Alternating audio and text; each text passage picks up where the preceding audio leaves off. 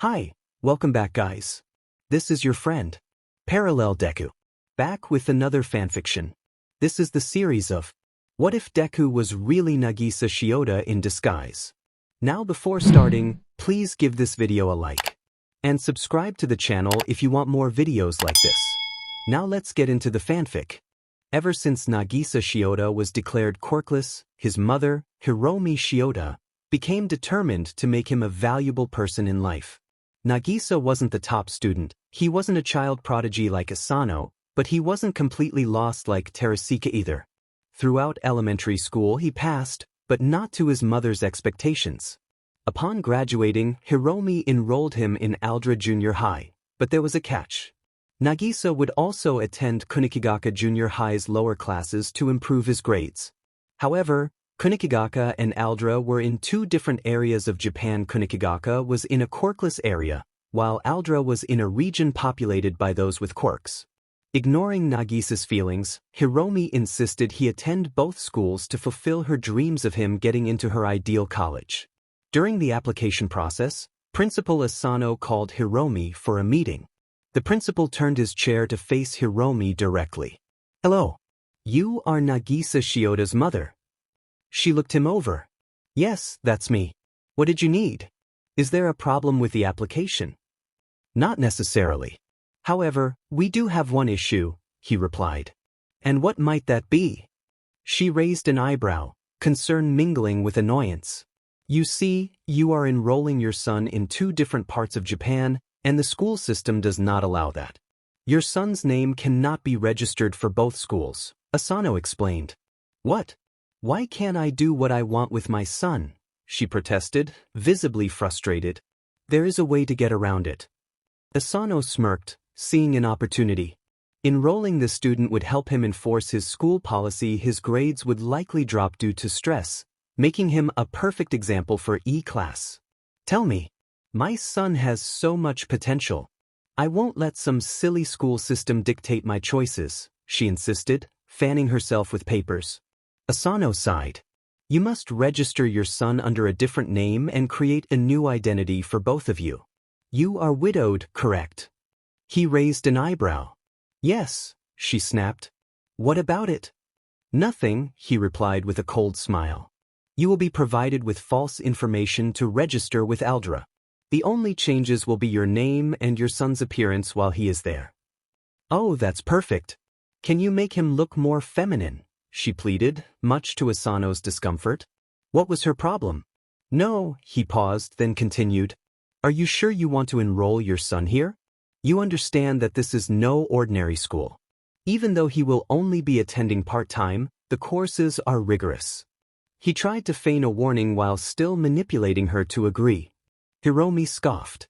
"Of course I understand. Do you think I'm foolish? My son can handle anything, and I will not raise him to be lazy in this world," she exclaimed. And so, that's how Nagisa Shiota became Izuku Midoriya. He had to change his name and appearance, and Asano assigned them random hair and eye colors choices that Hiromi disliked.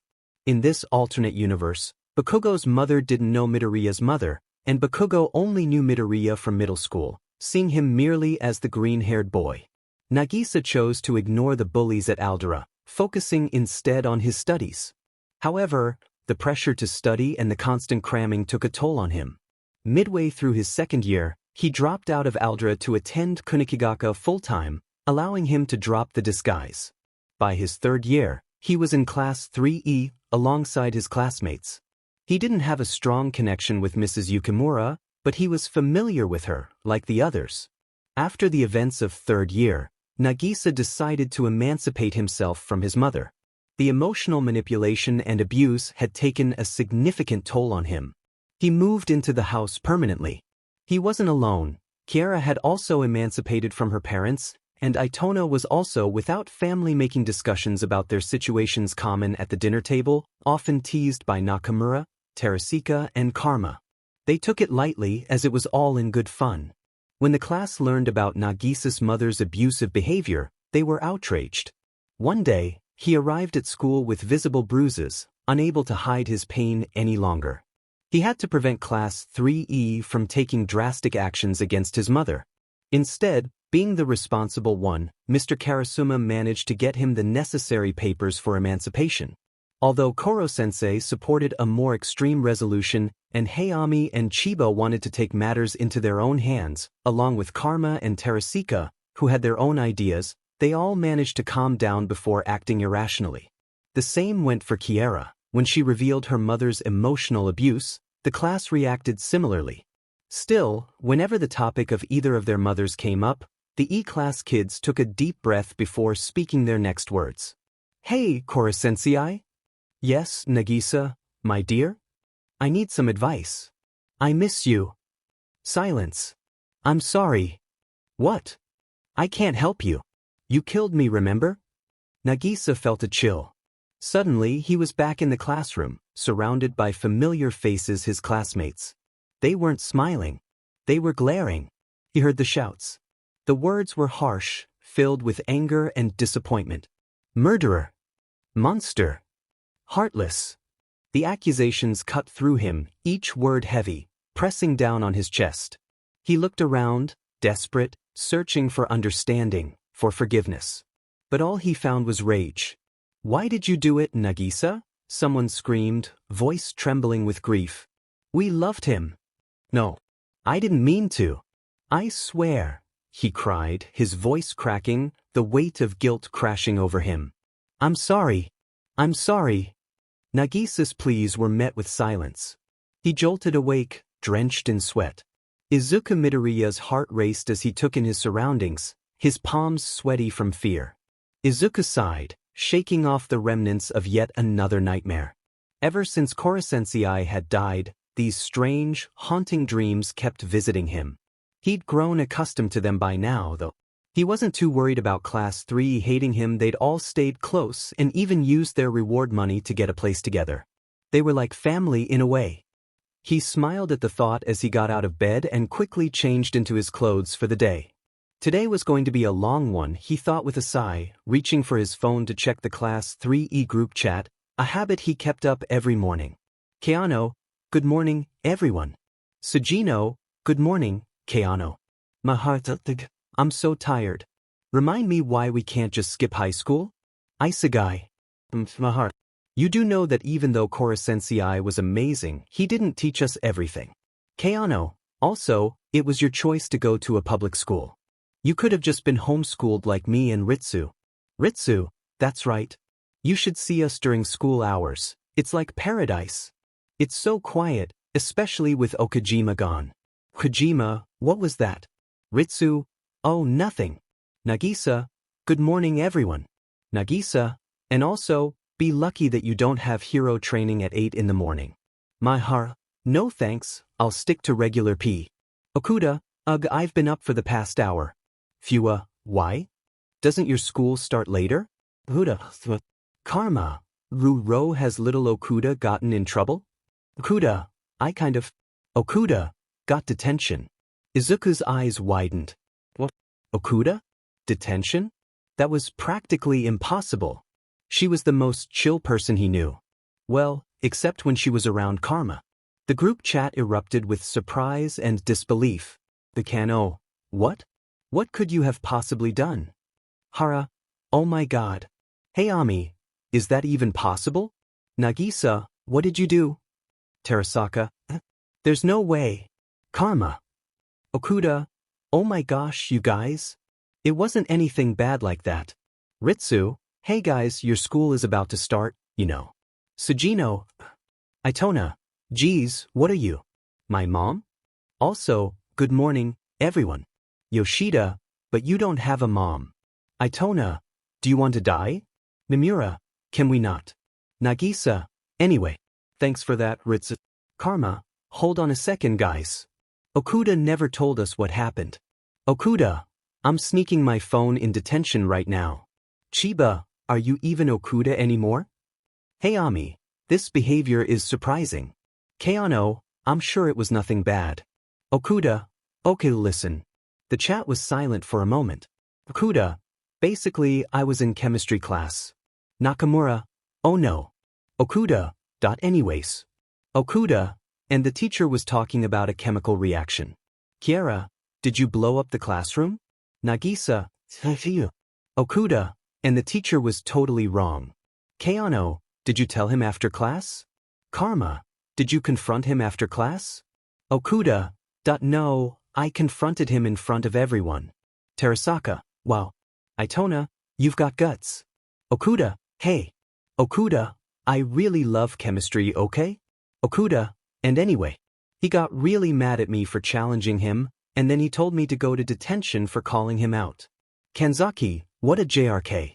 Okuda, in the end, I was totally right and he almost blew up the room. Karma, I wanted to see that. Muramatsu, good morning.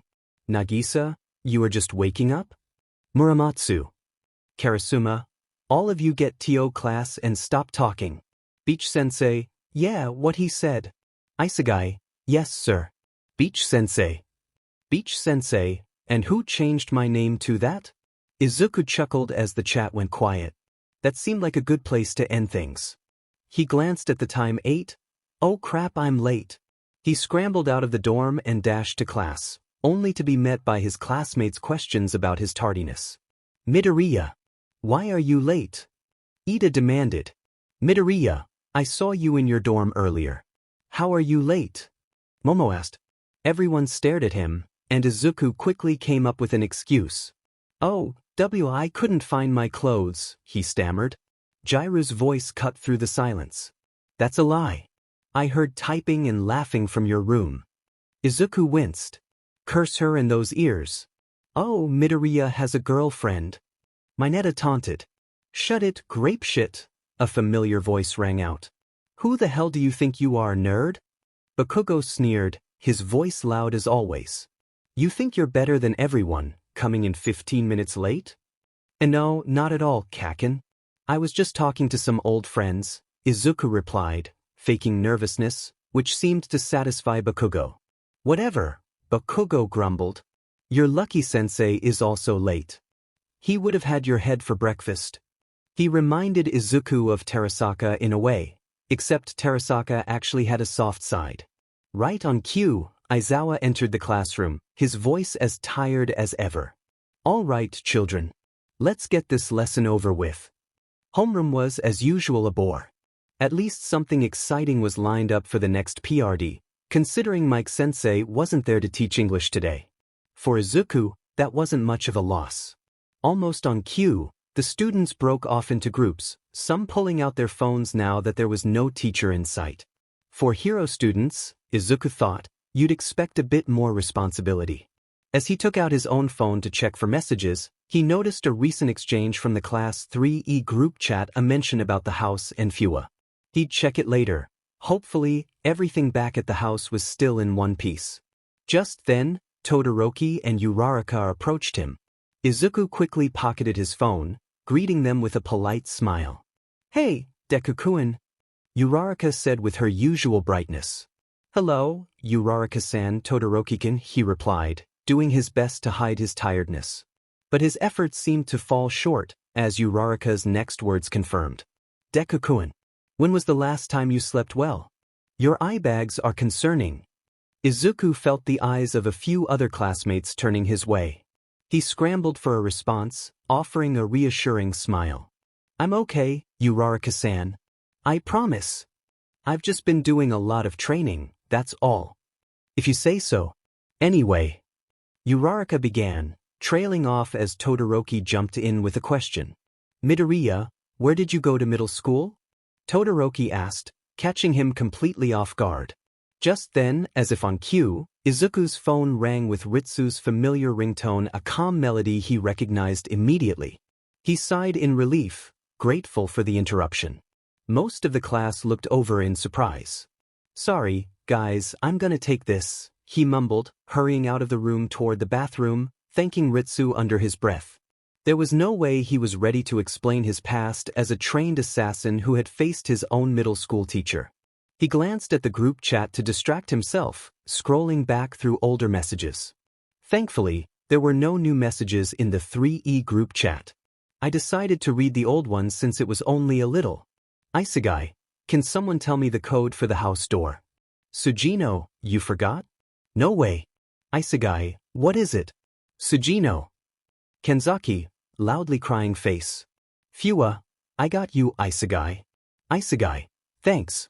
Fua, 11,037. Meg, I know you did not just make the code to a house full of valuable future assassins numbers you found in a manga. Fua, ahehe. Fua, not just any manga. It's also a game and an anime. It's special because… Nakamura, I'm gonna stop you there before you nerd out. Itona, I can change it if you want? Nakamura, nah. Should be fine. Isegai, thanks. Fua, we might have to talk about your choices though. Beach-sensei, get to class. Nakamura, geez. Izuku smiled at the usual chaos. That explains the silence, he thought. As he pocketed his phone, he heard voices back in the classroom. Did you guys see our substitute teacher? She's so impressive she might even rival Midnight Sensei.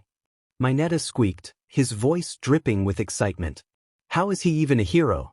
Izuku thought with a sigh. No way. She's supposed to be really skilled at fighting and from the government too. Kaminari added. From the government, huh? Maybe I've seen her somewhere. Ritsu's POV. As soon as Mineta made his remark, Ritsu knew it was time.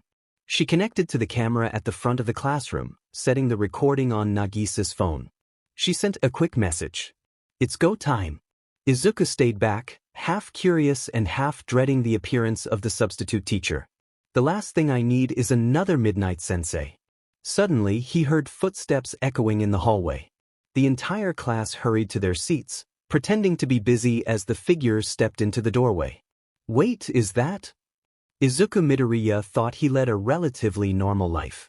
Sure, he'd been demoted to E-class, then pulled his grades up, had the best teacher ever, faced that teacher, went to space, fought a few enemies, and even saved Earth from destruction. Okay, maybe his life wasn't that normal. But he cherished every moment, thanks to the lessons Korosensei had taught him, to look for growth in every experience, no matter how challenging. That's why he never regretted even the bad times. He'd gotten used to his strange life, so when he spotted his former English teacher and pro assassin standing at the front of his classroom, he was momentarily stunned. Wait, is that? The words slipped out before he could stop himself, and his hand shot to his mouth, embarrassment flooding over him. Why did I say that out loud? Now I look like even more of a weirdo. The room fell silent, so quiet you could hear a pin drop. But only for a second, because then the classroom erupted. Midoriya. What kind of language is that for a teacher? What? Midoriya, are you feeling okay? Did that nerd just disrespect a teacher? Midobro, that is so not cool. Mineta's voice piped up. It's true. Her presence rivals Midnight Sensei's. Silence fell once more, everyone glaring at Mineta in disgust. Before the class could start up again, Professor Beach snapped back. You little punk. Who do you think you're talking to? Class 1A POV. Class 1A stared, baffled. Midoriya was the last person anyone would expect to disrespect a teacher like that. He was usually polite, even apologetic for looking at someone the wrong way. But here he was, openly calling this teacher a name. The woman, unfazed, stormed over to Midoriya. The class tensed, fearing the punishment he was about to receive. But then it hugged him? Izuku's POV. Midoriya rolled his eyes, a grin creeping onto his face. You're not really one to talk, Mrs. Jelovich, he retorted. So, why are you here? Besides showing off your new, teaching credentials. She crossed her arms, unimpressed. I'm here to whip you punks into shape with English lessons, of course. Fantastic, Midoriya muttered, his voice dripping with sarcasm as he returned to his seat. Midoriya, watch out, the class cried in unison. He hadn't even settled when he sensed movement. Out of the corner of his eye, he saw a glint of silver hurtling toward him. He whipped around, catching the knife effortlessly, a smirk playing on his lips. Nice try, Professor Beach. Did you really have to throw that in front of my class? Jelovich crossed her arms, rolling her eyes. I wouldn't have done it if I didn't think you could handle it. Midoriya shrugged, giving her a cheeky smile. Good to know your teaching methods haven't changed.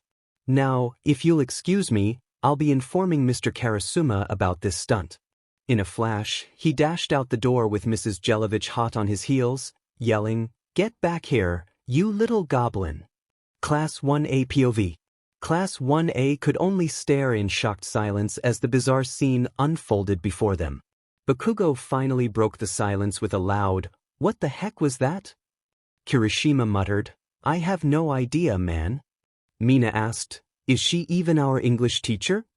Momo shrugged. "She did say she was here to teach English." As the class tried to piece together what they'd just witnessed, Todoroki spoke up, "Did you see Midoriya catch that knife like it was nothing?" Hagakure added, Yes. I'd never be able to catch something thrown that fast." Siro looked concerned. "Do you think she's a villain? Why else would someone throw a knife at a student?" Tokoyami replied, "They seemed familiar with each other. They must have known each other before." Jairu nodded, "They must have been close too. I mean that hug." Mineta, predictably, added, "The things I would do to get a hug like that." The rest of the class rolled their eyes, disgusted. Meanwhile, Ida simply sighed in disapproval. Bakugo squinted, "I swear I've seen that woman before." "But where?" Jairu tapped her chin. "Now that you mention it, I think I've seen her on the news last year." "Did she say her name was?" Before anyone could continue, Izuku and Mrs. Jelovich reappeared, panting slightly. She looked irritated, while Izuku seemed smug. "Curse Karasuma for training you brats to run so fast," she huffed. Izuku shrugged. "Where is he, by the way?" "How would I know?" A voice from Izuku's phone cut in, loud enough for the class to hear. "Someone's coming." Ritsu's voice sounded calm, but Izuku sprang to his desk, and Mrs. Jelovich strode to the board. "Apologies for the interruption," she said, plastering on a strained smile. "It's okay, Mrs.?" Ida prompted. "Jelovich." With AV, she emphasized, writing it on the board in neat script. At that moment, Principal Nizu entered the classroom. "Ah, good to see you've settled in." Izuku's voice, surprisingly bright, piped up, "Yes, Principal Nizu. I like her already." The class stared at Midoriya, baffled by his unexpected change in tone. Once Nizu left, the teacher's smile vanished. "You don't need to save my reputation, you know. I can handle myself." Izuku scoffed, "I could have told him you were throwing knives. And I'm still telling Karasuma." Kaminari snickered from the back, clearly enjoying the exchange. Professor Jelovich seemed to pause, then smiled mischievously, "Nah, I mean, Midoriya, you're my favorite student." Izuku's eyes narrowed. "Glad to hear it, Jelovich." Mrs. Jelovich rolled her eyes and began the lesson by writing on the board, "You are incredible in bed." The class sweat dropped. What kind of sentence is that? Eventually, the bell rang, and the students thanked Mrs. Jelovich, still unsure of what they'd witnessed. Izuku lingered, turning to her with a smirk. Izuku's POV. "Beach-sensei, maybe you could have toned it down. And did you have to throw a knife?" She rolled her eyes, filing her nails. "It's not my fault you complained about your classmates thinking you're cryptic. I was just helping with the image." "Oh, and nearly calling me the wrong name? I told you it's Izuku Midoriya now." Right, she muttered. "But I still don't understand why you changed it." He replied, dripping sarcasm, "Oh, you know, all those people trying to kill us and such. Small things." She shrugged. "Fair enough. Although, it sounds like Fua's antics haven't changed at all." "Not at all," he chuckled. Just then his phone buzzed, and Ritsu's face appeared on the screen. "You might want to check your messages, Nagisa." She wore a mischievous grin. Izuku sighed. "What now?" He went to check his phone, only to see a flood of messages from E-class. "Ritsu, live video has ended. Click to rewatch." He clicked on the video, thinking it couldn't be that bad. The video started, and it was. The video began with Class 1A talking about the substitute. Professor Jelovich walked into the class, and Nagisa exclaimed, "Beach-sensei?" He quickly covered his mouth and turned bright red. His classmates scolded him, and Beach-sensei pulled him into an awkward hug. The video continued as it happened in real life and stopped when Class 1A left. "Seriously? Mahara? Oh, Nagisa, your face was hilarious." Sugino, you guys are so mean for tricking him like that.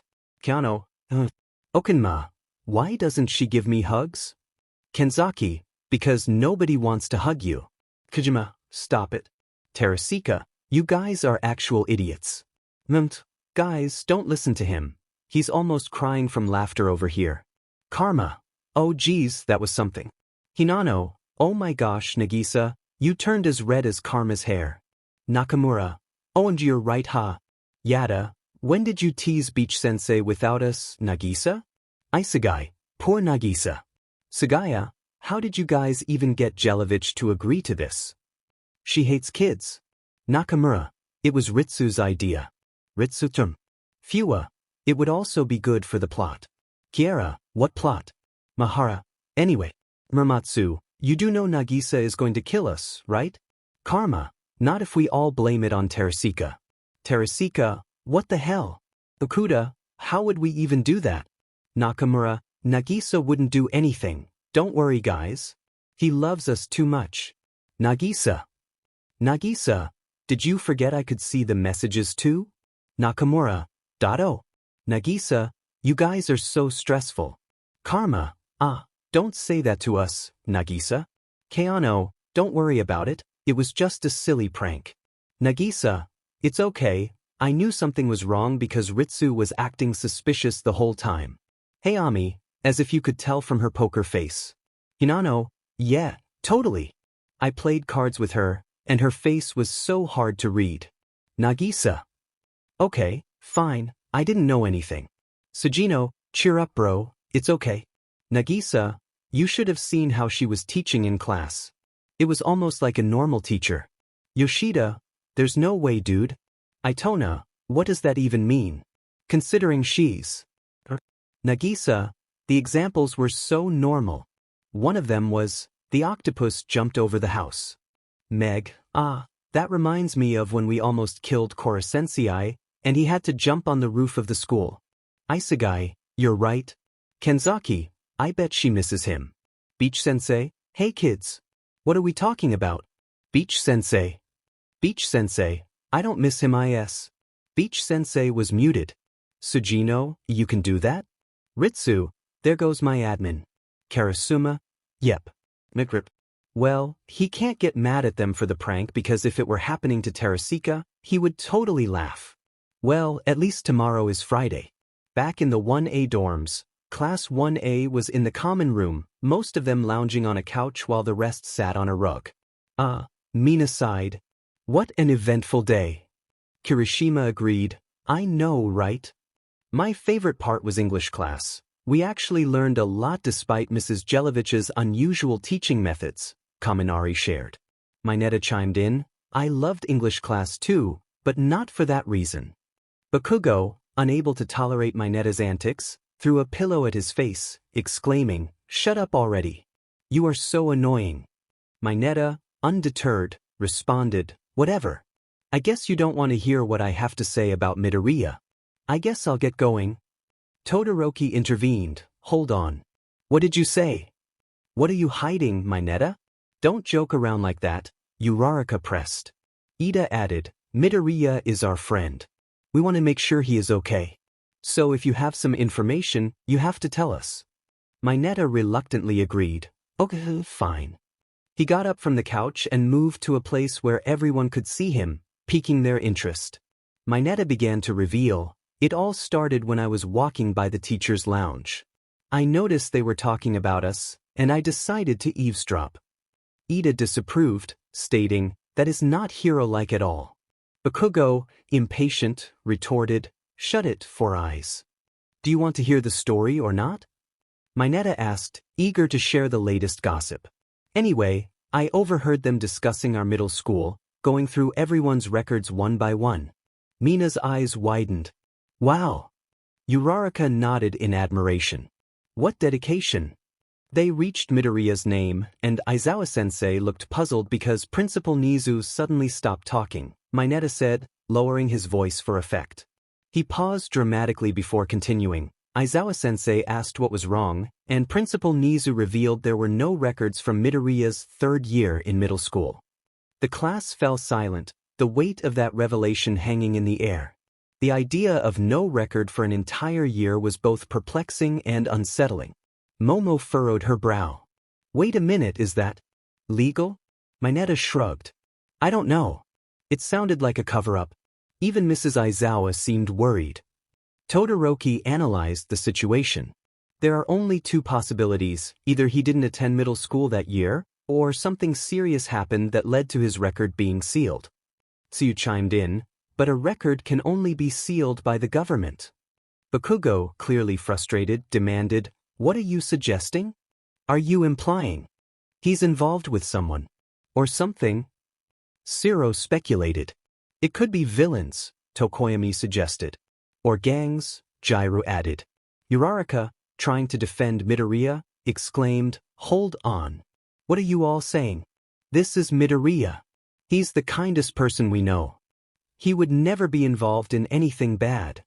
Unless he's not who he claims to be. Hagakure said, her voice trembling. The class was taken aback. Nobody had considered that possibility. Todoroki expressed his unease. Something just doesn't feel right. Tokoyami suggested, We should get some rest. We have things to do tomorrow. The class, still processing the shocking information, reluctantly prepared for bed, their minds swirling with uncertainty about their friend Midoriya. Tokoyami knew where Midoriya was, thanks to his friendship with Kiara. She had shared a bit about his class and their activities, so Tokoyami was aware that Midoriya would be leaving on Friday. However, he couldn't shake the feeling that Kiara and Midoriya were hiding something. He decided to support Midoriya for now but felt the need to uncover the truth. It was finally Friday, Midoriya's favorite day of the week. Class E had remained close-knit even after Koro-sensei's departure, living together in a large house purchased with some of their reward money. Every Friday, they gathered for dinner, chatting about school and upcoming missions. After Koro-sensei's passing, the government recognized their skills were too valuable to waste, so they took on occasional missions to combat villains. Most missions were carried out in small groups, though Midoriya often wished they could work as a whole class more frequently. After all, bonding over shared challenges was something they had come to enjoy only against those who truly deserved it, of course. After school, Midoriya relaxed in the common area of the dorms, waiting for Sugino and Maihara to arrive. The tricky part about Fridays was coming up with an excuse for his classmates. It was always the same, I'm going out with friends. It worked well enough, but he could sense his classmates growing suspicious, especially after their recent encounter with Beach Sensei. As expected, his classmates began to question him again. They were lounging in the common room when Ritsu messaged that Sugino and Maihara were waiting outside. Midoriya stood to leave, but Mina called out, Hey, Midababe, where are you going? He replied automatically, just going out with some friends, like I do every Friday. He hoped that would suffice, but Hagakure chimed in, It's strange that you never hang out with us on Fridays. Even Bakugo stays with us. What was that, you invisible idiot? Bakugo barked. Kirishima interjected, Geez, calm down, Baku bro. Uraraka added, Deku-kun, Mina's right. While they were distracted, Midoriya discreetly texted Maihara that he would be a little late. Maihara replied with a thumbs up, saying he would pick up Itona and return. Midoriya! Ida suddenly shouted. It is very rude to ignore your classmates and be on your phone. You seem very attached to that device lately. Midoriya sighed inwardly. Ida's outburst drew everyone's attention, but thankfully, they didn't press further. Midoriya knew they would be discussing him the moment he left. Tokoyami finally spoke up, telling Midoriya to go ahead and not to worry. The rest of the class looked at him with furrowed brows but allowed him to leave peacefully. Relieved, he said his goodbyes and left the dorms to meet his friends in the car. Mina couldn't help but bring up the recent incident. You guys saw that, right? Jairu expressed her frustration. He didn't even care about what we had to say. Bakugo, as usual, retorted, Who cares? Just let him be, he's an annoying idiot anyway. Ida pleaded, Please don't say that about your classmates. Bakugo replied cheekily, Shut up, Four Eyes. And why do you guys even care about him anyway? Uraraka questioned, Have you noticed how he's been acting lately? It's really odd. And don't forget what happened yesterday, Todoroki added. Kirishima emphasized, exactly. Did you see how he caught that knife that was thrown at him?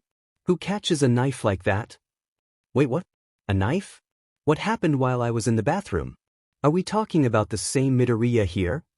Ojiro asked, concerned. No joke. It was like a scene from a ninja movie.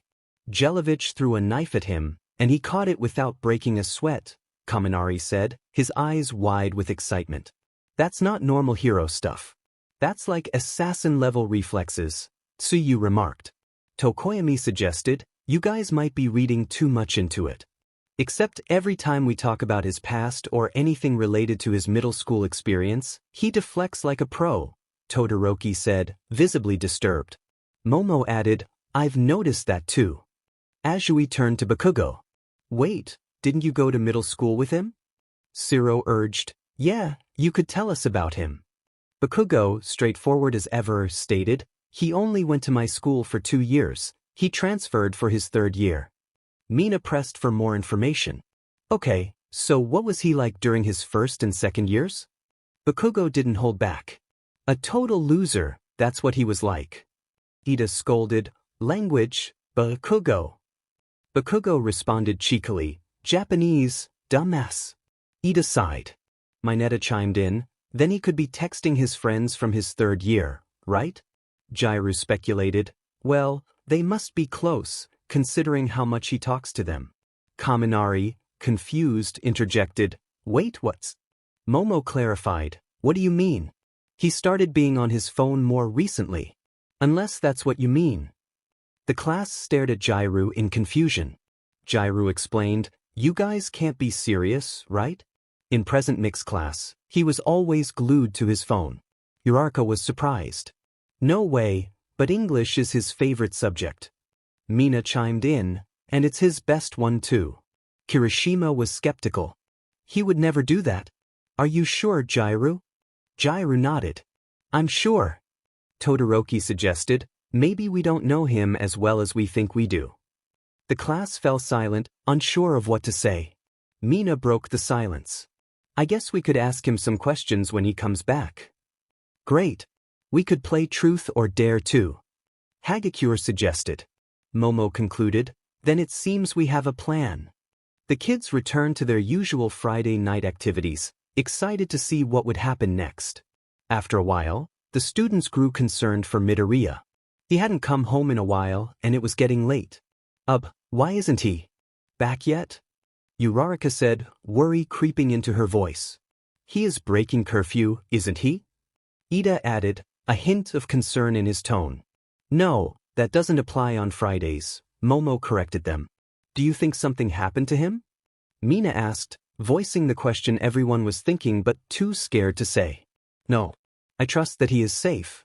He can take care of himself, Kirishima reassured them. Yeah, plus it's getting really late. We should get to bed. We have special combat training tomorrow, Kaminari added. That nerd will be there tomorrow anyway. He wouldn't miss training, Bakugo exclaimed, though a few students sensed the concern in his voice. Everyone said their goodnights and went to bed. Some of the kids from Class 3E attended the same school. Some stayed in dorms, while others returned home. Isegai, Sujino, and Kenzaki were in the dorms. Muramatsu, Terasika, Karma, and Yada lived off-campus. Nakamura and Maihara were also in the dorms, while Kiera and Mimura stayed at home. Okajima, Hayami, Chiba, Fua, and Sagaya were in the dorms as well. Okuda, Itona, Yoshida, and Takebayashi resided in the dorms, while Hara and Kimura lived off-campus. Keano and Ritsu attended virtual school. Okano, Hinano, Meg, and Nagisa did not attend school with anyone else from Class E and stayed in the dorms. The house they all owned was enormous, truly massive. That was what they could achieve when they were quite wealthy. On the first floor, there was a kitchen, a main living room, and a main dining room. Nagisa, Sujino, Maihara, and Itona finally arrived at the house, all of them beaming with excitement. This place is so cool. I'm glad we decided to get a house for us to stay in. Nagisa said enthusiastically. Dude, I'm so excited to see everyone, Mai Hara added with a grin. The door swung open, and their Class 3E classmates welcomed them with enthusiasm. "Hey guys! You finally made it!" Okano exclaimed. They were met with a few other greetings before dispersing to check out what their classmates were doing. Nagisa glanced at the living room area, where he could hear laughter and what sounded like a playful shout. He opened the door and was greeted by the sight of Karma and Terasika playing a video game together. Karma appeared relaxed and calm, while Terasika looked intensely focused, gripping his controller tightly.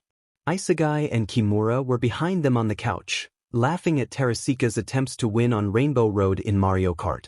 In the kitchen, Muramatsu, Yada, and Kanzaki were preparing something delicious, presumably dessert, given the amazing smell wafting from the oven.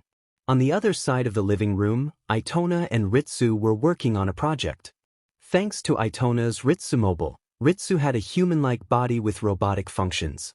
Mai Hara met up with Nakamura to help set the table, and Nagisa noticed the impressive variety of foods that were ready to eat. He ended up watching the boys play video games while making sure that Karma and Terasika kept their competitive spirits in check. After a few minutes, Isegai and Meg helped gather the kids to the table for dinner. "Hey everyone! It's time to eat," Isegai said with a grin. "Come soon, or I'll eat all the food," Meg added playfully. That was enough to get everyone settled, and they all noticed the food spread before them. Wow, they really have something for everyone here, Nagisa thought. "By the way, where did you guys get all this food?" Sugino asked, eyeing the impressive spread.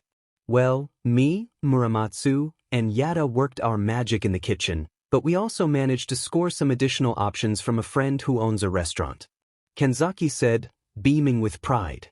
"Wow, that's amazing, guys. Thank you so much," Hinano exclaimed, already eyeing a plate full of delicious treats. The rest of the kids expressed their gratitude, and they all sat down to enjoy their feast. "Wow, this ramen is amazing, Muramatsu," Nakamura said. Terasaka smirked. "She's not wrong. It's better than your dad's." The others chuckled, and Muramatsu, with a mock-offended expression, responded, "Come on. My dad's ramen isn't that bad." Itona responded casually, "Let's agree to disagree on that. Personally, I love the steak Yada made. It's delicious," Karma shared. Nagisa teased him, "Karma's weakness number one, steak." The others chuckled. Okuda shifted the conversation, asking, "Anything interesting happen at school? Other than that prank you guys pulled, school's been pretty normal. Got some cool hero training done." Nagisa reflected. "That's amazing. How's the appearance changing going?" Keano praised. "Your quirk works like magic. Sometimes I don't even recognize myself in the mirror," Nagisa said, taking a bite of steak from his plate. "Remember, if anyone else needs a change, you can come to me," Keano offered. "I might need that offer. After all, I was on a mission the other day and a goon saw my face." "Karasuma's going to be furious," Nakamura sighed. "Oh come on, we didn't do that bad. Plus, we got the target, didn't we?" Mai Hara defended. Nakamura conceded, "I guess you're right." Okano empathized, "It really stinks that we have to change our names and appearances." "Well, what can we do about it? We have targets on our backs, especially after all our successful missions," Isegai said after sipping some soup. "It's a small price to pay considering the level of work we do." Nagisa exclaimed. "I had a mission on Tuesday, super easy target, but I think I scared his friends off," Karma said, smugly. Terasaka teased Karma, "Don't be silly.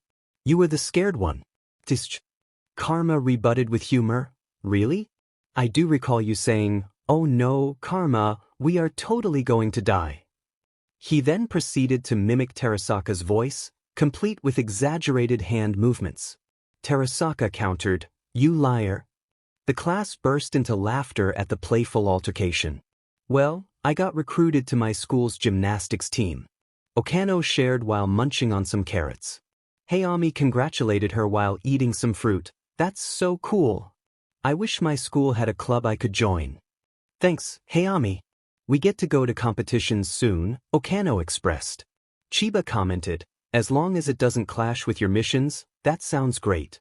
Yeah, you wouldn't want to miss a mission, especially with the rise in crime rates, Yoshida added. Mimura sighed. Man, I wish I could go on more missions. Mahara comforted him. Cheer up, man. When was the last mission you had? Last month or something, Mimura admitted, sadly biting into some green beans.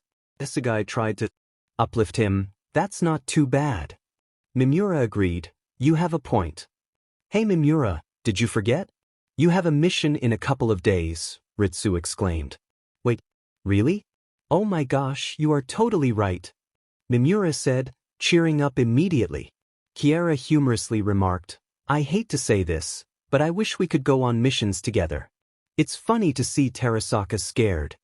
What do you mean scared? I'm never scared, Terasaka retorted, putting down his fork to counter. What about that one time when our teacher was about to get us? Itona recalled. Karma chimed in, or that time with Takaoka. Hey, I was sick during that. I totally wasn't feeling myself. Terasaka said, frowning.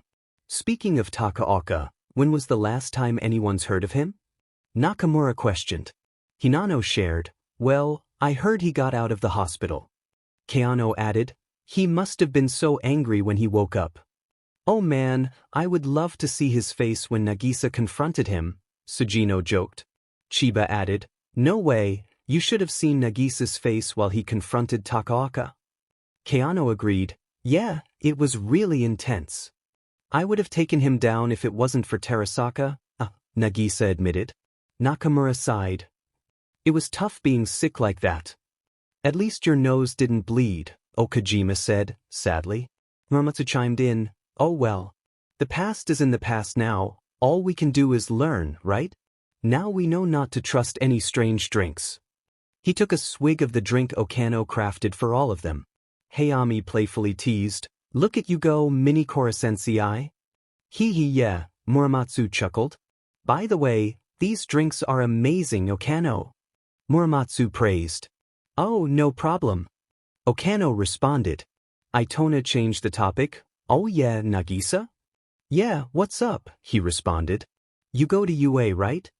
Nagisa confirmed, yup. Oh yeah, I almost forgot. Okuda said, suddenly remembering. Me and Okuda are going to be attending your school. We got some recommendations from our homeroom teacher, Itona revealed while finishing up the rest of his lasagna. Okuda clarified, unfortunately, it's only for a couple of days and we'll be in a lower class, but we'll still see each other in the halls and during lunch.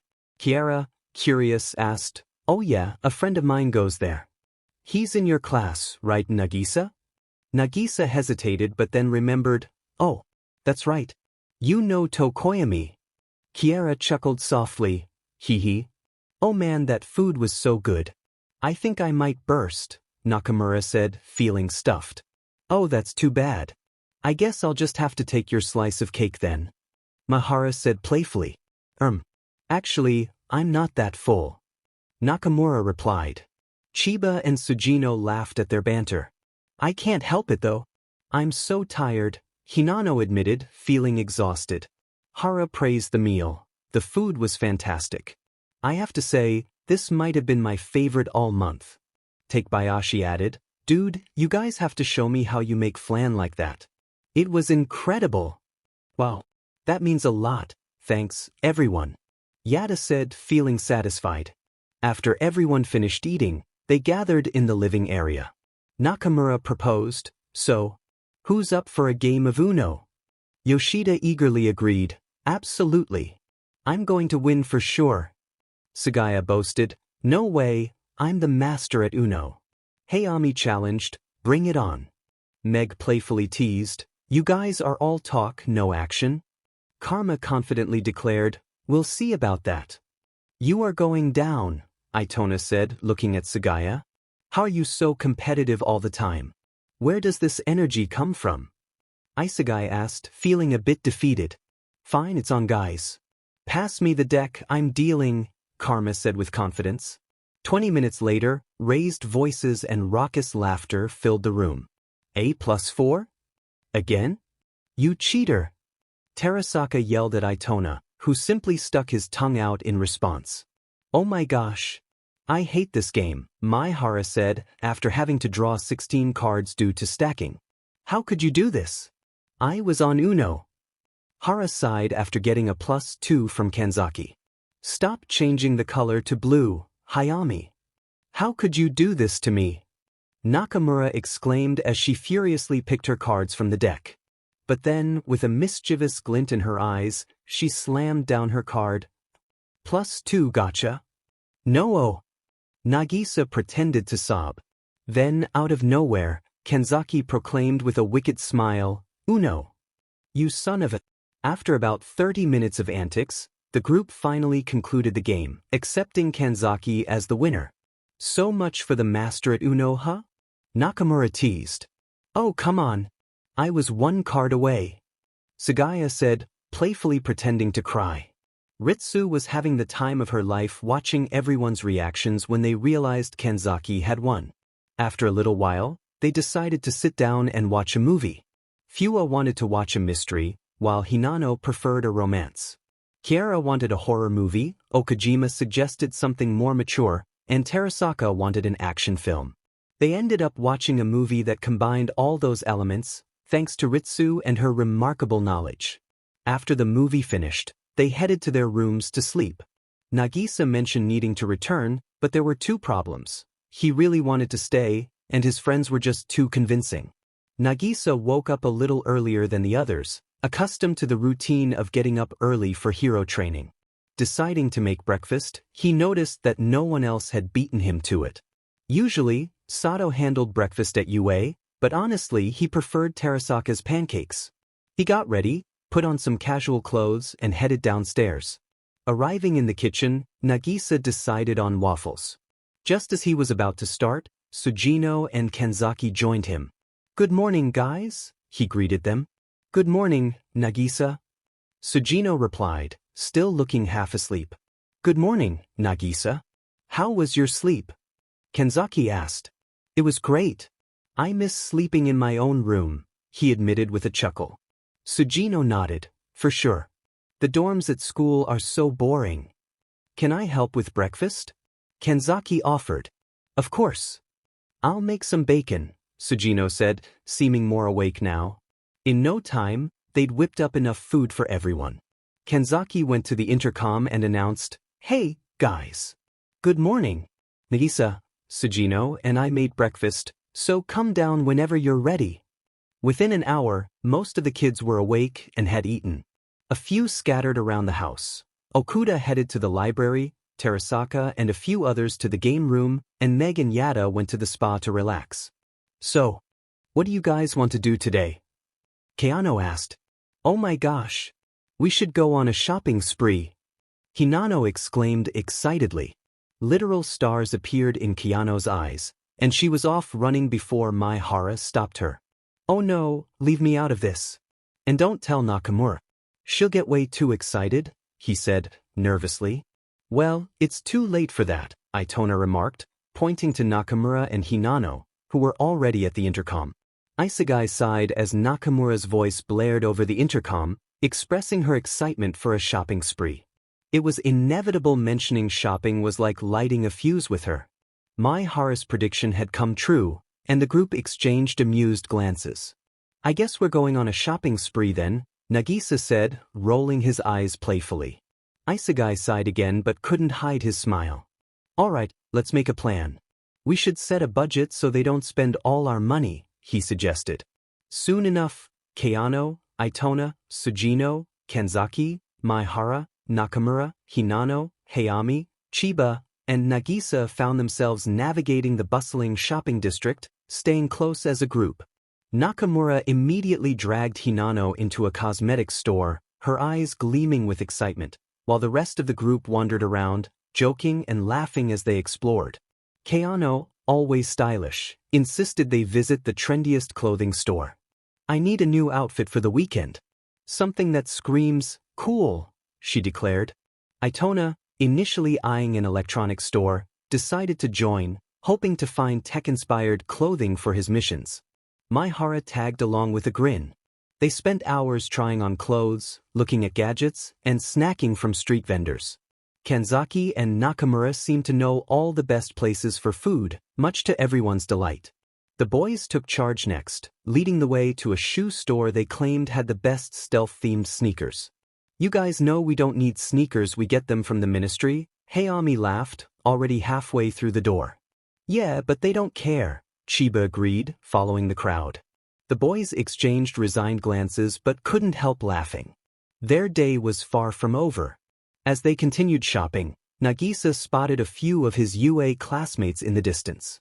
He tensed but then relaxed, realizing they didn't recognize him thanks to Kayano's quirk.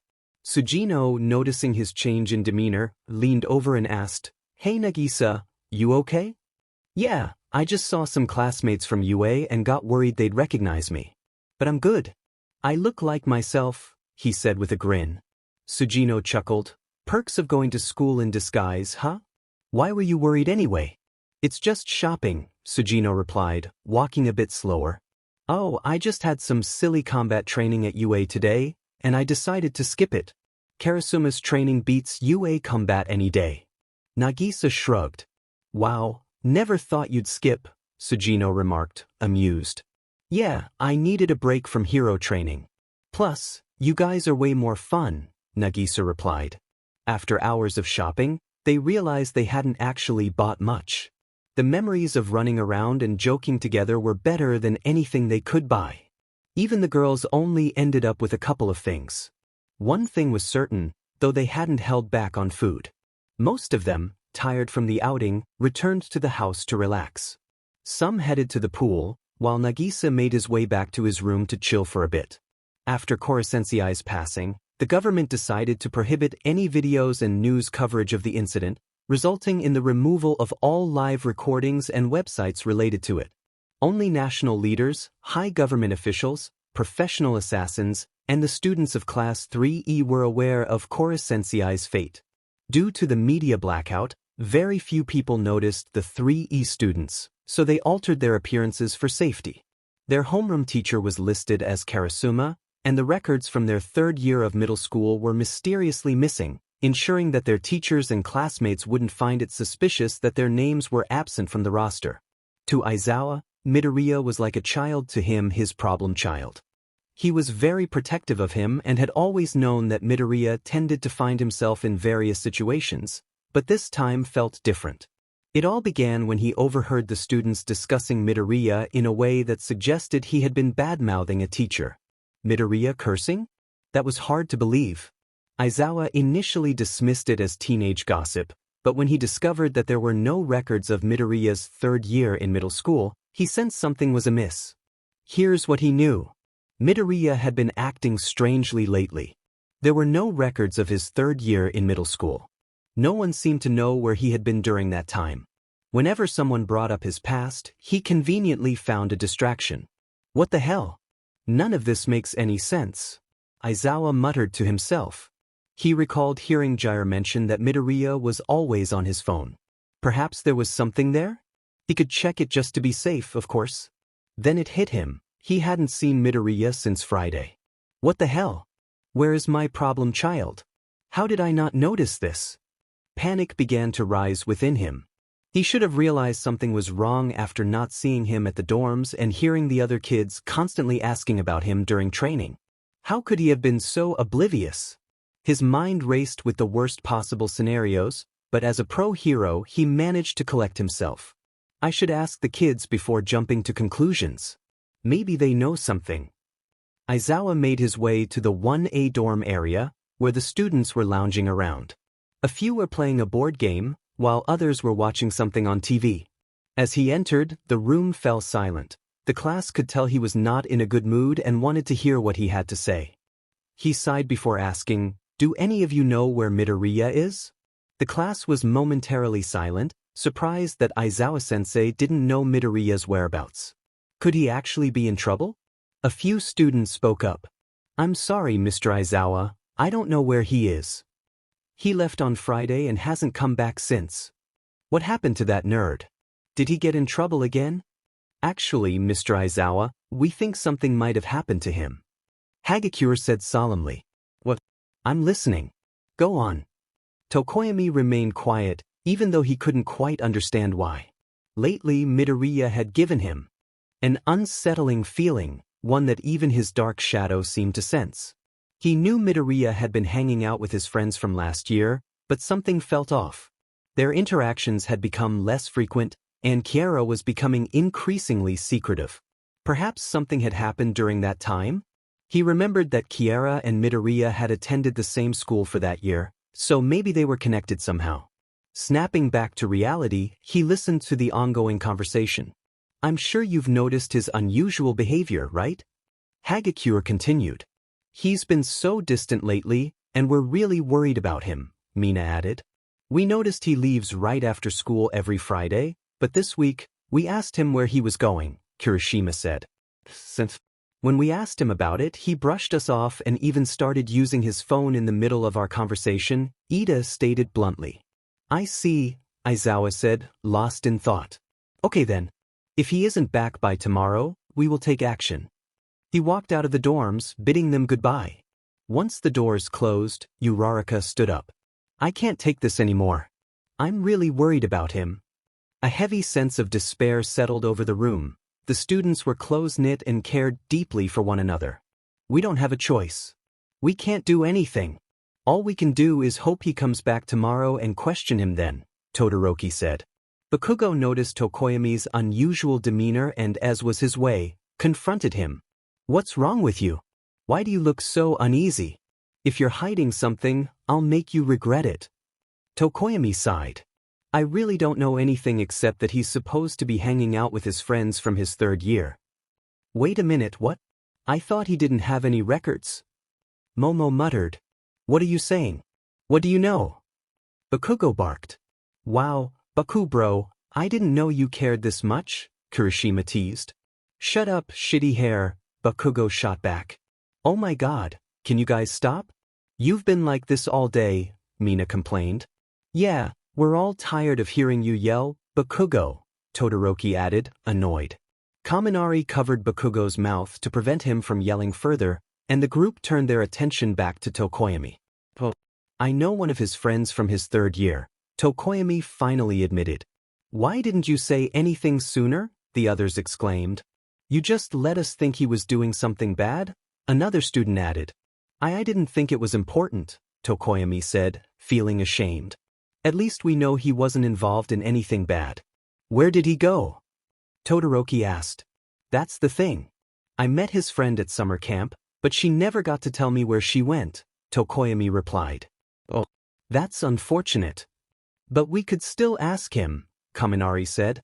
Yeah, if he doesn't get distracted, that is, Tsuyu added. After a bit more discussion, the kids grew bored and returned to their activities, excited to see what would happen the next day.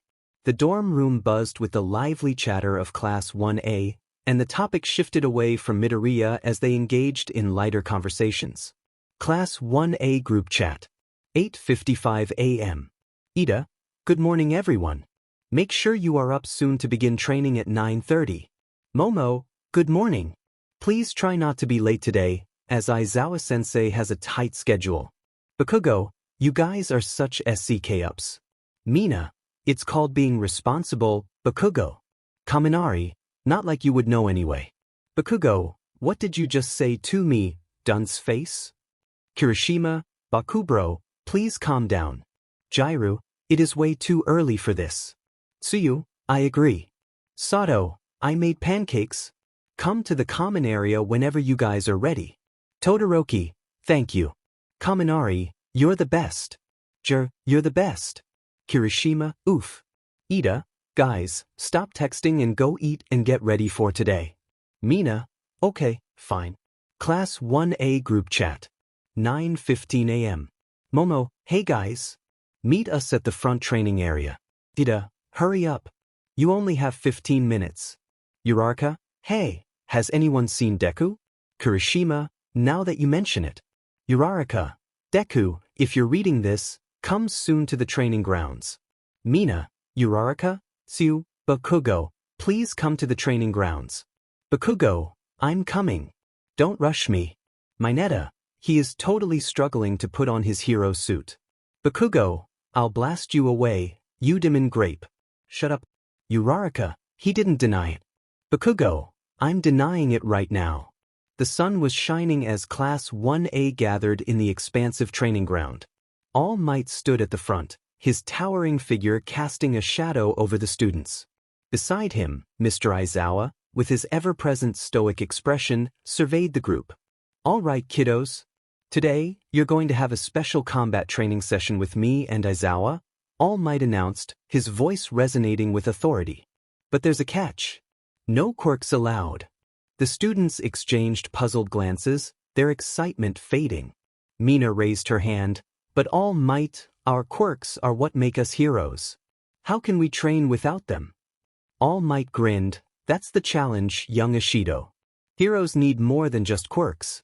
They need skill, strategy, and strength. Today, we'll focus on the last one. Aizawa stepped forward. Your task is simple. One-on-one hand-to-hand combat with your classmates. No quirks, just raw physical ability. Show me what you've got. The students reluctantly paired up, and the training ground soon became a battleground. After the matches concluded, Aizawa gathered the students. Looking dissatisfied, he remarked, "You call that hand-to-hand combat? Horrible. You're all so dependent on your quirks that you forget the basics. Your technique is very poor." Momo protested, "But sensei, isn't that the point of having quirks?" Aizawa shot her a glare. A hero should be well-rounded. Now, since you're so terrible without quirks, we'll do some conditioning. The students groaned as Aizawa led them through a grueling workout, pushing their physical limits. As sweat dripped down their faces, Todoroki asked, "Hey, where's Midoriya?" Aizawa hesitated for a moment, his eyes narrowing. "He's dealing with a separate matter. Now focus." The students continued their workout, sparring against training dummies. They pushed through the punishing routine, muscles aching and fatigue setting in. Aizawa, satisfied, finally released them, and they collapsed onto the ground, gasping for breath. As they caught their breath, Ida managed to ask, "Sensei, why was Midoriya absent? What's going on? Yeah, is he okay? He would never miss practice." Uraraka asked, concerned. Aizawa's eyes darted around, a tired expression forming on his face. "Class dismissed. Ask too many questions and you might just get extra homework. Ask him yourself tomorrow." The students exchanged somber glances, too tired to press further. They stumbled away from the training ground, their bodies drained from the intense session. Mina, flipping her pink hair, decided to break the tension with a playful suggestion. "All right, enough of this serious stuff. Who's up for a game night? I've got Uno and Monopoly." Kaminari's eyes lit up with excitement. "Game night sounds awesome. But can we play something where I won't get electrocuted every time I lose? My quirk doesn't take breaks, you know." Ojiro, recalling the last game they played a week ago, laughed at the interaction. Ida, ever the responsible one, chimed in, "I believe a structured game like chess would be more appropriate. It enhances strategic thinking and maintains a respectable level of decorum." Bakugo scoffed, "Chess? That's boring. I say we go all out with Mario Kart, no holding back, just pure chaos." Uraraka laughed, "Mario Kart it is. But let's settle it once and for all who's the real king or queen of Rainbow Road." As they prepared for an intense Mario Kart tournament, Tokoyami pondered, "Do you think our quirks would give us an advantage in a real-life Mario Kart race?" Momo, always analytical, responded, "Well, some quirks might have unique applications. Imagine Todoroki creating an ice track or Zero using tape to navigate tricky turns." Kirishima grinned, "And Bakugo would just blast everyone off the track with explosions. Talk about a fiery race." The dorm room filled with laughter as they set up the game console, putting aside hero training for a moment to enjoy a night of friendly competition and camaraderie. As the Mario Kart tournament heated up, Momo suggested, "How about we make it interesting? The loser of each race has to do a random dare chosen by the winner." Denki grinned mischievously.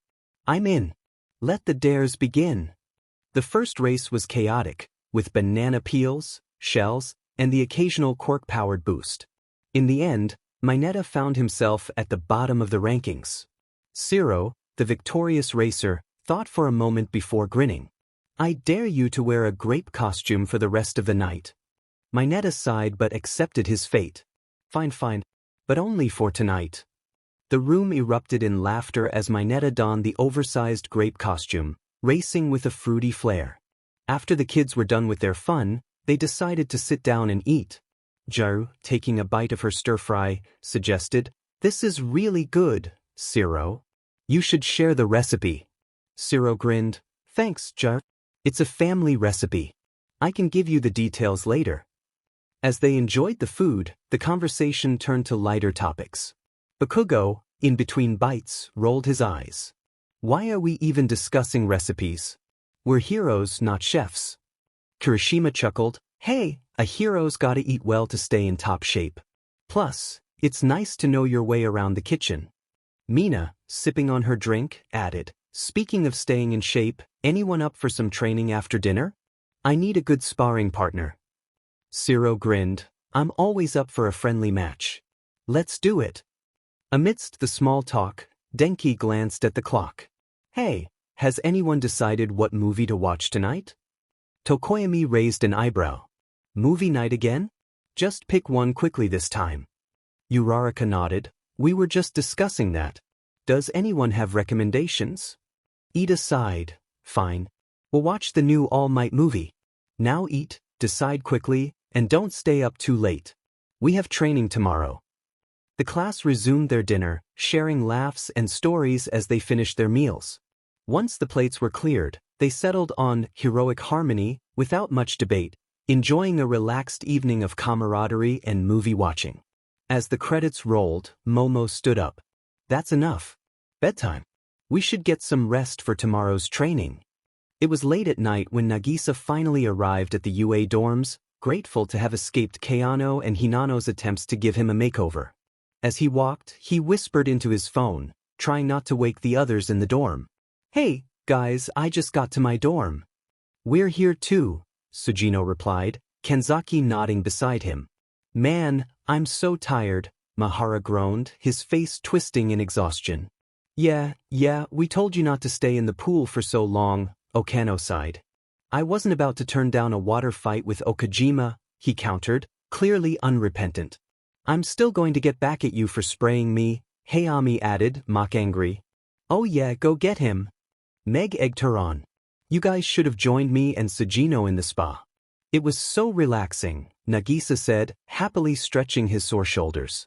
Kayano chimed in, sounding chipper. "Let's just be happy we haven't had any missions recently." As Nagisa stepped inside the dorms, he brushed against the kitchen counter, accidentally spilling water on his shirt. "Great. Now I have to get a change." He reached into his bag, fishing around for an extra shirt. Instead, he pulled out a dress. "Nakamura, why is there a dress in my bag?" he hissed, trying to keep his voice down so as not to wake anyone. The call fell silent, followed by a few muffled snickers. "Oh, what? Why are you asking me?" Nakamura replied, feigning innocence. Nagisa's unimpressed expression said it all as he glared into the phone camera. "It could have been Karma, you know." "Oh no, don't blame me for this one," Karma smirked.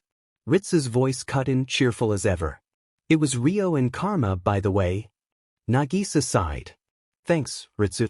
I knew I could count on you." "Ritsu, since when are you a snitch?" Fuwa protested. "I just wanted to see Nagisa's reaction." "Oh, and I took a picture, by the way." Ritsu giggled. Nagisa's expression turned serious. "Ritsu, I will seriously get you for this." "Calm down, Nagisa," Justice exclaimed, eyes wide. "Oh, come on," Chiba said, unimpressed. "Let's not underestimate his lessons from one of the most notorious assassins ever." Terasaka scoffed. "Whatever. When's the last time you even went on a mission, anyway?" Nagisa rolled his eyes. "About 2 weeks ago. I've been focusing on hero training. Not that I'd ever harm you guys." He was nearly at his room, exhaustion creeping in. But before he could sign off, he added, "Nakamura-san, I haven't forgotten about you." He could almost see her tense up on the screen, flashing a sheepish smile. It was Karma's idea. They all looked at Karma, who just grinned back, hands raised in mock innocence. Oh! Sugaya sighed, sweat trickling down his forehead. That confirms it, Okuda said. I have our IDs ready for transfer tomorrow, Itona said flatly, glancing at Okuda.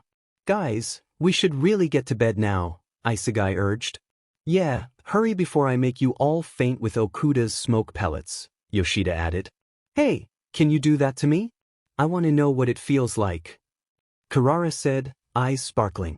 Can you not do that? Mahara muttered, looking exasperated. Nagisa placed his coat and shoes down, glancing back at the phone one last time. Good night, everyone. And Yoshida, please don't harm our friends. Now I just have to explain to my current classmates where I've been, he sighed. How fun, Keano said with a smirk. Karma added, I could take care of them if you want. Please don't take out my class of future heroes, Nagisa groaned. The word, take care of, carried a strange comfort now, something that used to be alarming but felt almost casual when used among them. Nagisa realized that's what made Class 3E so special. They were safe with each other. It didn't matter that others might find their jokes morbid. I'm just rambling now, he thought, shaking his head. I should really get to bed. But just then he felt a presence behind him. And then a voice. Who are you? Nagisa froze, a sinking feeling in his stomach. Well, I'm in trouble. Of course, he forgot to change back after using Keano's quirk. Now, he was really in a bind. All right, breathe, he thought, struggling to calm down. He took stock of what he had on. Contacts and Midoriya's shoes. This was a moment to put his quick thinking to use.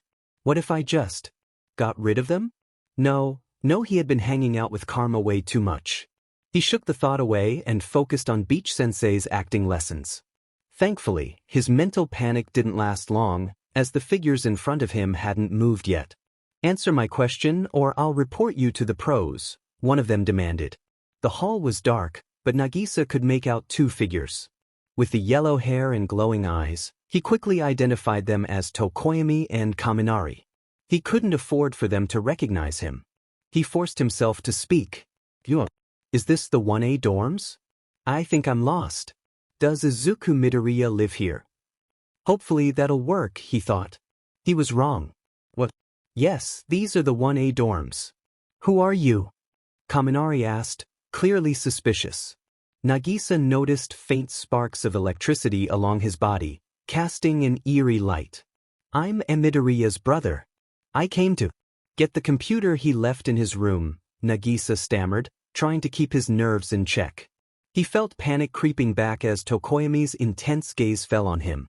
The dim light from Kaminari's electricity only heightened their suspicions. Oh, you're Midoriya's brother? Kaminari's tone softened slightly, but the sparks didn't let up. Why yeah, Nagisa replied, playing up the nervous act. I don't visit often, and I got here late. I thought I'd surprise him. He left his computer, and I thought I'd bring it back for him. Kaminari's eyes narrowed. Midoriya never mentioned having a brother. Nagisa's mind raced. We're not that close. He's always so focused on hero stuff, you know? But I thought this would be a nice gesture. Tokoyami's eyes remained fixed on him, and Nagisa could sense their growing wariness. He knew his luck was running out. Beach Sensei would be furious if she found out he'd failed to play a role convincingly. But then, he noticed that Tokoyami and Kaminari both looked exhausted. Whatever they'd been through, they didn't seem prepared for a confrontation. This might just work in his favor. He remembered the smoke bomb Okuda and Smog had helped him create. Perfect, he thought, a plan forming. Oh, I just remembered something, he said, putting on a smile. And what might that be? Tokoyami replied, still cautious. I have a photo of me and him together, he said, reaching for his bag. Let me just get it out. Kaminari and Tokoyami exchanged glances, appearing satisfied. They nodded, allowing him to reach into his bag. Nagisa's hand found the smoke bomb, and with a slight grin he activated it. Puff! The gas canister hissed softly as Nagisa released a controlled burst of the gas mixture into the hallway. Kaminari and Tokoyami's eyes grew heavy, and they unexpectedly dozed off right then and there. His pulse quickened as he realized he had to act fast to cover his tracks. Alright, he thought, remove any incriminating evidence, move them, and change back. What am I doing with my life? He adjusted their positions, making it look like they'd fallen asleep watching a movie. After wiping down the canister and stashing it back in his bag, he hurried back to his room. Once inside, Nagisa's heart raced as he thought about what he'd just done.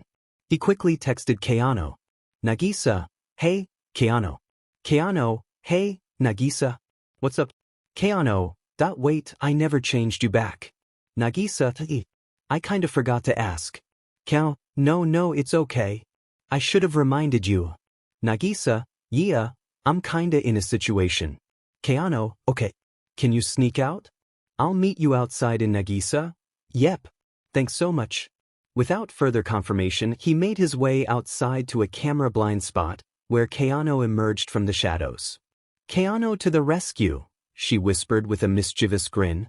Yeah, and make it quick, he replied, still on edge. The transformation was swift, and within moments, he looked like good old Izuku Midoriya again. Stay out of trouble, Nagisa, she teased before disappearing back into the shadows. He nodded, grateful, and slipped back to his room just as the cameras resumed. The whole thing had been a close call, and as he settled in, he couldn't help but shiver at how narrowly he'd escaped. He started getting ready for bed, trying to push the past hour from his mind. I really hope Kaminari and Tokoyami forget about tonight, he thought. They'd seemed exhausted, so maybe they wouldn't remember. After brushing his teeth and hiding the dress Karma and Rio had packed for him in the closet, he went over the night in his mind, realizing there was still camera footage of his little incident. Hey, Ritsu, he whispered, hoping she was awake. What's up, Nagisa? She replied, her voice drowsy but clear.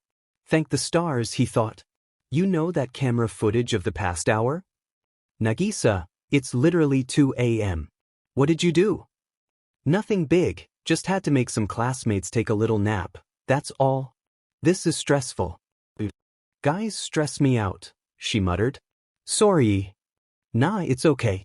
I was bored watching D anyway. A few minutes later, Ritsu gave him a thumbs up and told him to get to bed. As he lay down, he found himself missing his bed back home, but sleep quickly overtook him. Tomorrow, he thought as he drifted off, I'll have plenty of lying and excuse-making to do. And Itona and Okuda are coming. He fell asleep like any completely normal person who was not an assassin, unaware that someone might have heard him sneaking back in. Nagisa loved his class from UA. He really did. They all cared for each other like heroes, but he always felt a difference between himself and them. There were things he wouldn't tell them, like how he got his quirk or what had happened last year. With his other class, his family, he could share anything. That's why he told them about his new quirk and they accepted him. It was fortunate that the government managed to cover up Korosensei's existence by labeling him a villain with a strange quirk. He chuckled darkly. What kind of people are these heroes? When we tried to reach out to them, they wanted nothing to do with us. How pathetic, they only seek fame. Really, he only became a hero to make a difference in the industry. To ensure there would never be another Korosensei, Keanu, or Itona ever again. To make sure heroes would never turn a blind eye to anyone again. And sure, being a hero could work, but why let his assassination skills go to waste? The entire class enjoyed going on missions for a greater cause. The only problem would be the rare occurrence of pro-heroes recognizing him or his class. He guessed it was a relief that Keanu changed all their appearances. Thanks to Ritsu, they even had new government records. He really hated lying to his classmates, but there wasn't much they could do. After all, they were all government secrets. He wondered what had gone wrong that his class found him suspicious now. That was probably it. You could say that the students of UA High School's Class 1A were like a family. And in a family, people don't keep secrets. Which is why everyone in Class 1A was worried for their Midoriya. After everything they had been through together, they always stood by each other's side, so what could Midoriya possibly be hiding? He had been acting suspicious lately, and most of 1A thought maybe it was Toga pretending to be Midoriya. The mere thought of that made them nervous and uneasy. However, a few of them wished that was the case because they could not imagine Midoriya hiding something from them. They told each other everything. Or so they thought. Every time one of them had a problem, 1A was there for them. Especially Midoriya. He hadn't been seen all weekend, and he didn't even show up for the training camp. That was really suspicious behavior, knowing that Midoriya was literally the most dedicated hero in training ever. Midoriya woke up at 7:45 that morning, a little later than usual. He had slept well after enjoying the dinner Hara cooked for them the previous night, but he also stayed up late trying to come up with excuses for being missing for 2 whole days. Oh well, at least Itona and Okuda are coming tomorrow. He got dressed and prepared for school, but first, he needed to head to the common area for breakfast. As he walked out of his room, he mentally steeled himself for the day ahead. Thankfully, nobody was in the hallway, but he could hear lots of voices coming from the common area. He caught snippets of Kaminari talking about a weird dream where Midoriya was at the dorms late at night, followed by Jiru scolding him for falling asleep on the couch. This is perfect. They don't remember much and think it was a dream, Midoriya thought as he walked into the common area, only for all chatter to abruptly cease. He could feel the weight of everyone's gaze on him, and it was more than awkward. Midoriya, where have you been? Are you okay? Uraraka's voice sliced through the silence, concern etched across her face. The rest of Class 1A echoed similar sentiments. Yeah man, we were worried. You disappeared without a trace, Kirishima added, his eyebrows furrowed. We thought you were in trouble or something. Shiro exclaimed, worry evident on his face. Midoriya scratched the back of his head nervously, trying to come up with an explanation that wouldn't raise too many eyebrows. Sorry about that, guys. I just had some personal stuff to take care of. Personal stuff? But you told us you were hanging out with friends? Mina accused. Personal stuff? Dude, you can't just vanish like that. What if something happened to you? Kaminari interjected, eyes wide with concern. Ida chimed in, his voice full of concern. Seriously, Midoriya, it's not very hero-like to disappear like that. Midoriya sighed, feeling the pressure of their collective gaze. I know. I didn't mean to worry you all. It's just family stuff. Family stuff? Tsu raised an eyebrow. You can't just drop that and expect us to be okay with it. What happened? He hesitated, scrambling for a believable excuse. Well, I went to visit my dad. He needed me for something.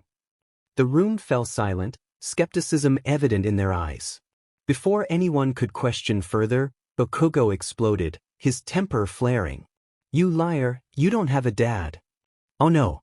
Midoriya noticed Momo covering her mouth, shocked by Bakugo's outburst. He winced, realizing his mistake. I meant my mom. She's actually in the hospital, not feeling well, he said, trying his best to sound sincere. Silence hung in the air for a moment. Todoroki finally spoke up, his voice calm but probing. Your mom? Is everything okay? Midoriya nodded quickly. Yeah, she's just dealing with some health issues. Nothing too serious, but I wanted to be there for her. The tension in the room eased slightly as the others exchanged glances. He felt a mix of relief and guilt for the half-truth, but he had to maintain the facade. As his classmates seemed to accept the explanation, he couldn't help but catch Bakugo's stern gaze, a silent warning not to play games with them. That actually worked. Next time, just let someone know where you're going, okay? Uraraka said, her concern shifting into a more caring tone. Yeah, we're like a family here. We look out for each other, Kirishima added with a reassuring smile. Midoriya tried to blend in with the returning buzz of conversation, but he could still sense the lingering skepticism in the room. Todoroki shot him a sideways glance, while Uraraka's eyes held a glimmer of doubt. Bakugo, however, was having none of it. His palms sparked with energy as he took a step toward him. Hospital, huh? You're full of it, Deku. What are you hiding? Midoriya's heart raced, and he stammered, I swear, Kaken, it's the truth. My mom's not feeling well, and I needed to be with her. Bakugo's narrowed eyes bore into his, fists clenched. You think you can lie to us and get away with it? Before the situation escalated, Jiru, sitting on the couch with her earphone jacks trailing from her earlobes, spoke up. Actually, guys, I heard him come in last night. It was like 2 a.m. What were you doing out so late, Midoriya? Kaminari gasped. Oh my gosh. Maybe my dream was true after all, he said, eyes wide with excitement. Don't be ridiculous, Kaminari. You thought it would be good to get a midnight snack, and we ended up falling asleep on the couch. That dream was not real, Tokoyami stated bluntly. Anyways, back to what I was saying, Midoriya, are you sure? Juro asked, trying to ignore the boy's antics. Midoriya mentally rejoiced, relieved that Kaminari and Tokoyami were too tired the previous night to remember what happened. The room fell silent once again, and he swallowed nervously. Well, I had to stay at the hospital with my mom. They needed someone to be with her, and I lost track of time. Kuta's eyes narrowed. Well, hospitals these days don't really last that long. Are you sure you're okay? The weight of their collective gaze intensified, and he felt the need to elaborate, even if it meant stretching the truth. Okay, fine. The hospital thing was just part of it. I was dealing with some other personal stuff too, and I didn't want to burden you all with the details.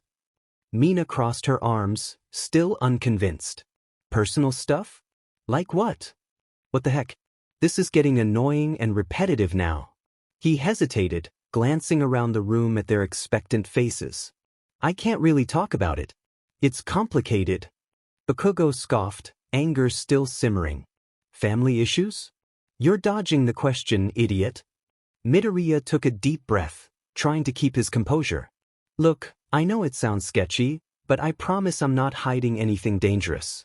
I just needed some time to sort things out, and I didn't want to drag you all into it. Uraraka softened her expression, though doubt still lingered. Midoriya, we're your friends. If something's bothering you, we want to help. Yeah, dude, we got your back, Kirishima chimed in, echoing Uraraka's sentiment. Midoriya appreciated their concern but couldn't risk revealing too much. I appreciate that, really, but I just need a little space right now. I'll let you all know if there's anything you can do to help. As the tension lingered in the room, Shiro cleared his throat and approached him cautiously. Hey, Midoriya, mind if I ask you something personal? Random, I know, but it's just for fun. A couple of kids in the room exchanged glances, and he knew they were trying to ask him a question that only he would know. He raised an eyebrow but nodded, understanding their need for reassurance. Sure, go ahead. Shiro scratched the back of his head, looking slightly awkward. Okay, do you remember what happened that one time when we tried to hide Mr. Aizawa's sleeping bag? A couple of kids laughed, recalling the event. Midoriya blinked in surprise at the unexpected question, then smiled. Oh, that's easy. We hid it in the common room, and when he found out, he made us run 30 laps around the school. The laughter from his classmates slowly shifted to grimaces, remembering how tough those laps were, especially since he had even erased their quirks. Shiro grinned sheepishly, satisfied with his response. Alright, it's really you then. No villain would know about that.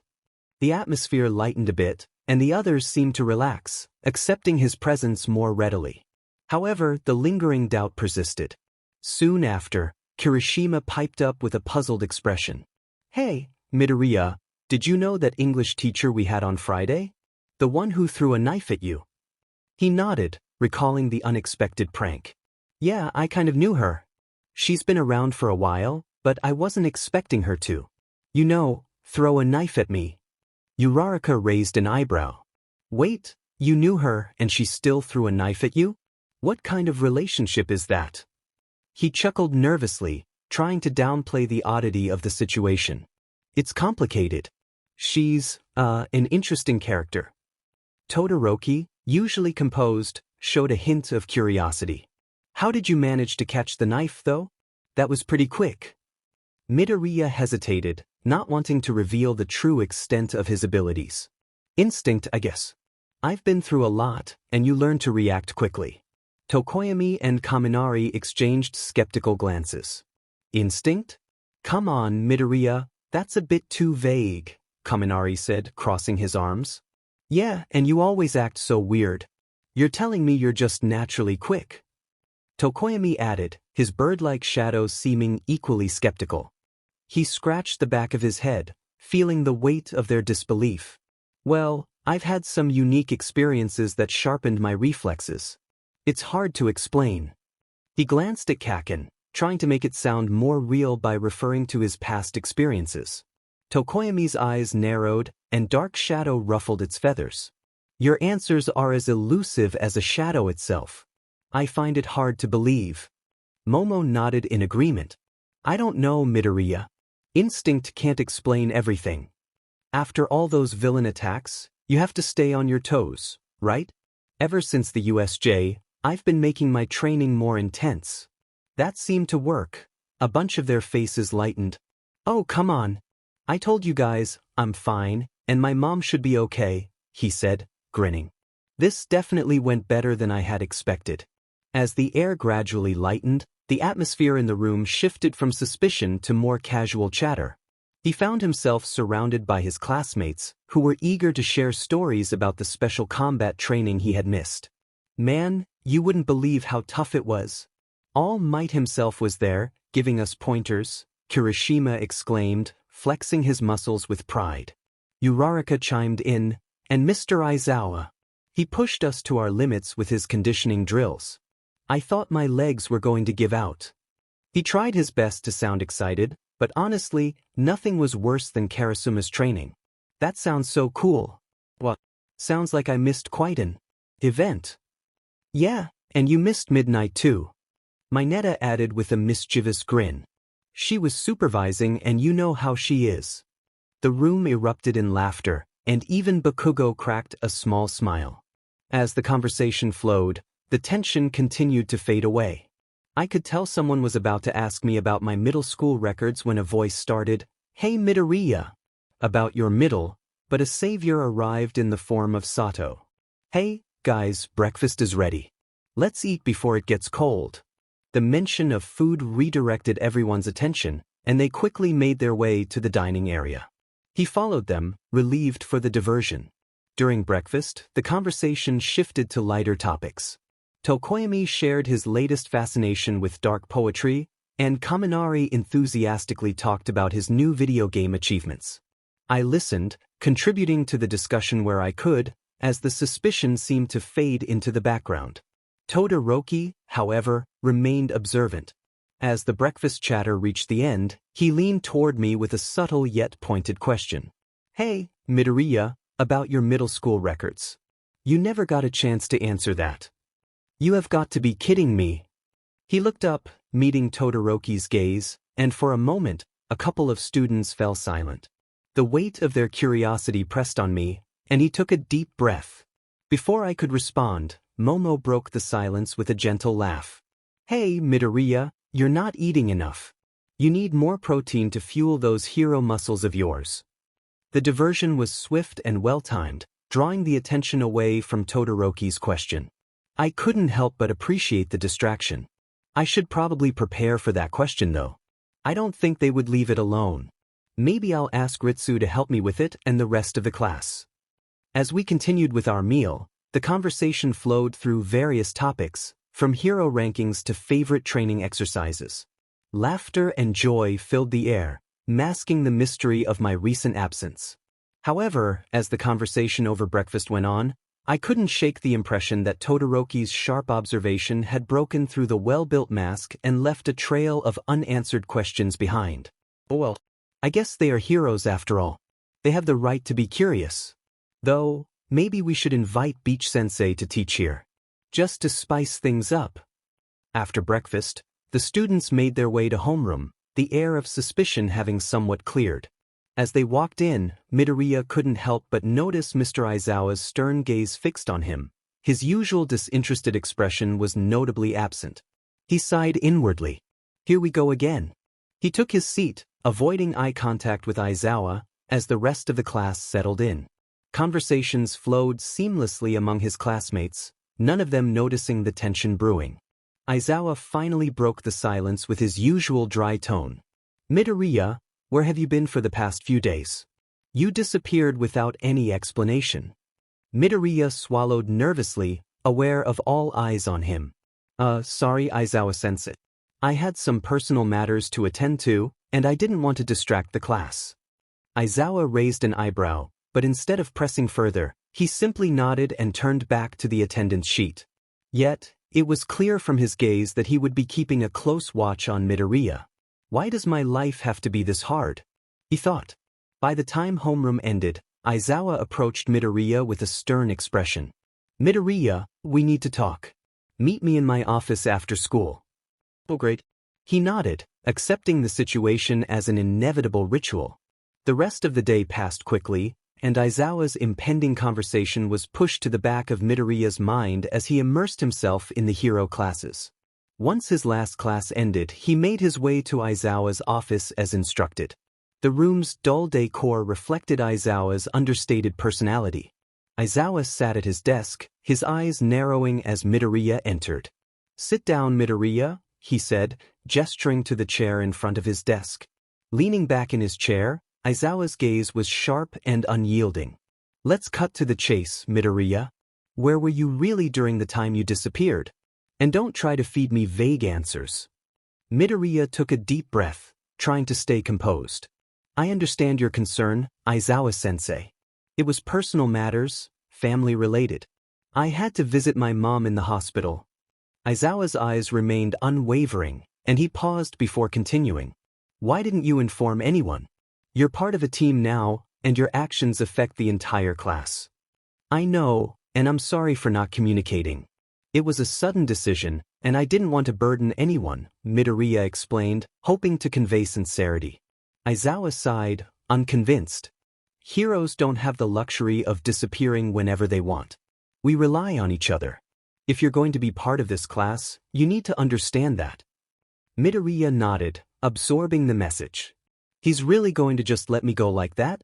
Aizawa continued lecturing him on the expectations placed on heroes and the importance of trust within a team. When the conversation finally wound down, Aizawa's expression softened slightly. I'll be keeping a close eye on you, problem child. Don't make me regret it. Leaving the office, Midoriya walked over to the janitor's closet. Ensuring the bathroom was empty, he closed a stall door and whispered to Ritsu, Hey, can you show me what's on my record for my mom? I want to know what they see. Ritsu's holographic form appeared on the screen, a cheerful smile on her face. Sure. Sorry if I look tired, I was helping Hayami try to adopt a cat. What? Okay, never mind. You're fine. Anyways. With a few swift commands, Ritsu accessed the files and began reading. Your mother is listed as Hiromi Shiota. You are emancipated from her. The mention of his mother's name made him grimace. Glad I'm emancipated from her, he thought, but he still needed to back up his lie. Okay, that's all, he asked, masking his unease. Yep. Ritsu replied, her digital demeanor upbeat. He took a deep breath, the weight of his request settling on him. This is going to sound really weird, but can you forge a hospital record stay? Nagisa. Oh my god, Ritsu responded, half judging, half surprised. He sighed, realizing how absurd his request was but feeling it necessary. Okay, what else was I supposed to say? My class was interrogating me. Okay, done. Ritsu grinned, her efficiency. Almost comical given the situation. He rolled his eyes. Ritsu, you just love to complain, don't you? Yep, she chirped with a mischievous grin. After pocketing his phone, he left the bathroom and walked past Principal Nizu's office, where Nizu was working on new student IDs. Now, he felt prepared to back up his story if it came up again. Hey guys. Nagisa greeted. Oh hey there. What's up? Okuda replied. Hello, Itona added. Are you guys ready for tomorrow? Nagisa asked. Yeah, I am, but I also don't want to deal with your classmates. Itona admitted. They should be fine. Are we okay to stay in your dorms, Nagisa? Okuda asked. Yeah, as long as we ask, you guys should be able to stay, Nagisa confirmed. We have to remember our fake names like in normal school. Itona reminded. Ritsu, can you remind us? Nagisa is Izuku Midoriya, Okuda is Akari Kurosawa, and Itona is Hakuri Tanaka, Ritsu replied. Perfect. Where did you guys get the names, though? Nagisa asked. I think Fua and Yada helped us pick them out, Okuda said.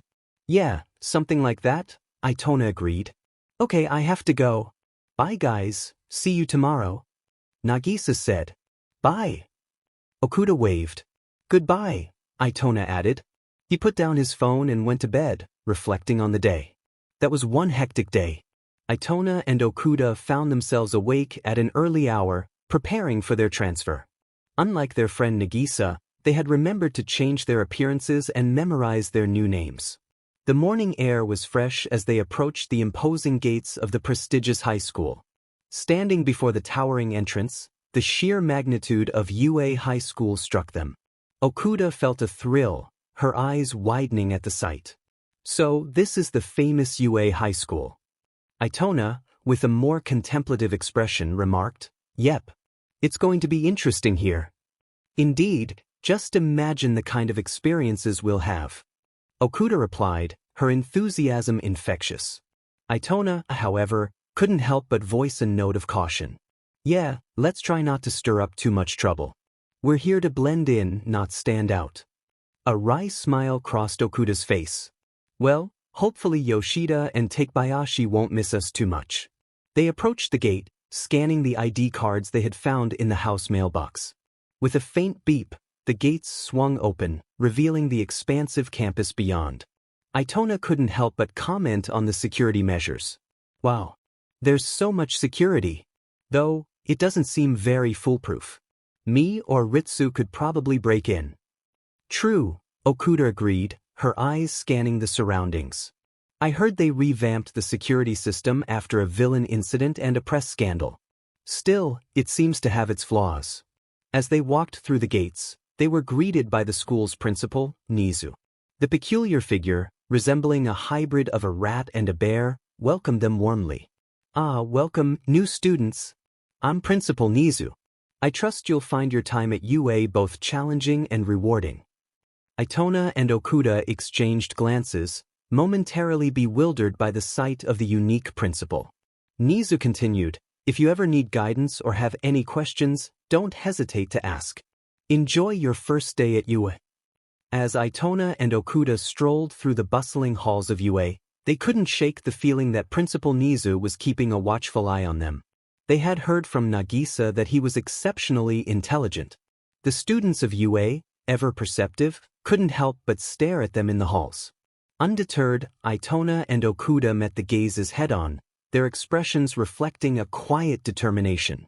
So, why do they all look so unusual? Okuda whispered to Itona as they navigated through the sea of curious eyes. Itona raised an intrigued eyebrow. I was just about to ask you the same thing. Are quirks that random? That guy has a fish head. They look nothing like Korosensei. Before they could discuss further, Principal Nizu appeared beside them. Ah, Haruki and Akari, the quirks might be causing a bit of a stir. It's not every day that UA welcomes new students. Embarrassment crept over Itona and Okuda as they realized they had been openly questioning the appearance of their fellow students. Sorry about that, Okuda mumbled, her cheeks flushing. Nizu chuckled, his tone light and understanding. No need to apologize. It's only natural to be curious. Now, I'm sure you're eager to start your first day. Off you go. Making their way to the general studies classroom, Itona and Okuda engaged in a hushed conversation about the peculiarities of UA. Do you think everyone here has quirks that make them look different? Itona pondered. Okuda nodded thoughtfully. It seems that way. UA is known for its diverse and exceptional students, after all. They navigated the school and finally found the support course room. The moment Itona and Okuda stepped into the support class, the room fell silent. Students turned their heads in unison, their eyes widening with curiosity as they looked at the newcomers. Itona and Okuda exchanged glances and then sighed. Power Loader, the instructor for the support course, looked up from his workbench and grinned. Ah, we have some fresh faces joining us today. Class, these are our new students, Akari and Haruki. Treat them well. The students offered polite nods, but a lingering uncertainty filled the air. Itona and Okuda found empty seats, the eyes of their classmates following them as they settled in. Now, today's lesson is all about building robots. Power Loader announced, his enthusiasm infectious. Haruki, Akari, you're just in time. Today, You'll get a taste of the exciting world of support gear construction. Itona perked up at the mention of building robots, his interest evident. As Power Loader delved into the intricacies of the lesson, Itona couldn't help but listen intently.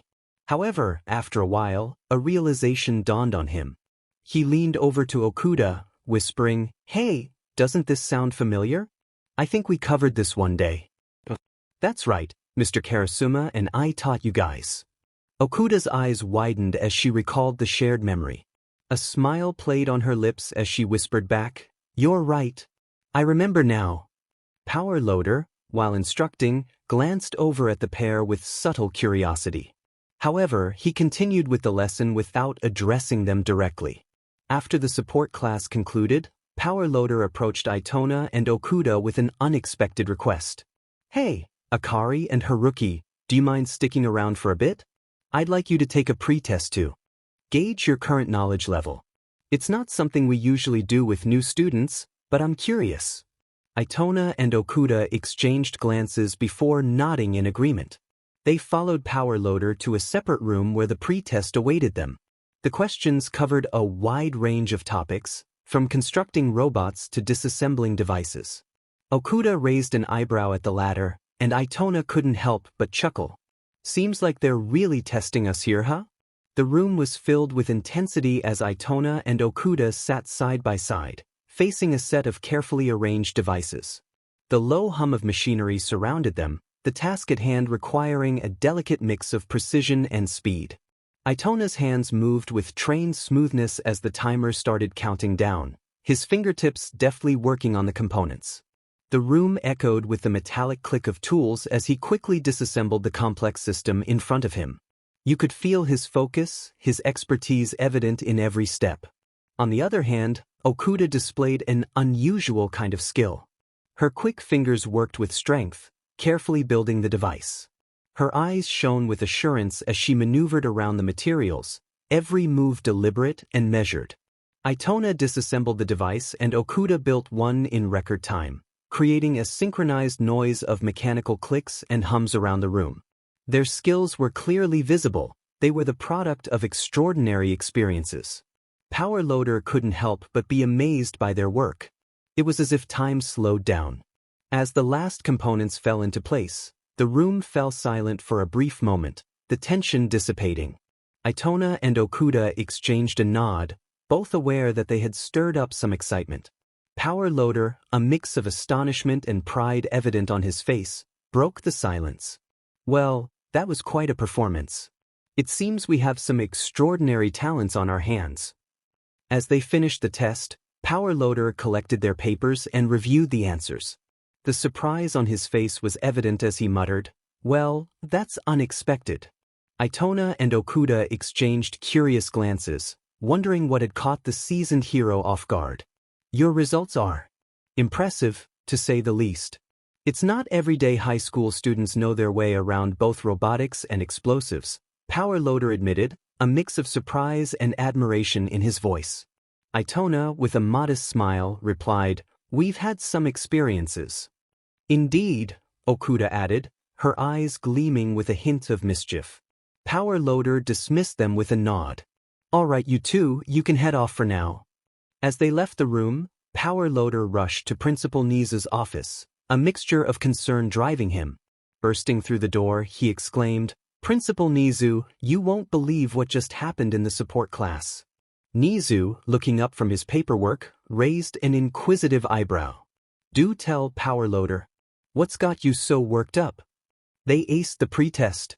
Akari Kurosawa and Haruki Tanaka showed knowledge beyond what regular high schoolers would possess. I'm talking about building robots and even disassembling and creating devices," Power Loader explained, his voice a mix of awe and concern. Nizu's eyes widened at the revelation. "Devices, you say? That's quite unusual for high school students. Keep a close eye on them, Power Loader."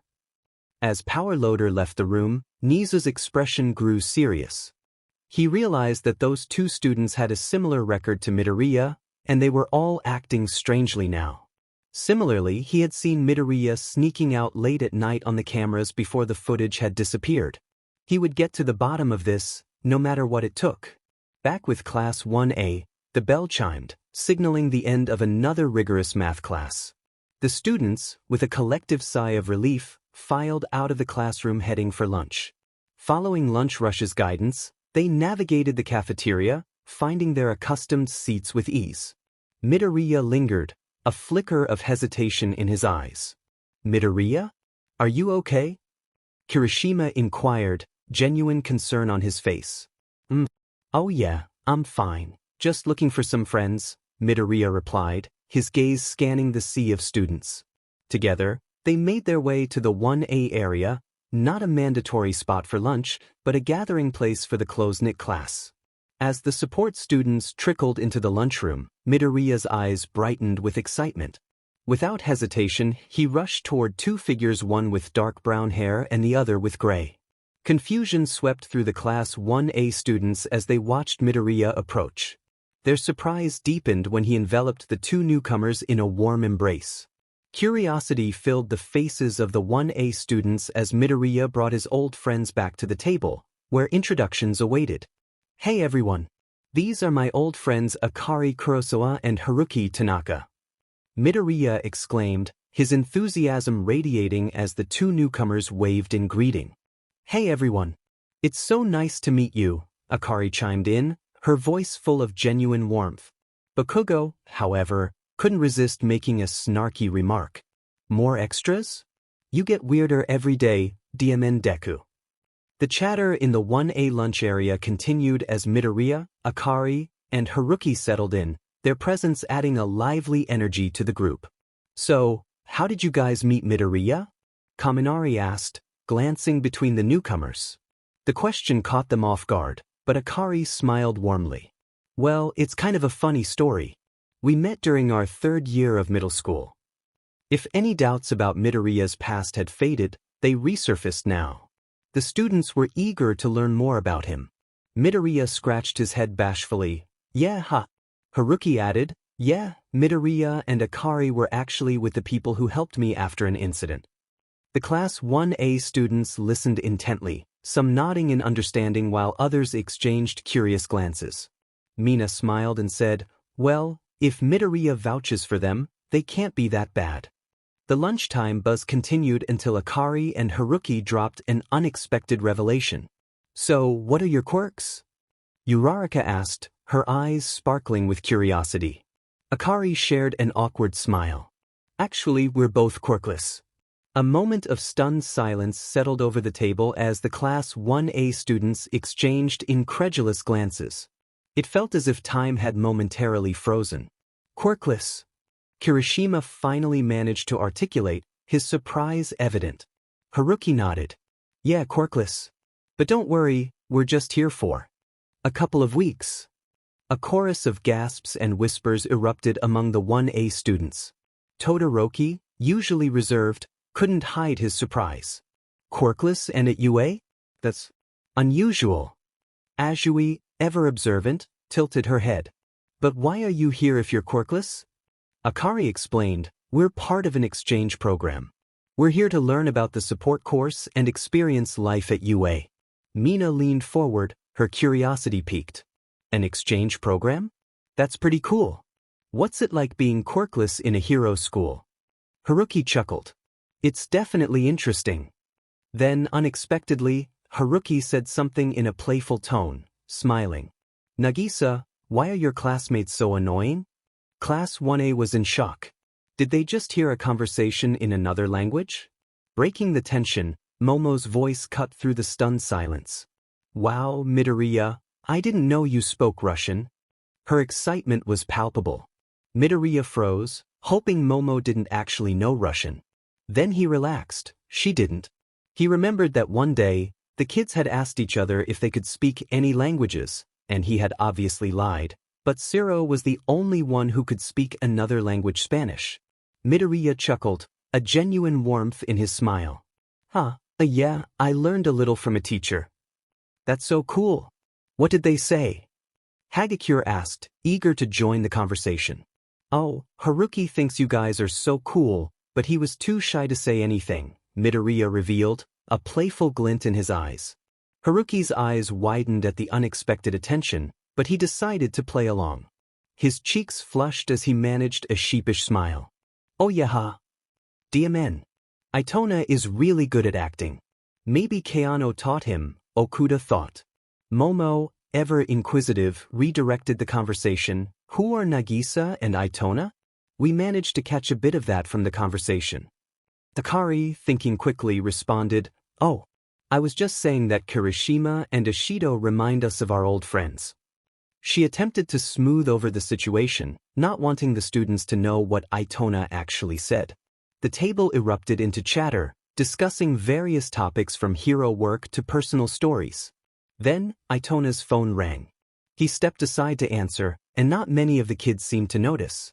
Hello, Ritsu. What's up? He said. Nothing much, just that you have a midnight mission tomorrow with Yada, Teresika, and Kiera. Okay, thanks for the heads up. What's it about? Some child trafficking situation. We need to handle it quickly. They're about to expand their criminal reach, and the ministry wants them stopped. All of them. Oh geez, okay. Sorry for the late notice. No problem, it's fine. Okay, bye. Bye. Itona made his way back to the lunchroom, and Nagisa and Okuda were curious about what he had been called for. Midoriya's concern was immediate, his voice tinged with worry. What happened? Who was it? That sounded important. Okuda quickly added, Are you okay? Was it Ritsu?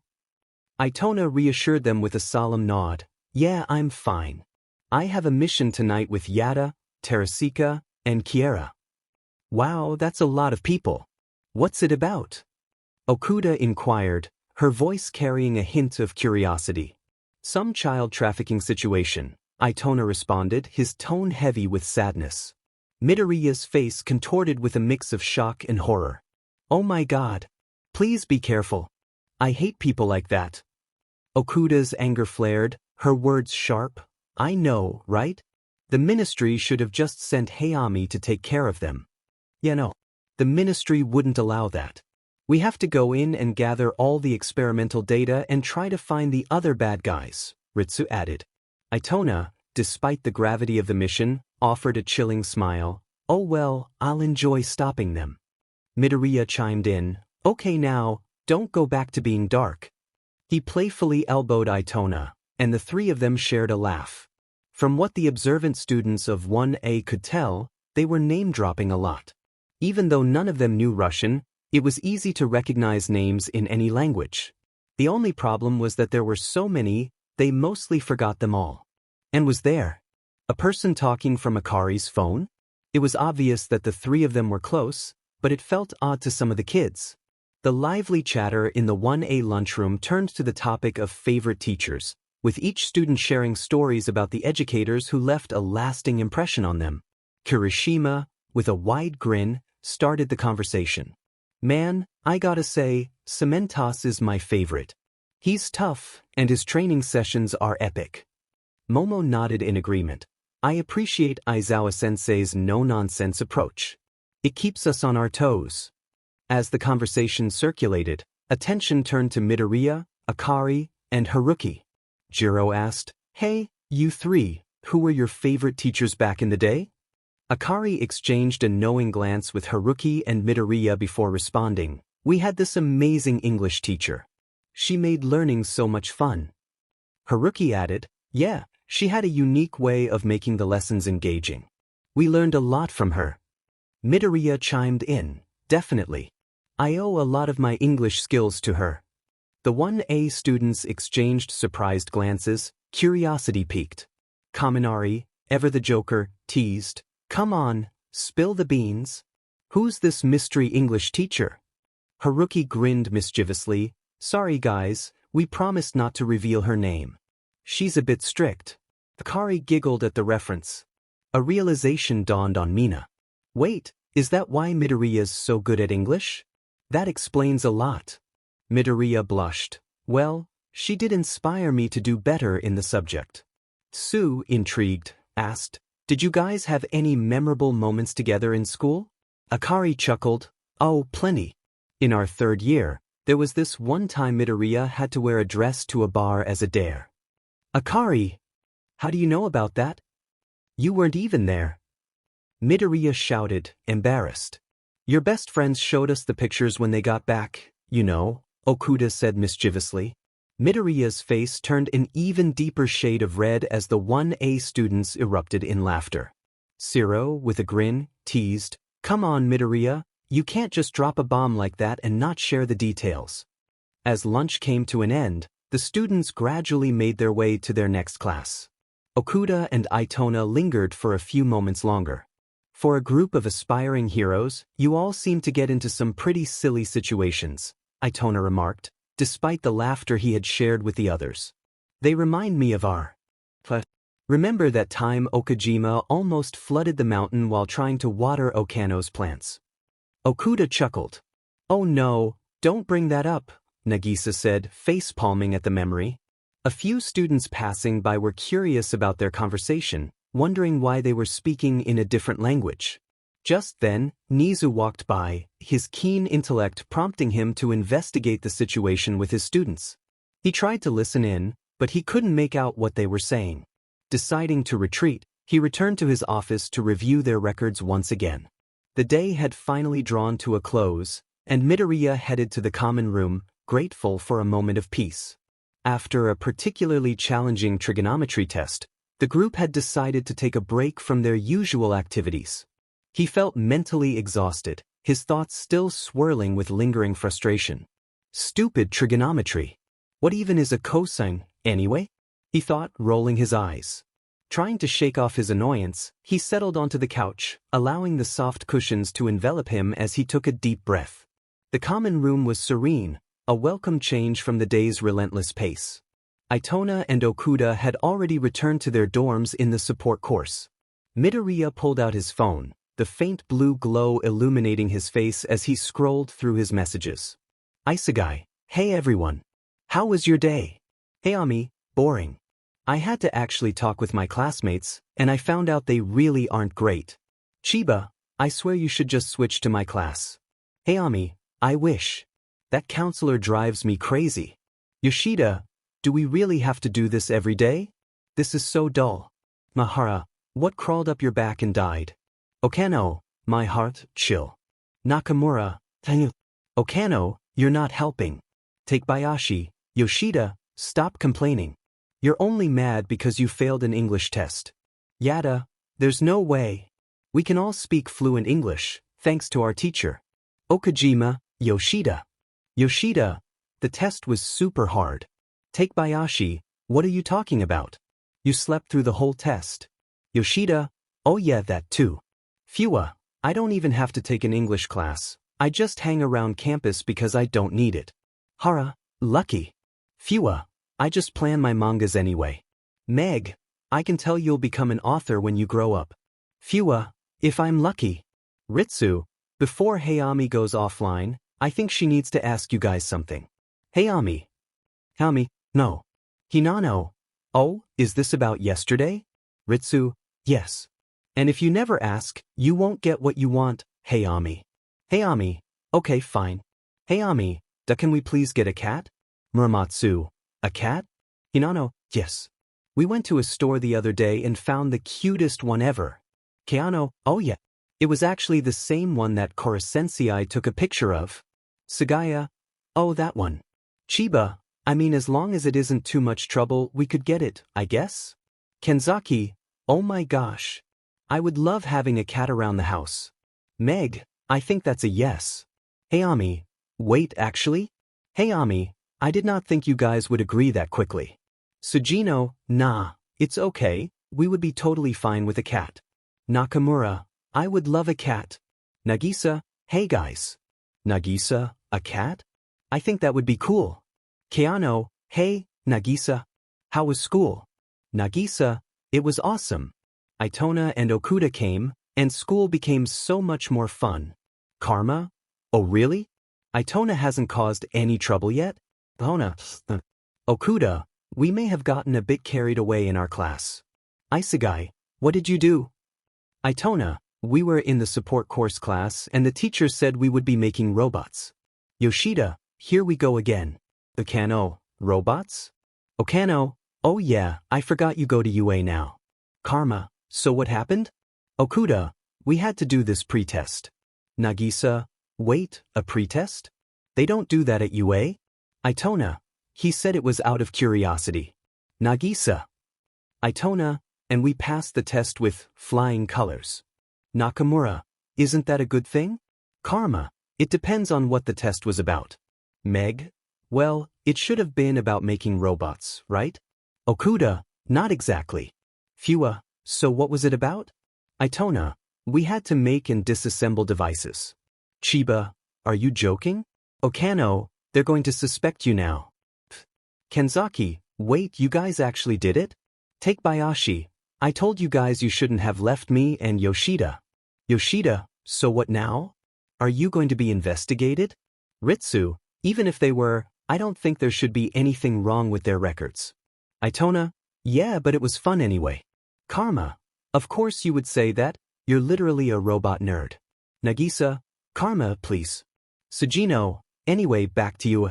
Hara, is the food there good? Muramatsu, yeah, is it? I bet it tastes better than regular school food. Okuda, it's okay, but I've seen even my Hara make better food. Nakamura, ouch. Itona, it's better than what Muramatsu makes. Muramatsu, who's that? Muramatsu, wait. Sugaya, there is no way this guy is real. Yada, I ask myself that every day. Chiba, speaking of food, whoever is in the kitchen needs to turn down the heat. Kenzaki, Muramatsu, Yada, Mimura? Any of you guys? Yada, no, I don't think anyone's in the kitchen. Hey Ami, it's probably the air conditioning acting up because Itona has been gone. Sujino, no, someone was making food. Nakamura, oh yeah, it was Maihara, right? Maihara, what? Since when am I allowed in the kitchen? Okano, you idiot, when were you banned from the kitchen? Maihara, I wasn't? Nagisa, I think I can hear Okano facepalming. Hinano, did you guys find out if it was the air conditioning? Chiba, no it wasn't. Maihara, oh yeah, I was in the kitchen. Kiera, and then what? Takebayashi, since when? Sujino, you said you were hungry like 30 minutes ago. Karma, there were leftovers in the fridge. Maihara, oh yeah, I was making something. Okajima, this guy is slower than me. Maihara, I think I left something on the stove. Meg, what? Isegai, what? Nakamura, no, what? Nagisa, since when? Hayami, there's a fire. Chiba, what the heck? Hara, a fire? Bukano, help. Maihara, what did you do? Maihara, what? I was trying to make a quesadilla. No. Isegai, no. Sujino, okay, we need to calm down. Keano, I'm not home right now. Kenzaki, okay, what are we going to do? Chiba and Hayami have no clue and they are trying to turn off the stove. Itona, use the button on the side. Kiera, how are you so calm? Yoshida, I could ask you the same thing. Meg, Nagisa. Where is the fire extinguisher? Nagisa, help? I don't know. K, I'm coming over. Class 1A was sprawled around the common area, bored and looking for anything to do. The atmosphere was sluggish, with everyone listlessly scrolling through their phones or staring off into space. Suddenly Midoriya, engrossed in a video, jolted forward, nearly tumbling off the couch. What the heck? What's wrong with you, nerd? Bakugo barked from across the room, his tone as blunt as ever. Midoriya quickly laughed it off, trying to regain his composure. Oh, nothing. Just watching a funny video. Without another word, he sprang up and made a dash for the door, but before he could get too far, Ida blocked his path, arms crossed in his usual, authoritative manner. And where exactly do you think you're going? Midoriya flashed an innocent grin. I need to go check on some friends. Friends? What friends? Bakugo called from the kitchen, clearly suspicious. Midoriya just rolled his eyes and shot back. Don't worry about it, Kaken. Thinking quickly, he pointed behind Ida. Oh wait, Ida-san, look. Kaminari's jumping on the couch. What? Ida's attention immediately snapped to the common area, where Kaminari was lounging harmlessly. But that was all the time Midoriya needed. Seizing the opportunity, he slipped out the door. Shortly afterward, he received a frantic text. Maihara had somehow managed to start a fire. Sprinting back to the 3E house, Midoriya roof jumped across campus and arrived in under 5 minutes. He burst through the door to find chaos unfolding before him. Hayami was shouting frantically, urging Chiba to do something, while Maihara stood sheepishly in the corner. Nakamura and Karma looked on, clearly entertained by the spectacle. Meg and Isegai were racing around, trying to locate a fire extinguisher, while Fuwa, Hara, Hinano, and Mimura watched the scene unfold with a mix of amusement and disbelief. Kiera was half laughing, half attempting to help. "Nagisa, where did you put the extinguisher?" Meg yelled, desperation clear in her voice. "I think it's in the bathroom for Terasaka and his group," he replied hastily. "Okay, Yoshida, send it down." Chiba shouted upstairs. Midoriya dashed to the intercom, relaying the message to Yoshida, who promptly located the extinguisher and lowered it down. Grabbing it, Midoriya rushed to the kitchen, where Hayami was trying to control the flames. "Karma, get over here and help," he called. Together, they managed to extinguish the fire, but the damage was done. Soot covered the walls, and a smoky odor hung in the air. They all stood in stunned silence for a moment before Fuwa broke it with a laugh. "Oh my goodness," she exclaimed, clutching her sides. Hara sighed, surveying the mess. "I'll grab some cleaning supplies." Nakamura crossed her arms, smirking. "Maihara, I think it's safe to say you're banned from the kitchen from now on." Okano and Hinano nodded in agreement, both glaring at Maihara. "Yeah, no more experiments for you," they chimed in unison. Maihara gave a nervous laugh, scratching his head. "Great, I guess I'm officially banned." Isegai, exhausted, leaned against the wall. "Let's just be glad we only need a new pan and maybe a stove repair," he said, a faint smile on his face.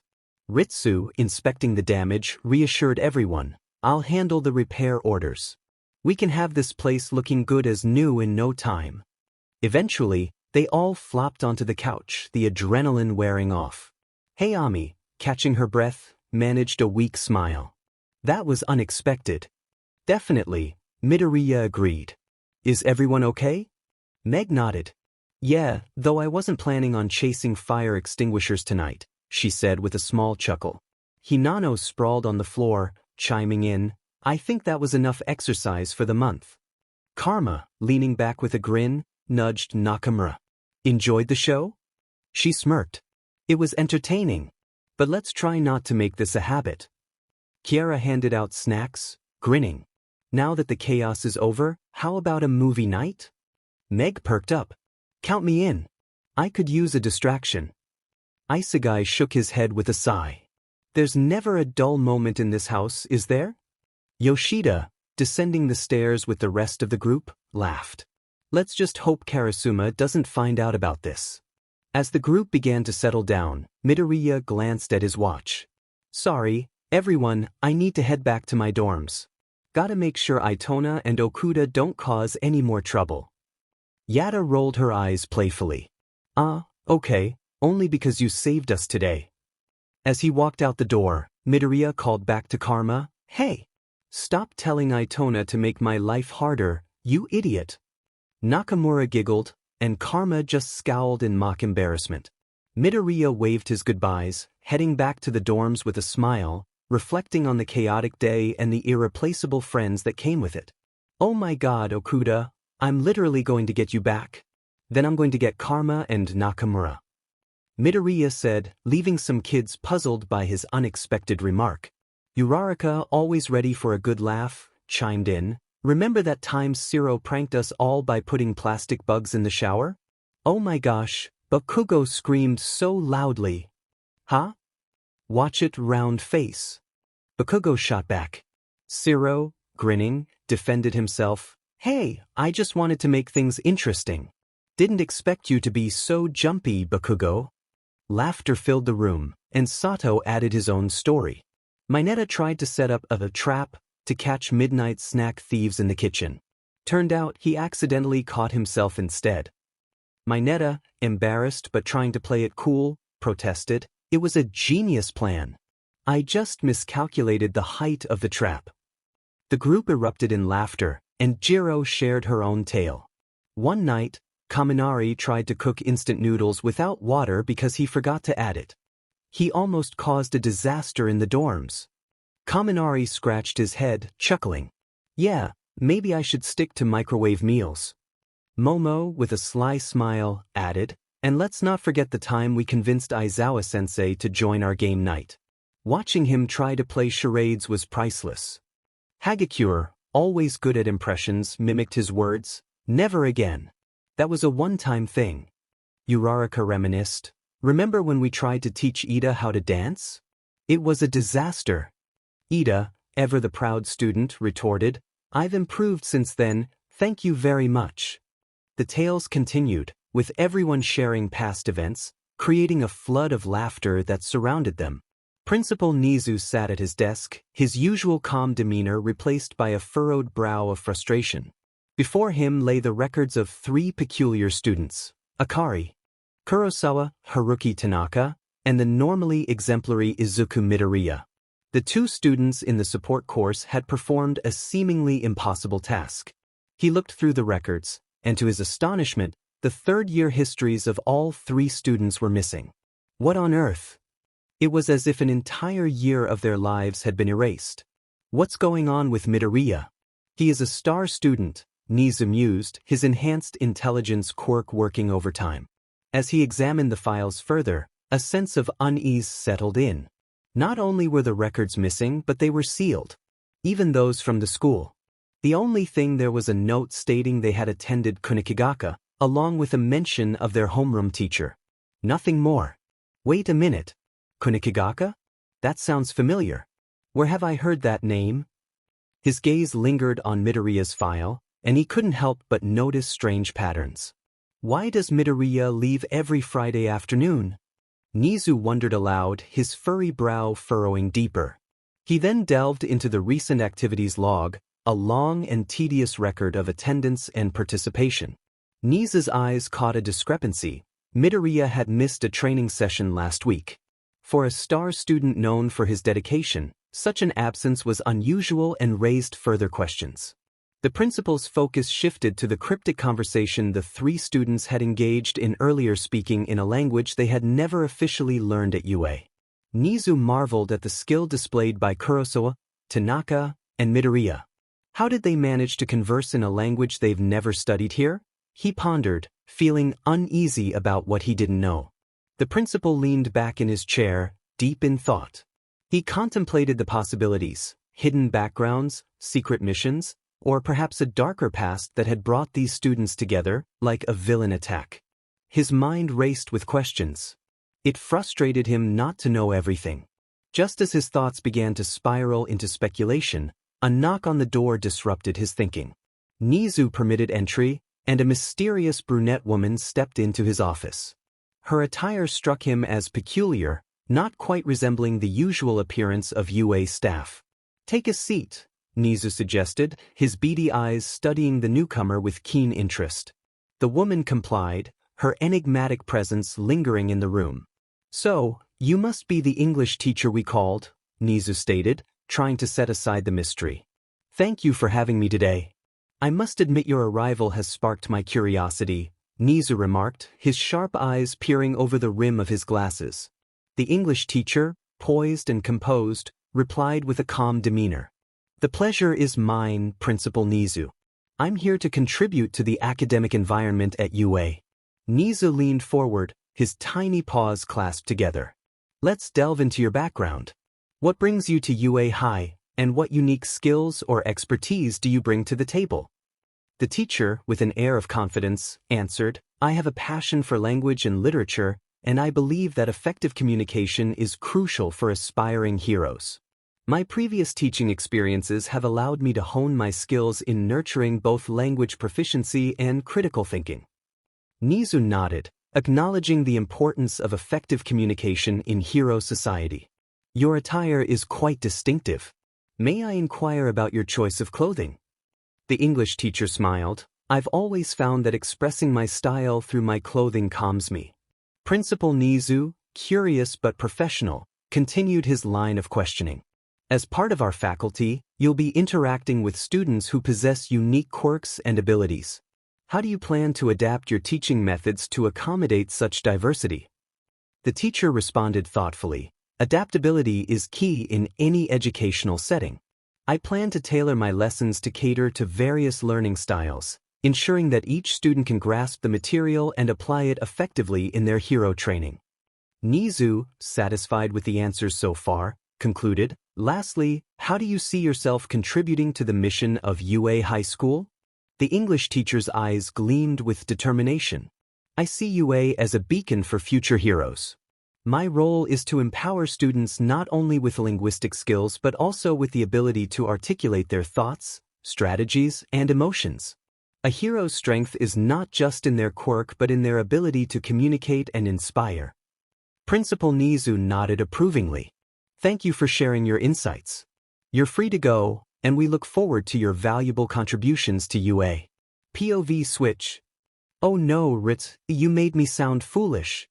Irina hissed through the earpiece, far from Nizu's room. Oh, come on, Mrs. Beach. I could tell that you got the job, Ritsu responded, her tone light and teasing. Why do I even put up with you kids? Irina muttered, a mix of exasperation and affection in her voice. Because you love us, Ritsu chimed in playfully. Oh, shut it. I'm only here because I need to keep an eye on you all, Irina admitted, her tone softening. Why? Ritsu inquired, genuine curiosity in her voice. It's nothing too serious, just that I've heard you all are causing trouble, and I think you need a role model, Irina explained, with a little too much confidence. Ritsu began to dismiss the notion but was cut off. What was that about? You don't think I'm a role model? Irina questioned, her tone challenging. No, I do think you're a role model. I just don't think the others will. And if you're trying to keep an eye on us, you should go to Karma School. He already scared off a bully, Ritsu suggested, a mischievous glint in her virtual eyes. Oh my gosh, that kid is seriously something, Irina admitted. Ritsu's response was quick and cheeky. But that's why you love us, Mrs. Beach. Irina sighed, though a small smile betrayed her true feelings. I suppose you're right. I never thought I'd end up teaching a bunch of assassins. Well, you're doing a great job of it. Ritsu teased, earning a groan from Irina. The comms crackled with laughter, and then a voice chimed in. Hey, Mrs. Beach, did you really apply to teach? When did you guys get on this channel? Irina said, accusingly. Just now. It was Okajima and Mimura's fault, by the way, Keano said, giggling. We're not that bad, are we? Nagisa's voice held a hint of innocence, though everyone knew better. Irina sighed, a mix of exasperation and affection. In her voice. You all make me grow wrinkles. Hear that, everyone? Mrs. Beach thinks we're adorable. Ritsu announced triumphantly. That's not what I said. The kids on the comms flooded the channel with laughter. Okay kids, let's get back to what we were doing. And shouldn't you all be training at the house right now? Karasuma's voice chimed in. Nobody answered him, and everyone left the comms. In a separate hall, Midoriya walked alongside Ida and Uraraka, engaged in conversation. As they turned a corner, the trio encountered a surprising sight. Principal Nizu was just leaving Class 1B, bidding farewell to the students with his usual cheerful demeanor. Midoriya seized the opportunity, calling out, Oh hey, Principal Nizu. I wanted to ask you something. Yes, what is it, Izuku? Nizu turned his attention to the approaching students. Midoriya, with a hint of eagerness, explained, I wanted to know if Akari and Haruki from the support course could stay in our dorms for a little while. Nizu paused and considered the request, his whiskers twitching in contemplation. Nizu finally responded, Dado. Sure, why not?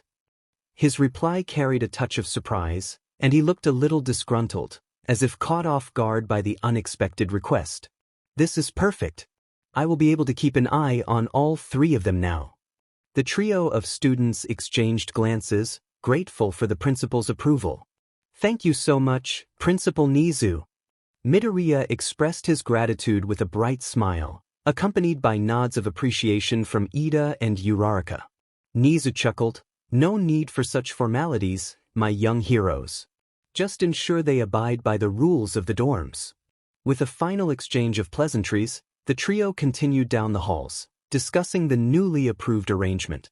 Uraraka, walking beside them, had to ask, "So, are they good people? I mean, we'll be sharing the dorms with them." Midoriya nodded, "Definitely.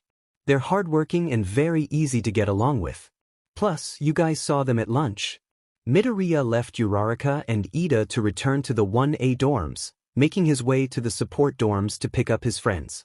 Midoriya knocked on the doors of Okuda and Itona's rooms, inviting them to the 1A dorms. They talked about silly, nonsensical things as the trio approached the 1A dorms. As the doors swung open, they were greeted by the smiles and curious faces of their classmates. "Hey everyone! Akari and Haruki will stay with us for a little." Midoriya introduced them with enthusiasm, prompting the class to welcome them warmly. Todoroki and Bakugo, ever observant, exchanged subtle glances but hid any suspicions beneath neutral expressions. The girls of 1A in particular were excited to welcome another female student into their midst. "Hey Akari! I'm so excited to hang out. I'm Mina Ishido. Remember?" Mina exclaimed, extending a friendly hand. Okuda smiled, accepting the handshake. "Of course I remember you, Mina." Momo turned to Akari with excitement. "So, Akari, have you explored the whole campus yet? There are so many cool places to hang out." Akari smiled, "Not yet, but I'm looking forward to it. Any recommendations?" Kirishima jumped into the conversation. "You should check out the training grounds. It's where we go all out with our quirks. Super fun." Meanwhile, Itona found himself talking to Kaminari about gadgets and technology. "Haruki, have you ever thought about inventing your own hero costume gadgets?" Haruki's eyes were tired but intrigued. "Oh, yeah, I guess I have." Siro jumped into the conversation, interested in the topic. "Hey, I heard from my friends at the support course that you two are geniuses." The group chuckled, and just as the conversation was about to continue, Sato's voice echoed through the dorms, announcing dinner. "Hey everyone, dinner's ready. Let's gather in the dining area." Okuda and Itona breathed a subtle sigh of relief as the topic shifted. They followed the rest of the group toward the dining area, where the amazing smell of Sato's cooking welcomed them. Tsu, taking a bite of her meal, looked around the table with a curious gleam in her eyes. "All right, let's lighten the mood. What's the silliest thing you've ever done?" Mineta, always ready with a cheeky grin, didn't hesitate. "I once tried to use my sticky ball to climb the side of the school building. Didn't end well, though." Laughter erupted around the table, and Momo, with a smile, admitted, "I once accidentally created a giant marshmallow during training. I was hungry at the time." "Oh my gosh. I remember that." Jairu added, laughing. Uraraka, enjoying her meal, joined in. "I tried to use my quirk to float a bunch of apples, and it accidentally hit Deku-kun in the face." As the students shared their amusing stories, Okuda and Itona listened with interest. Todoroki, sensing their quiet presence, decided to include them in the conversation. "How about you two? Any funny or silly moments from your past?"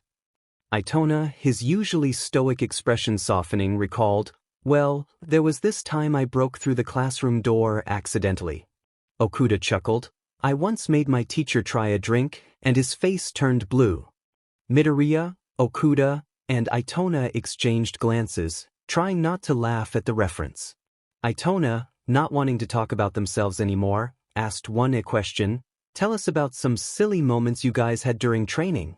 If you guys are as chaotic as Midoriya says you are, that is." Kirishima, his trademark grin in place, slapped Bakugo on the back. "Man, that time you accidentally propelled yourself into the sky? Legendary. I thought we were witnessing the birth of a flying hero." Bakugo scowled, shooting back. "It was a glitch, not some failed attempt at becoming a bird brain. And I don't need a reminder from extras like you." Jairu, with her earphone jacks swaying, chuckled. "Koda terrified one of the kids from 1B when we played a prank on them." Koda, nodding in agreement, murmured, I didn't expect them to run away screaming. Guess animals are scarier than I thought. Ojiro, swaying his tail thoughtfully, shared, I got my tail stuck in the obstacle course once. Made the whole thing look like a dance recital. Embarrassing to say the least. Mina, with her vibrant personality, couldn't resist chiming in. Remember when Ciro used his tape to create a makeshift hammock during the survival training? Dude, you turned a life-or-death scenario into a chill afternoon nap. Itona and Okuda exchanged puzzled glances, both thinking, what just happened? Ciro flashed a cheeky grin. You can laugh all you want, but Aizawa-sensei had a word with me too. Kaminari, the class clown, jumped into the conversation. Speaking of mishaps, remember when I accidentally short-circuited my brain during combat practice? I was out of it for a solid hour. Jiro sighed, you'll never live that down, Pikachu. We had to finish the exercise while you were seeing stars. Bakugo chimed in, at least Sparky here provided some unintentional fireworks. Gave the pros a real show. Midoriya turned to Itona and Okuda with a smile. Can you imagine what would happen if we pulled stunts like that in front of our PE teacher? Itona shivered at the thought. Todoroki, noticing their reaction, asked, Oh? Who was your PE teacher?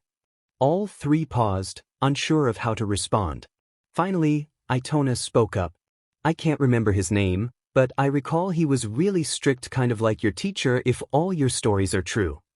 Okuda, with a playful smile, added, Yeah, last year was a blur. They both knew that was far from the truth. Last year was one they would never forget. As the conversation continued, dinner soon came to an end. They made their way back to the common room, deciding it was best to get some rest. The next morning in the UA dorms, the students began their day, each following their unique morning routines. Momo, an early riser, was already at her desk reviewing notes for the day's lessons. She exchanged a few words with Uraraka, who was groggily getting ready and still half asleep. Down the hall, Bakugo's explosive personality was evident even in the early hours. Kirishima, trying to match his energy, attempted a friendly morning greeting only to receive a grumbled response. In another part of the dorms, Tsuyu, with her calm demeanor, smoothly went about her morning routine. She exchanged a nod with Ida, who was meticulously arranging his school supplies. Midoriya had managed to get a bigger room, allowing Itona and Okuda to sleep on airbeds. The soft morning light filtered into Midoriya's room, signaling the start of a new day at UA. Midoriya, Itona, and Okuda were getting ready for their classes. Midoriya, fully awake and brimming with excitement, couldn't contain his enthusiasm. Wakey, wakey! We don't want to be late for class. Okuda, still half asleep, mumbled in protest, Oh man, do we really have to wake up now? Itona, groggily responding to the commotion, grunted. Midoriya playfully nudged Itona, trying to rouse him. Come on. We've woken up earlier than this before. Okuda, surrendering to the wake-up call, reluctantly admitted, I guess you're right. Itona, now more aware, grumbled, I'm awake. I'm awake. He paused, then voiced his frustration. I'm tired of answering so many questions from your classmates, Nagisa. Okuda, with a teasing smile, countered, Well, wouldn't you do the same? Midoriya chuckled, recalling Itona's chaotic transfer. We did that to you when you transferred, right? Itona, now fully awake, rolled his eyes. Fair point. As they continued their morning routine, Midoriya couldn't help but smile sadly. Are you guys still getting used to being with Class 1A instead of E-Class? Okuda, adjusting her uniform, nodded. Even though we've been in regular school for a while, it feels strange to be in a class now. Itona, fiddling with his support gear, added, Yeah, at least they aren't as difficult as the last A class. Midoriya, empathizing with his friends, said, Well, now we know how the Big Five feel. Okuda, fumbling with her tie, sighed, I still can't get used to this uniform. It's so different from what we wore back in E-Class. Midoriya, adjusting his own tie expertly, grinned, Well, we have uniforms now. As the students finished getting ready, they gathered in the common area, sharing a few words and laughs before heading out. The aroma of breakfast wafted through the air, courtesy of Sato, who had taken on the role of the dorm's unofficial chef. They sat down to eat before making their way to campus. Itona and Okuda parted ways with the rest of Class 1A, and everyone arrived at class safely. The Class 1A students filed into their homeroom, chatting as they prepared for another day of hero training. Aizawa observed them with his usual disinterested gaze. Leaning against his desk, Aizawa spoke in his monotone voice. "Good morning, class. We have some important training today, so listen up." Kirishima nudged Kaminari and whispered, "I wonder what kind of training we're in for today." Kaminari shrugged. "Who knows? Aizawa-sensei always keeps us on our toes." Aizawa continued, "Today's lesson is all about adaptability. Heroes need to be prepared for any situation, and that means being able to think on your feet." Mina twirled a strand of her hair and mused, "Adaptability, huh? This sounds interesting." Aizawa, scanning the room, added, "I've invited a special guest to help with today's lesson. Pay attention and learn. You never know when these skills might save your life." Ida adjusted his glasses, unable to hide his curiosity. "A special guest? I wonder who it is." As Aizawa spoke, the classroom door slid open, revealing Present Mike with his usual energetic flair. "Surprise, surprise. Today, we're diving into some unexpected scenarios to test your ability to adapt. Buckle up, kiddos." Bakugo muttered to himself, grumbling, "This better be worth my time." Aizawa raised an eyebrow. "Bakugo, want to repeat that?" Bakugo tensed up and replied, "No, sensei." The students made their way to ground beta, excited to see what was in store for them. Across the field, Todoroki and Momo strategized quietly, focusing on their quirks. Aizawa interrupted the chatter and signaled the start of the lesson. Present Mike added a burst of energy. "Your first challenge begins now. Show me your adaptability." After the lesson was over, the kids returned to the main campus, still buzzing about the training. Kirishima couldn't contain his excitement, exclaiming, "Man, that was cool." Kaminari, feeling a sense of camaraderie, chimed in, "Bro, I think we all passed those challenges." Uraraka, still caught up in the thrill, exclaimed, "Wow, that training was so fun." Mina added, "And better than the combat training we had the other week." Midoriya, curious about the sentiment, questioned, "Was it that bad?" Jiro offered her perspective, replying, "It was tiring, that's really it." Siro dramatically expressed his exhaustion, proclaiming, "Tiring? That was horrible. I thought I was going to collapse." Mineta, reflecting on the difficulty, shared, "This practice was pretty hard too." Bakugo dismissed the challenge, stating, "Oh, stop being weak. This was child's play." Kirishima cautioned Bakugo, whispering, "Are you crazy, Bakubro? Keep your voice down before Aizawa magically hears you and makes us do more work." Tsu remarked, "Aizawa seems more tame these days." Ida attributed it to the class's progress, asserting, "I believe it's just because we are getting better."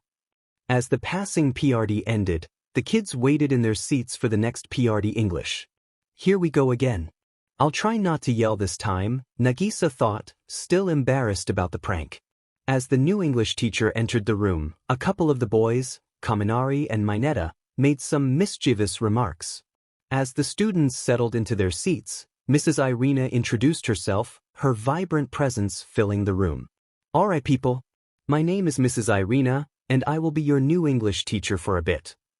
Mina leaned over to Kirishima, a mischievous glint in her eye, and whispered, "This is gonna be interesting." Mrs. Irina, catching snippets of the side conversation, raised an eyebrow and remarked with a playful smirk, "Oh, I promise, interesting is an understatement." Meanwhile, Todoroki exchanged curious glances with his classmates, wondering how this new teacher would fit into their already eventful school life. Bakugo, unimpressed, muttered to himself, "Another weird teacher. Great." Mrs. Irina, unfazed by Bakugo's lack of enthusiasm, clapped her hands together, adding, "But enough about me. Let's dive into the fascinating world of English literature. Get ready for a journey, my dear students." There is no way this is the same teacher who is a professional assassin. But I guess she did say how important it is to be able to act another personality, Nagisa thought, impressed by her acting skills.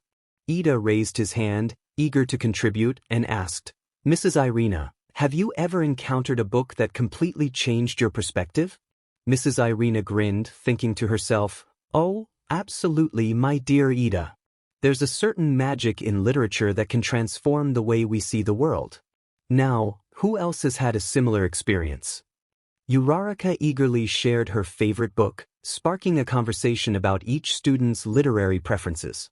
Mina animatedly described a thrilling action novel, while Jiro praised the works of a well-crafted mystery. Kirishima, sporting an enthusiastic grin, chimed in. I never thought I'd enjoy reading until I stumbled upon this one manga series. It's like a hero story but with a twist. Mrs. Irina nodded, encouraging the students to explore diverse genres.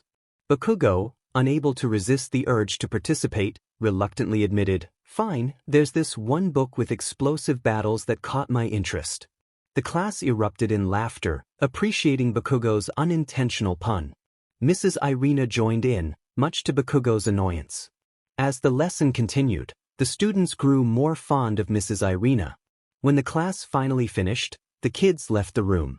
Midoriya stayed behind to talk to his former teacher. Wow, Professor Irina, I never knew you could teach like that, Midoriya remarked. Yeah, whatever. Ritsu made me study this job since the day she suggested I teach, Irina replied dismissively. Midoriya grinned, shifting the topic. So, have you had a chance to explore the campus? And thanks for not throwing a knife at me this time. Next time I throw it, you won't catch it, Irina retorted with a sly smile. As if Karasuma would let you harm me like that, Midoriya teased. You guys are so annoying, Irina muttered, rolling her eyes. Whatever, go talk to the other teachers. I have to get to my next class, Midoriya sighed. I get to teach Itona and Okuda next PRD. Yay! She added with mock enthusiasm. They both left the classroom, but in the hallway, Irina was interrupted by Nemuri. Oh my gosh, you're the new teacher, right? I've heard so much about you. Nemuri exclaimed, practically bouncing on her toes. Irina, caught off guard by Nemuri's enthusiasm, chuckled, yeah, that's me. And I've heard about you too, Pro Hero Midnight, right? Nemuri blushed. Oh, you know about me. That's so cool. I've been dying to meet you. You can call me Nemuri, though. Irina smiled. Well, I'm glad we met. Nemuri leaned in, whispering excitedly, you have no idea how much I've wanted to chat with someone who's not all serious and hero-like. I mean, have you seen these students? They're a handful. Irina laughed. Tell me about it. Teaching 1A was like dealing with a bunch of hyperactive squirrels. And don't get me started on Bakugo. Nemuri nodded. Oh, Bakugo. That kid has fire both in and out of the classroom. It's entertaining, though. Irina eventually glanced at her watch. Oh, I've got to head to my next class. Teaching the support course awaits, she sighed. Nemuri grinned. Well, I'm sure they'll be in for a treat with you as their teacher. Let's catch up later, okay? Absolutely. Irina agreed, giving a playful salute. We'll have to exchange more stories. See you around, Nemuri. See you, Irina. Looking forward to it. Nemuri waved as Irina quickly walked down the hallway. That was unexpected.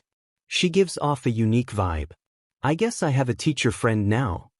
Irina thought, still a bit confused. Sometimes she acts without really thinking. During math class in 1A, Midoriya's phone unexpectedly rang. Oh, I'm sorry, Sensei. I have to take this. It's my mom. Midoriya hastily excused himself, though he was lying. Ritsu was the one calling him. Hey, Nagisa, bad news. Ritsu started the conversation. Oh, what happened now? Midoriya responded in Russian. Kiara skipped her training yesterday, and Mr. Karasuma found out, Ritsu informed him. Skip training? She would never do that. Oh wait, yesterday was the whole fire incident, right? Midoriya connected the dots. Yep, and instead of telling Karasuma, she decided to keep it under wraps. Anyway, you have to go on the mission tonight with Itona. He's punishing her for not being there, Ritsu explained. Oh no, so I have to lie to my classmates again? Midoriya sighed. But it's okay, I already have an email being sent to Aizawa that says you will be out tonight to attend a gala, Ritsu reassured him. A gala? So fancy, Midoriya chuckled. Yeah, it was Yada's idea. Her last mission with Hayami was to take someone out at a gala, Ritsu added. Oh, okay then, Midoriya agreed. Tell Kiara thanks for not exposing us, Midoriya said before the call concluded with a casual, no problem. Bye, Nagisa. Mina glanced at Jairu when Midoriya left the room. They were both thinking the same thing, she should use her quirk to listen in. She tried her best, but she was surprised when they started speaking in Russian. She couldn't make out anything from the conversation, much to her disappointment. Mina noticed Jairu's eyes widening, and Jairu silently indicated that she couldn't hear anything. Midoriya entered the room again, and they continued the lesson as if it were any normal day. When class was over, the kids made their way to the lunchroom. It was lunchtime, and Itona and Okuda couldn't sit with Class 1A due to support class bonding. As Class 1A settled down, the usual chatter began, until Mina decided to stir the pot. Hey Midoriya, who was on the phone during math? Mina asked, her eyes sparkling with curiosity. Jairu leaned on the table, adding, yeah, it seemed kind of urgent. Everything okay? Midoriya hesitated, trying to downplay the situation. Oh that? It was just my mom. She wasn't feeling well, but she's a bit better now. Oh no, that's tough. I hope she gets well soon, Uraraka said, her concern evident. Yeah, moms are the best. Is she still in the hospital? Kaminari asked sympathetically. Midoriya nodded. Yeah, but it's nothing too serious. She just needed some rest. As the lively lunchtime conversations continued, Todoroki leaned in and asked, Midoriya, you've been through a lot lately. How are you holding up? Midoriya flashed a reassuring smile. I'm fine, Todoroki. Just dealing with the usual hero stuff. Kirishima, always eager for a good story, chimed in. Speaking of hero stuff, did you guys catch the news about Endeavor's latest battle? Yeah, that was insane. The flames were like whoosh, boom. Kaminari exaggerated, gesturing dramatically. Siro chuckled. I'd pay to see you do a reenactment, Kaminari. Todoroki sighed. Can we not talk about Endeavor right now? Momo grinned. Sure. Uraraka nudged Midoriya playfully. So, when are you introducing us to your mom, Midoriya? Ida, ever the responsible one, added with a hint of authority, it would be a good idea. We could organize a little get-together or something. Midoriya chuckled nervously. Maybe sometime in the future. She's still recovering and you know hero schedules and all that. Bakugo interjected, a hint of annoyance in his voice. Just don't go crying to mommy if you can't handle the training, Deku. Midoriya smiled sheepishly, stuttering. Don't worry, Kaken. I can handle it just fine.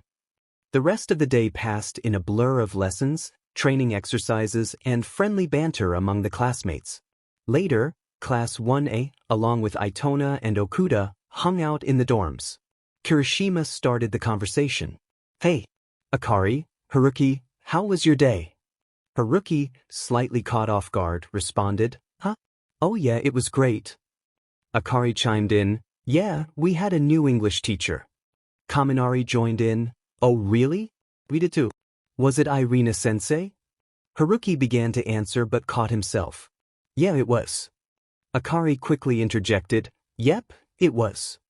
Midoriya shot Haruki a glare for nearly revealing too much, and Haruki responded with an apologetic look.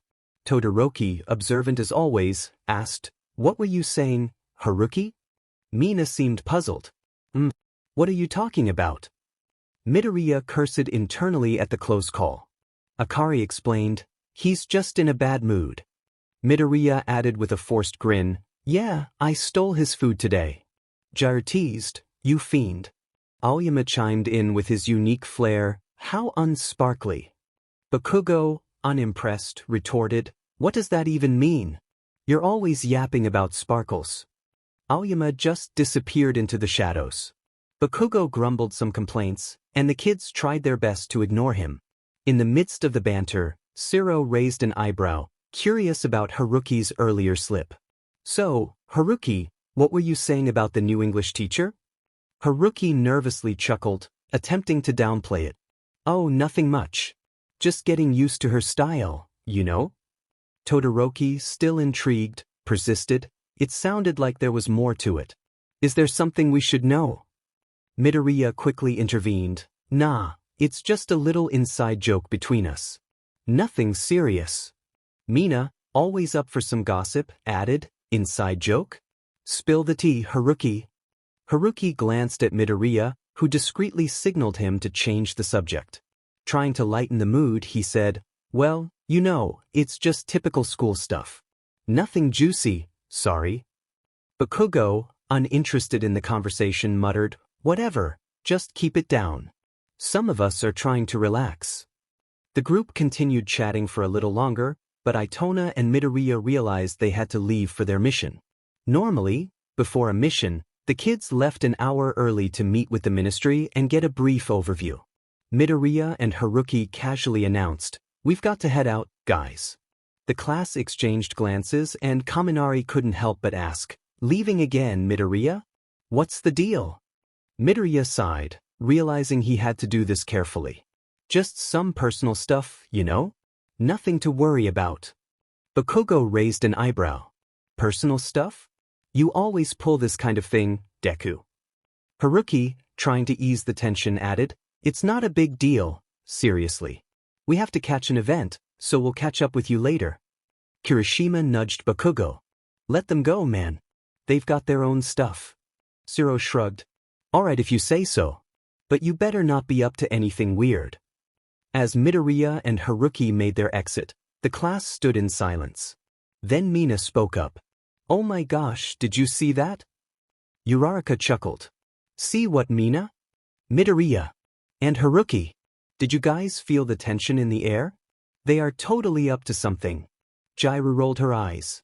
Mina, you're exaggerating. They're probably just going somewhere together. Hagakure, intrigued, chimed in. That sounds cool.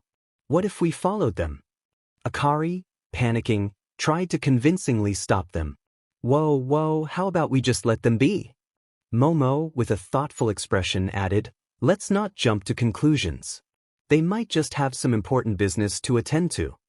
Chu teasingly croaked, Mina, you're acting like a little kid right now. Mina blushed. I can't help it. It's just so exciting. But you know what's even more exciting? A girls' party. Snacks, music, and gossip, let's do it. The girls agreed, and they all left, leaving the boys in confusion. Once in their room, Mina exclaimed, all right girls. Now that we have some privacy, spill the tea. Tell me your crush stories, your wildest dreams, anything. Jairu rolled her eyes. Mina, not everyone has exciting crush stories like you. Mina grinned mischievously. Well, what about you, Akari? Any juicy secrets from your time in middle school? Akari chuckled.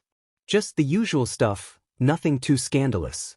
Midoriya was always the center of attention, but he handled it surprisingly well. Mina continued to lead the conversation, eager to create a lively atmosphere. Come on, Akari. You must have some awesome stories from your time in middle school. Spill the tea. Akari hesitated, glancing at Uraraka and the others. Well, it was pretty normal, you know? Just the usual stuff. Mina pouted. You're no fun. We're sharing secrets here. Momo interjected, let's respect everyone's privacy. If Akari doesn't want to share, we should move on. Mina proudly declared, well, first things first, let's talk about crushes. Anyone got a secret crush?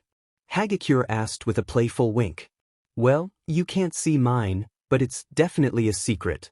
Jairu smirked. Mina, this isn't a sleepover, but fine, I'll play along. I might have someone in mind. Mina's eyes lit up. Spill the tea, Jairu. The girls continued their lively chat, laughing and sharing stories. Mina, always full of energy, clapped her hands. Alright girls. Next on our girl party agenda, Nail painting. Who's in? Uraraka grinned. Sounds like fun. But can we even find enough polish for everyone? Mina opened a drawer, revealing an impressive collection of colorful nail polishes. I've got you covered, Uraraka. Pick your colors, ladies. Excitement filled the room as the girls selected their favorite hues. Hagakure chose sparkly pink, while Momo opted for a more sophisticated deep red. The others picked their colors with sparkles in their eyes. As they painted each other's nails, the atmosphere turned cozy. The girls continued their conversation, seamlessly transitioning from girly topics to discussing their class and recent events. Class has really been dragging lately, Mina remarked, a hint of frustration in her voice.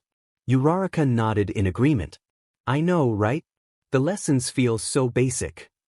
Momo chimed in, removing her nails from the UV light. I see what you mean. But the pros have been dealing with more challenges lately. Sue interjected softly, I'm not sure that's the case. I heard there have been fewer incidents with villains. Uraraka's eyes widened as she considered this. Oh yeah, and the underground heroes have less work too. Jiraiya remarked. Well, at least the class feels somewhat normal. Momo nodded, adding, if you ignore the recent changes in teachers, sure. Akari sat in silence. On one hand, she loved spending time with these girls, they were so much fun. But on the other hand, her loyalty to Class E was unwavering. She knew Midoriya's classmates were becoming suspicious of him, and she wanted to help him out. Maybe if I just contribute to the conversation, I can learn what they know and help clear his name. Kari thought, smiling. She hesitated before speaking up, her voice trembling slightly. Don't you think Izuku is acting a little strange? The room fell silent. Mina paused her nail painting. Uraraka responded with a thoughtful hum. Momo followed suit, albeit more reservedly. Why? Akari's heart raced, worried she had made a mistake. But to her surprise, Mina's face lit up with excitement. OMG! You noticed it too. Sue chimed in, sharing Mina's enthusiasm. Oh, this is good. Uraraka nodded, her curiosity piqued. We can finally figure out what's going on with him. Mina jumped up from her seat, her eyes sparkling with enthusiasm. Let's brainstorm, girls. What could be happening with Midoriya? Uraraka leaned forward, her expression serious. Do you think it's related to his quirk? Maybe something happened during his hero training. Jiraiya shook her head. I don't think so. He's always been dedicated to his training, even more so than the rest of us. Momo paused for a moment before offering her input. Perhaps it's something personal. Has anyone noticed him leaving campus more often than usual? Akari listened intently, relieved that her plan didn't backfire. She remained silent. Mina turned to Akari, noticing her thoughtful expression. Hey, Akari, what do you think? Caught off guard by the sudden attention, Akari hesitated before responding. Not sure. He's just been different lately. Darn. I need to get better at this acting thing. Maybe Keanu can help me. Mina's eyes lit up with excitement as she proposed her idea. You know, we could always check his room. Maybe there's something there that can give us a clue. Oh no. How about we don't do that? Uraraka hesitated, her brows furrowing in concern.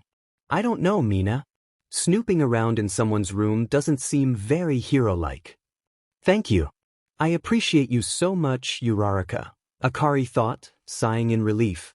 Jiraiya nodded in agreement. She's got a point. Invading someone's privacy isn't the best approach. Momo calmly stated, perhaps we could simply talk to him directly, express our concerns and offer our support. We've tried talking to him.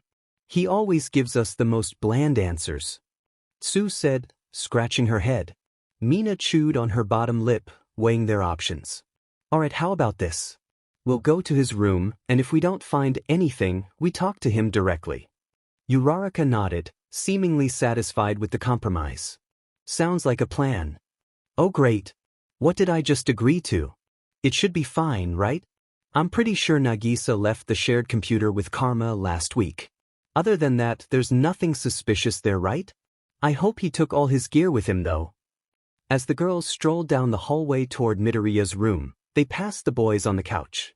They were engrossed in an American sport, yelling at the TV. Ignoring them, they decided to discuss their plan. So, what do you think we'll find in Midoriya's room? Mina asked, her eyes sparkling with anticipation. I bet it's still covered in All Might posters, Jiraiya chimed in, adjusting her earphone jack with a smirk.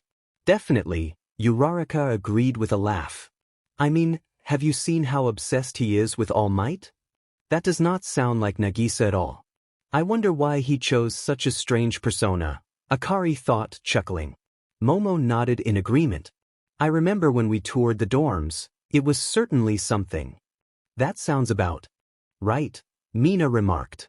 The girls pushed open the door to Midoriya's room, expecting to be greeted by a vibrant display of All Might memorabilia. However, what they found left them utterly stunned. Oh, where's all the All Might stuff? Mina gasped, her eyes scanning the room in disbelief. It's like a completely different room, Uraraka remarked, her voice tinged with confusion.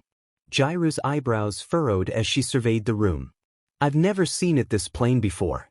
What's going on?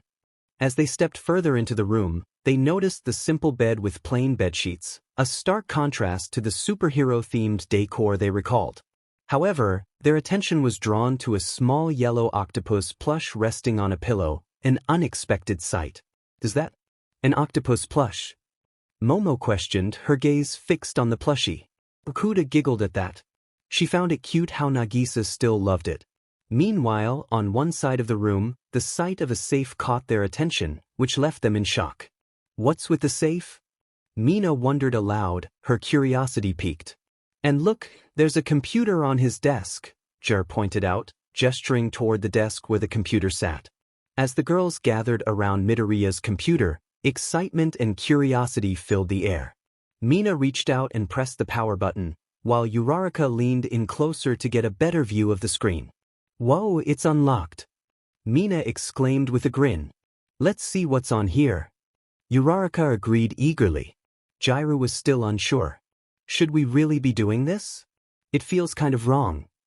Momo nodded in agreement, adding, I agree with Jiraiya.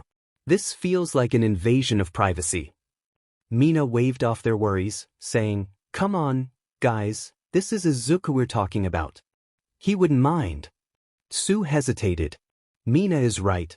First his weird behavior, and now the whole room being different? It's like a whole new Midoriya. As they scrolled through Midoriya's computer, their excitement grew with each click. Look, there's a folder labeled Middle School. Mina exclaimed, her eyes widening with anticipation. Maybe we'll find some clues about what's been going on with him. Uraraka chimed in, her voice brimming with enthusiasm. They eagerly attempted to open the folder, only to be met with a prompt for a password. Oh, of course it's locked. Jiraiya exclaimed, disappointed. Momo furrowed her brows in thought.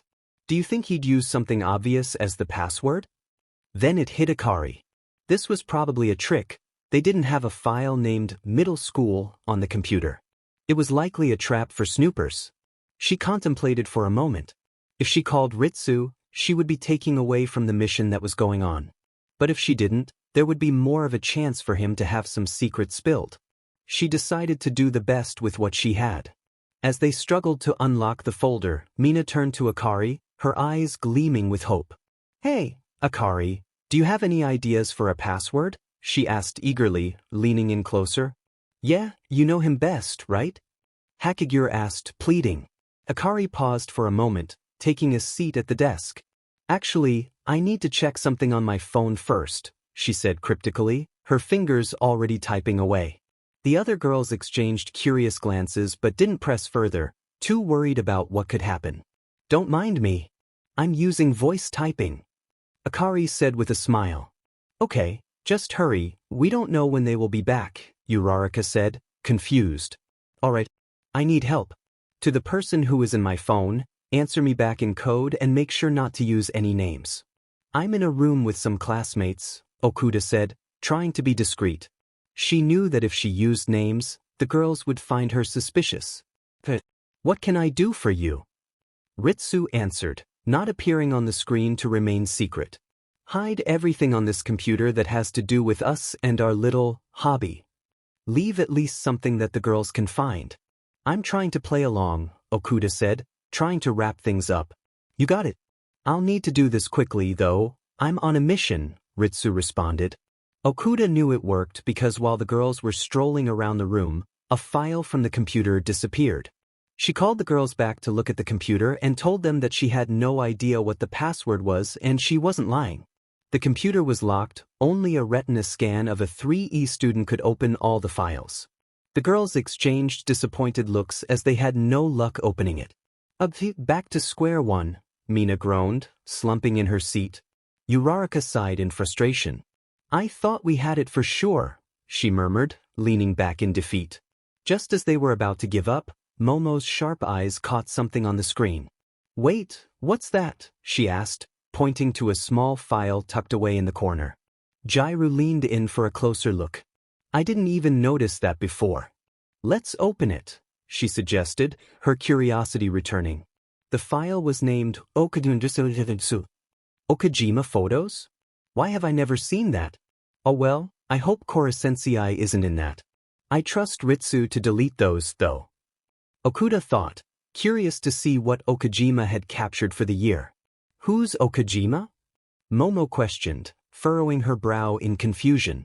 Jairu quickly clicked on the folder, revealing a series of photos. Wait a minute, she trailed off, her eyes widening in recognition. Mina leaned in closer, her curiosity piqued. Is that Akari? She asked, pointing at one of the photos. Uraraka's eyes widened in surprise. It is, she exclaimed, her voice filled with disbelief. Akari blushed, feeling a mix of embarrassment and curiosity. Oh yeah, that is me in middle school, huh? Hagakure, stunned by the photos, said, but you look so different. Uraraka, amazed at her change, asked, you grew out your hair? Okuda turned red. Curse Okajima for his photos. I thought we agreed never to look at my witch costume again. Akari nodded in agreement. Yeah, it wasn't really my best look, she admitted quietly. Momo's eyes widened with excitement. Oh my god. You look so cute in the picture of you and the girl with dark blue hair, she exclaimed, pointing at the screen. Mina leaned in closer to get a better look. Whoever took these photos is amazing. Look at the one with the blonde girl in the sunset, she remarked, marveling at the quality of the images. Tsu's gaze shifted between the different pictures. The girls in the kimonos at the bottom are gorgeous.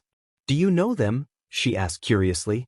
Kari hesitated before responding. Why yeah, I know some of them, she said, her voice slightly tense. Then, to everyone's surprise, the file mysteriously locked.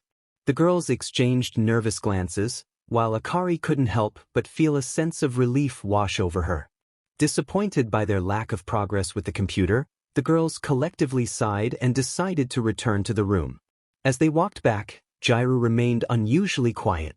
Concerned, Uraraka spoke up. Hey, Jairu, is everything okay? She asked, her voice filled with worry. Jairu hesitated for a moment before brushing off their concern. Yeah, I'm fine.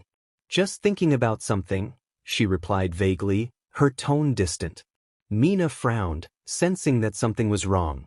Come on, Jairu, you can tell us if something's bothering you, she urged gently, her eyes filled with concern. Jairu shook her head, offering a weak smile. It's nothing really. Just need some time to process everything, she reassured them, although her words quieted down. Once they arrived back in Mina's room, Hagakure tried to lighten the mood. Hey, don't worry too much, guys. We'll figure out what's going on with Midoriya eventually, she said optimistically. Tsu nodded in agreement. Yeah, Hagakure's right. Let's try not to stress too much about it for now, she chimed in, forming a reassuring smile. Mina perked up at the suggestion. I've been dying to watch Legally Blonde. It's such a classic, she exclaimed, her excitement infectious as she rummaged through her DVD collection to find the movie. Uraraka and Akari exchanged amused glances before joining in on the enthusiasm. Sounds like a plan, Uraraka agreed with a grin, while Momo nodded in approval. With the decision made, the girls settled down on Mina's bed, ready to enjoy their movie night together. As the movie played on, the girls couldn't help but add their own commentary, giggling at the funny scenes and sharing their thoughts on the characters. "Oh my gosh, Elle is such a queen," Mina exclaimed, her eyes glued to the screen as she admired the determination. Uraraka chimed in, "I love how she proves everyone wrong and follows her dreams. It's so inspiring." Momo nodded in agreement, a small smile playing on her lips. "Definitely. It just shows that you can't judge someone based on appearances alone." Throughout the movie, the girls loved every part of it, forgetting their earlier worries for the time being. Once the credits rolled and the movie came to an end, Akari suddenly spoke up, her voice hesitant yet determined. Guys? I think I'm going to head out for a bit. I want to visit my parents' house." The other girls exchanged confused glances, not quite understanding Akari's sudden decision. However, they respected her choice and nodded in agreement. "Sure, Akari. Just let us know if you need anything," Uraraka said, her tone supportive yet curious. Jairu was not oblivious. There was clearly something off with Akari and Midoriya. She sat in silence during the last half of the movie, contemplating what could be happening between them. Akari's first mistake was calling Midoriya by his first name, which indicated a closeness that included Haruki. There was no way she was unaware of what was going on. Second, Akari had been quiet whenever they discussed Midoriya. Third, when they made their way to the room, she seemed to block them from searching certain areas. Fourth, she sat down at the computer and began speaking into her phone in a language Jairu couldn't understand. What could she possibly need to do that for? Fifth, Akari appeared in some pictures on Midoriya's computer, which raised even more suspicion. She looked surprised to see the photos too. Lastly, all three of them, Haruki, Midoriya, and Akari, were quick to think on their feet.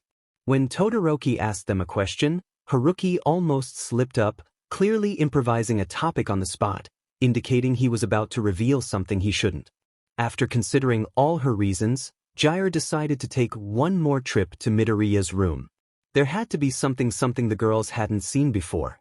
As she made her way to Midoriya's room, a nagging feeling of unease gnawed at her insides. Something just didn't feel right about the whole situation.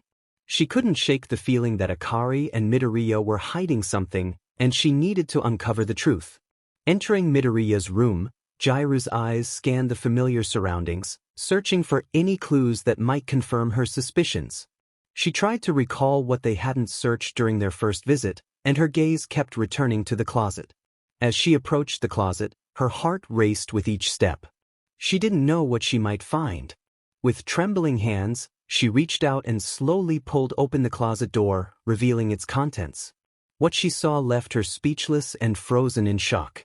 Tucked away among Midoriya's belongings were weapons: 3 knives, one of which was green and appeared to be a toy, along with a small gun and even a sniper rifle. There were also boxes of ammunition. One box contained BB-like bullets. The longer she looked, the stranger things became. A wave of panic washed over Jairu as she struggled to comprehend what she was seeing. Why would Midoriya have weapons hidden in his closet? What was he planning to do with them? Her mind raced with questions and worst-case scenarios, each more terrifying than the last. Could Midoriya be in danger? Or worse, could he be planning something dangerous himself? Was he a villain? The UA traitor? Panicked, she picked up the green knife, which felt rubbery and had strange letters on it. Suddenly, her internal voice screamed at her. Her eyes widened as she realized she shouldn't have touched anything. He could know if he remembered where they were placed. Quickly, she put everything back in its place, praying he wouldn't notice. Should I report this to Nizu? What would happen? Is this really his stuff? She was truly panicking now. She tried to recall all the times they had been together in class. Midoriya was one of the kindest people in 1A, and he would never hurt anyone. She tried to brush off her concerns, but the thought still troubled her. Then something struck her. Those weapons looked like they had been used recently, and there was space for more. Based on the arrangement of the clothes and items in the closet, the weapons were on top. In a typical closet, a rarely worn dress would be at the bottom, buried under other clothes or shoes. One example was a shoebox that had something on top of. From that, she could tell he hadn't used the shoebox or whatever was inside for a while. The weapons, however, were at the top, suggesting they had been used recently. She paused for a moment, then made a decision. She returned to the room, choosing to keep her mouth shut about everything. The time would come when she would get answers. Talking to Nizu might break the trust he had in Class 1A. After watching the movie, Okuda left the UA dorms. Because she was really hungry and needed to catch up with the E-class girls. She entered the house, only to see Yoshida, Muramatsu, Takebayashi, and Justice. Studying? Wow, I never took you guys for nerds, Okuda remarked with a playful grin, crossing her arms over her chest. Muramatsu glanced up from his notes, offering a nonchalant shrug. Whatever, we all have a test on the same thing soon, and Takebayashi is helping us. Ah, that's so cute. Okuda teased, her smile widening as she looked at Takebayashi. Ignoring the teasing, Okuda turned her attention to Justice. Do you guys know if Nagisa and the others are back from their mission? I don't know, they have been gone for a while, Takebayashi replied, furrowing his brow in thought. Terasika is probably falling asleep. He has an early bedtime, Yoshida chimed in with a chuckle. Haha, that reminds me of one of the kids from UA. Anyway, where are the girls? Or anyone? Okuda asked, glancing around the room. I'm pretty sure a couple of them are in the spa. Something about an everything day, whatever that means, Muramatsu replied, his gaze returning to his notes. Okay, try not to stay up too late. Okuda called over her shoulder as she turned to leave. Who are you, Hara? Yoshida joked, earning a laugh from the others. Ha, very funny. I'm going now, Okuda replied, waving goodbye as she exited the room. With her goodbyes exchanged, Okuda made her way down the hall towards the spa. As she opened the door, she could see Meg, Keano, and Okano relaxing on chairs while Nakamura, Kanzaki, and Yada were doing their hair. Hayami, Hara, and Fua were all passed out, sleeping on massage chairs. Okuda's sweat dropped at the sight. Oh, hey there, Okuda. Nakamura greeted with a friendly smile, waving her over to join the group. Oh, I thought you were busy with all your hero stuff. Too good to hang out with us, huh? Nakamura teased, nudging Okuda playfully. Now you all know that's not true. And we literally talked on the phone yesterday. Okuda chuckled, shaking her head at their playful banter. She glanced around the room and noticed Hayami asleep in one corner. Is Hayami asleep? Keano turned her head and laughed at the sight. Oh, it looks like Fua and Hara are passed out as well, Okano remarked, pointing to the other sleeping figures in the room. So, what's up? Why are you here so early in the week? Meg asked, curiosity in her tone. Oh well, I decided to come over since Nagisa and Itona are gone on a mission, Okuda explained, settling into a nearby chair. Oh right, they still aren't back? Keano asked, raising an eyebrow in surprise. I guess not, but I asked Ritsu a little bit ago, and she said they should be wrapping up. They are most likely at the ministry right now, Kanzaki chimed in. So, how's life at the dorms? Keno asked, curiously. Oh yeah, did you guys know that Okajima made a photo album of us during 1 month? Okuda shared excitedly, reaching for her phone to show them the pictures. Oh no, he didn't. Meg exclaimed, leaning in closer to get a better look. I really hope they are appropriate, Hinano interjected, joining the conversation from the other side of the room. Don't worry, they are actually so cute. There was even one of Mr. Karasuma and Beach Sensei. Okuda laughed, scrolling through the photos on her phone. Oh my gosh, that's so cute. Keano exclaimed, her eyes lighting up with delight at the adorable pictures. Okano raised an eyebrow, her expression curious. But how did you see them? I thought the computer was with Nagisa. Nakamura interjected. Wasn't it with Karma? Okuda shook her head, her lips pursed in thought. Actually, it was still in Nagisa's room. Keano leaned forward, her eyes and smile wide. Oh, then how did you get to it? Okuda began to explain. His klasm. Keano interrupted with an exclamation. Oh my gosh. Why are his classmates so troublesome? Nakamura chuckled, shaking her head. Well, you can't blame them, I always love some good drama. Okano smirked playfully, teasing Nakamura. Yeah, but that's because you are like the devil. Nakamura's eyes widened in mock offense. Hey, what? Kanzaki giggled at the playful banter between Nakamura and Okano. Just as they were about to start the next conversation, the spa intercom rang. Hey girls, I heard you guys were in the spa. Get a chair ready for me, I'm super tired. The girls looked at each other and smiled. The intercom jolted Hayami awake, and she blinked in surprise at the sight of Okuda. Okuda? Since when were you here? Hayami yawned. Well, you were sleeping pretty well, Okuda chuckled. I was going to take a picture of you. You looked so cute, Nakamura teased. Nakamura, I know I'm tired, but I can still take you on, Hayami joked. Ha. She's joking, right? Nakamura glanced around, seeking confirmation. Obviously, Keano and Okuda chimed in unison, rolling their eyes. Yada finally made it to the spa, and the girls settled down to chat. So, how was the mission? Kanzaki asked. Oh, it was great. The ministry is going to send another group to collect the data from the villains we stopped, Yada replied. Is everyone okay? Like in one piece? Okano pressed, moving from the chair to the floor. Yeah, we didn't get into any bad situations, though Terasika almost blew our cover because he was arguing with Nagisa, Yada explained. Arguing with Nagisa? Is Terasika okay? Keano laughed. Yes, hi, he's fine, Yada assured them. After a bit more catching up, the girls made their way downstairs. It wasn't that late, and Nakamura convinced them to indulge in some sugary snacks. Okuda entered the common room with a bright smile, greeted by the sight of Nagisa, Itona, and Terasika getting settled in.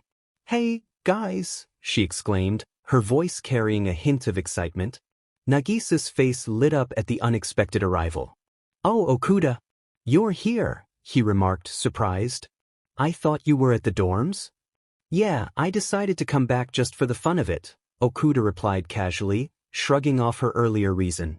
Nakamura, with her usual playful banter, said, No, she's lying.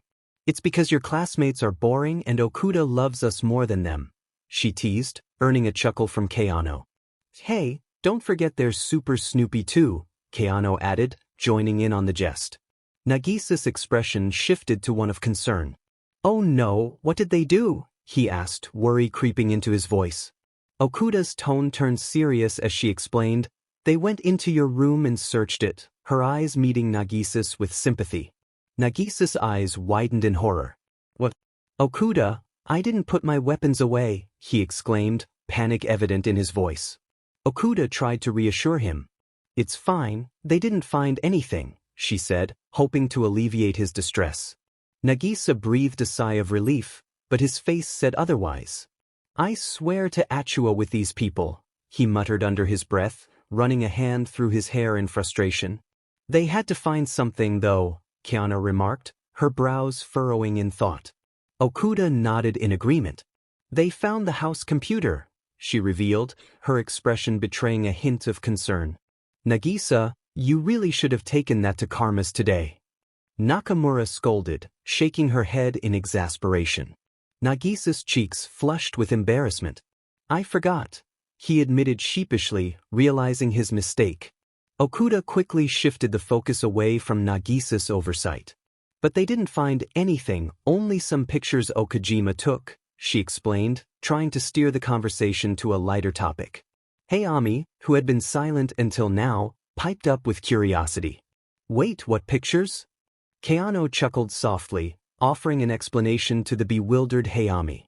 You were there, oh wait, I forgot you were sleeping, she remarked with a playful grin. Meg jumped in with excitement. He took some pictures of us last year. They came out super cute, she exclaimed, her eyes sparkling with enthusiasm. Hinano's face lit up with delight. We all look amazing in them, she exclaimed, her voice filled with admiration. Hayami's face contorted in disgust. No. I look so horrible in pictures. As the conversation continued, time passed. Soon, Nagisa, Okuda, and Itona had to leave. They called Itona from his room using the intercom, said their goodbyes, and left, returning to UA. Nagisa was not going to let his classmates get away with snooping. He had to come up with a plan and make sure he was more careful from now on. Well, there goes my trust. I really thought they were better than this, but I guess I was wrong. Nagisa sighed. Midoriya couldn't believe it. His classmates really couldn't be trusted. He needed to do something to keep them off his trail, something that would stop their suspicions. Suddenly, an idea popped into his mind. When he returned to the dorms, he spotted most of his classmates gathered around the couch, deeply engrossed in a movie. He made his way over and found Mina and the others sitting on the carpet nearby. "Hey, Midoriya." Mina greeted with a smile. "Hey." Kirishima chimed in. "Welcome back. Isn't it a little late?" Uraraka asked, her voice tinged with concern. "Where were you?" Jaira questioned, an accusatory note in her tone. "Are you okay?" Momo inquired, worry evident in her eyes. He paused, gathering his thoughts before speaking up. "Well, I was okay. Until I went into my room and found things out of place. You guys went through it, didn't you?" He allowed a hint of hurt to seep into his voice, doing his best to sound genuinely affected. The TV clicked off, and a heavy silence fell over the group. The boys looked bewildered, while the girls exchanged guilty glances, fully aware of what he was referring to. "Oh," Momo whispered, her voice filled with regret. "We're really sorry. We didn't mean to snoop," Uraraka apologized earnestly. "Then why did you do it? Are you really that untrustworthy?" Midoriya's frustration was palpable. "Well, what are you guys talking about?" Kirishima interjected, looking from one person to another in confusion. "Sneaking into his room?" Kaminari echoed, furrowing his brows. "That is very unheroic. What could you possibly have needed?" Ida added, his disapproval unmistakable. Midoriya, are you sure you're not reading too much into this?" Zero suggested, trying to calm things down. "You've been acting so different lately. Can you blame us?" Jaira challenged, her glare sharp. Midoriya sighed, deciding it was time for the next part of his plan. "You want to know why I keep leaving? Why I'm so secretive these days? Fine. I'll tell you. My mother has a serious illness. She's really struggling. I didn't realize you all felt the need to snoop into everything I do. I thought I could trust you. I even heard some of you think I'm a villain." "Really?" He shook his head, feigning hurt. "I've always been honest with you. I try to tell you everything, but maybe that trust is gone now. I'd never do anything to hurt any of you." He forced his voice to crack as he spoke, willing himself to look sad. A quick glance around the room showed it was working. Some of the girls looked ashamed, and the rest of the class seemed genuinely concerned. "I'm going back to my room. Don't knock unless it's an emergency," he declared, turning on his heel and heading down the hall. As soon as he was out of sight, a small smile broke out on his face. "That seemed to work. Great. Now, I just need to do a bit of damage control." Back in his room, he started tidying up, rearranging things to make it look less suspicious. Then he noticed his computer. This was supposed to be with Karma today. I'll give it to him tomorrow. He needs it for training before his mission on Tuesday. He moved to his closet, but his heart dropped when he saw that his equipment had been moved. This was bad. Being caught with unapproved items on campus could get him expelled. He hoped none of his classmates had discovered them. Then he remembered Okuda had been with the girls during their search. She would have prevented them from finding anything. With a sigh of relief, he decided to lock his equipment in a safe place, hiding them further out of sight. By the time he finished cleaning, it was very late. He lay down, trying to gather his thoughts for tomorrow. Where are the others? Right, Itona is skipping class, and Okuda's sleeping over at the house. Itona must be getting sick of the others. Midoriya's eyes drifted closed, a small smile on his face as he thought of how well he'd pulled off the day. With his plans in place, he let sleep take over, ready to face whatever came. Morning arrived, but the tension from the previous night lingered thickly in the air, casting an awkwardness over breakfast. Bakugo wasted no time, confused by the class's silence. "All right, what happened last night? Why are all of you so quiet?" Midoriya greeted him with forced cheeriness. "Good morning, Kaken. We just had a little chat about trust and reliability last night." Bakugo clicked his tongue in irritation. "Teeth, whatever. The rest of breakfast passed in a blur. Class 1A strolled into the room, greeted by the sight of Vlad King, their history teacher, standing at the front. "All right, students. We have a special lesson for today," Vlad King announced. The class exchanged curious glances, intrigued by what their lesson could entail. "Have you ever wondered what happened to our moon?" Vlad King prompted. Midoriya, who had been distracted, now focused his attention. Momo eagerly raised her hand. Didn't it get destroyed by a cruel villain?" Midoriya winced at Momo's mention of Koro-sensei. Vlad King nodded. "Yes, very good, Momo. The moon was indeed destroyed by a villain."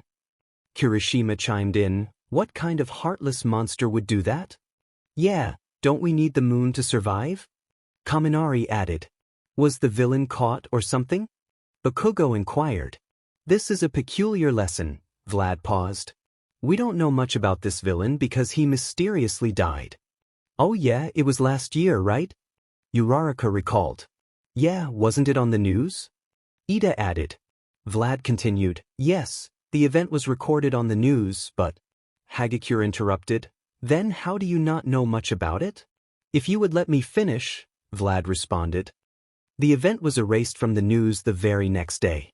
Every record of the event was destroyed. Kaminari was amazed. "Wow. How did people make that happen?" Momo interjected. "If I remember correctly, it was actually the government." Sato contributed. Actually, I heard that it was leaders from all over the world." "That doesn't even make sense," Mina remarked. Now, let's get back to the lesson," Vlad urged. Midoriya listened intently to the conversation. It frustrated him that everyone viewed Koro-sensei as a heartless villain. He wanted to shout out how Koro-sensei had been the best thing to happen to him and the rest of 3E, but he was under a GG order. He couldn't do anything about it. "Wait, we are under a GG order." The world leaders covered the whole incident up. "So why is Vlad King teaching us about him? What the heck?" Midoriya, feeling overwhelmed, raised his hand. "Hey, sensei." Midoriya spoke up. "Yes? What's up, Midoriya?"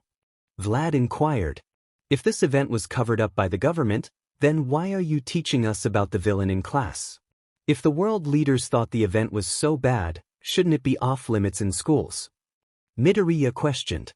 Todoroki froze, picking up on a discrepancy. "He? Why did you refer to the villain as he?" Todoroki pressed.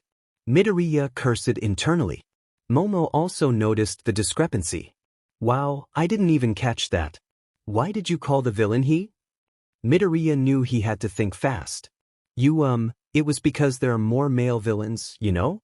I just assumed it was a boy," Midoriya stammered. Bakugo was not pleased. "What are you saying? Are you implying that only men can be villains?" "Yeah, what kind of thought process is that, Deku-kun?" Uraraka chimed in. "I'm sorry. I didn't mean to assume its gender," Midoriya backtracked, feeling the weight of everyone's stares. Vlad intervened. "You make a good point. But here at UA, where the teachers are pro-heroes, we are allowed to cover topics as long as they aren't specifically restricted by a government order." Oh, okay," Midoriya replied, making a mental note to talk to Ritsu after this. "Now, back on topic, who can tell me what happened as a result of the moon's destruction?" Vlad redirected the class. Midoriya zoned out, not really listening to the conversation. Soon after that, class was over, and the kids were waiting for English class. While walking out of the classroom and into the hallway, he ran into Irina. "Oh, hey there, sensei," Midoriya greeted. "What do you think you're doing? Are you causing trouble again, Nagisa?" she asked accusingly. Midoriya, offended, replied, "What? Also, I told you to call me Izuku or Midoriya." "My bad, Nagisa," she said while giggling. Midoriya, mock angry, rolled his eyes. "I swear just go teach the class." Irina gave him a wicked grin. "Nah, you never answered me." She gasped. "Oh my gosh. You're skipping class." "No, I'm not. I'm just going to the bathroom," Midoriya said, trying not to let his classmates hear him. Irina rolled her eyes. "Whatever." "Okay, go before the bell rings," Midoriya said, trying to get her to class. Bye, Nagisa, she called with a teasing smirk. See you later. Midoriya called back, satisfied at getting the last laugh. Midoriya wandered around the halls and then made his way to the bathroom. After making sure nobody was in there, he sat down in silence. He felt a sense of unease, like when you don't feel angry or sad, just strange. He pulled out his phone to read the messages in the 3E chat. Nagisa, hey guys. Nakamura, hey Nagisa. Okuda, Nagisa, you should be in class with Professor Beach right now. Nagisa, you should be with Power Loader right now. Nakamura, what kind of weird name is that? Karma, right? This place is so strange. Sugino, so, are we all on our phones right now? Hinano, deep. Isegai, guys, I think we should focus on school. Nakamura, oh my gosh, you are such a party pooper. Muramatsu, party pooper. Keno, I swear Muramatsu. Yada, get off your phone right now, the teacher is looking at you. Yoshida, what the heck? Kanzaki, she's probably typing without looking under her desk. Keano, it reminds me of when Maihara didn't know how to spell your. Nagisa, oh my gosh, you're right, he spelled it like E. Maihara, alright, Keano, we're going to settle this when you get home.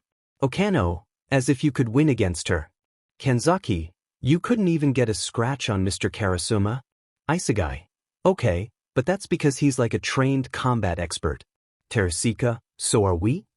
Nagisa, did anyone actually get him, though? Karma, I did. Nakamura, you don't count, you're literally a natural. Sugino, to be honest, we never got to spar against him during the last couple of months. Hinano, oh, don't mention that time, my heart just drops. Nagisa, it's all in the past. We're fine.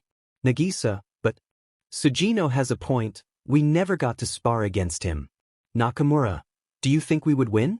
Terasika, nah, we'd win. Itona, no, you wouldn't. Terasika, what?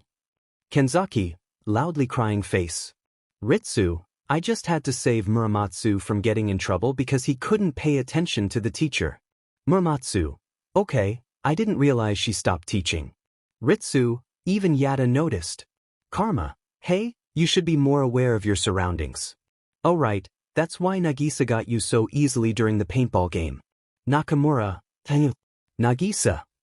Nagisa, anyways, Ritsu, I wanted to talk to you about the government's involvement with Chorus Sensei. Kano, what? Aren't we under a GG order or something? Sugino, isn't the whole thing hidden from the public? Nagisa, apparently not, because we just had a lesson on the villain who destroyed the moon. Okano, what? Is that even legal? Ritsu, no, it shouldn't be. Kano, well, what did they say? Nagisa, they talked about him being heartless and a cruel villain. Hinano, what the heck? I literally screamed at a camera that he was the opposite of that. Sugino, they took all the news coverage off the internet, right? Ritsu, yeah, I helped them. Ritsu, I'm going to talk to Mr. Karasuma. Isegai, okay, guys, how about we all get back to class? Meg, what a good idea. Fua, why can't school just be like High School Musical?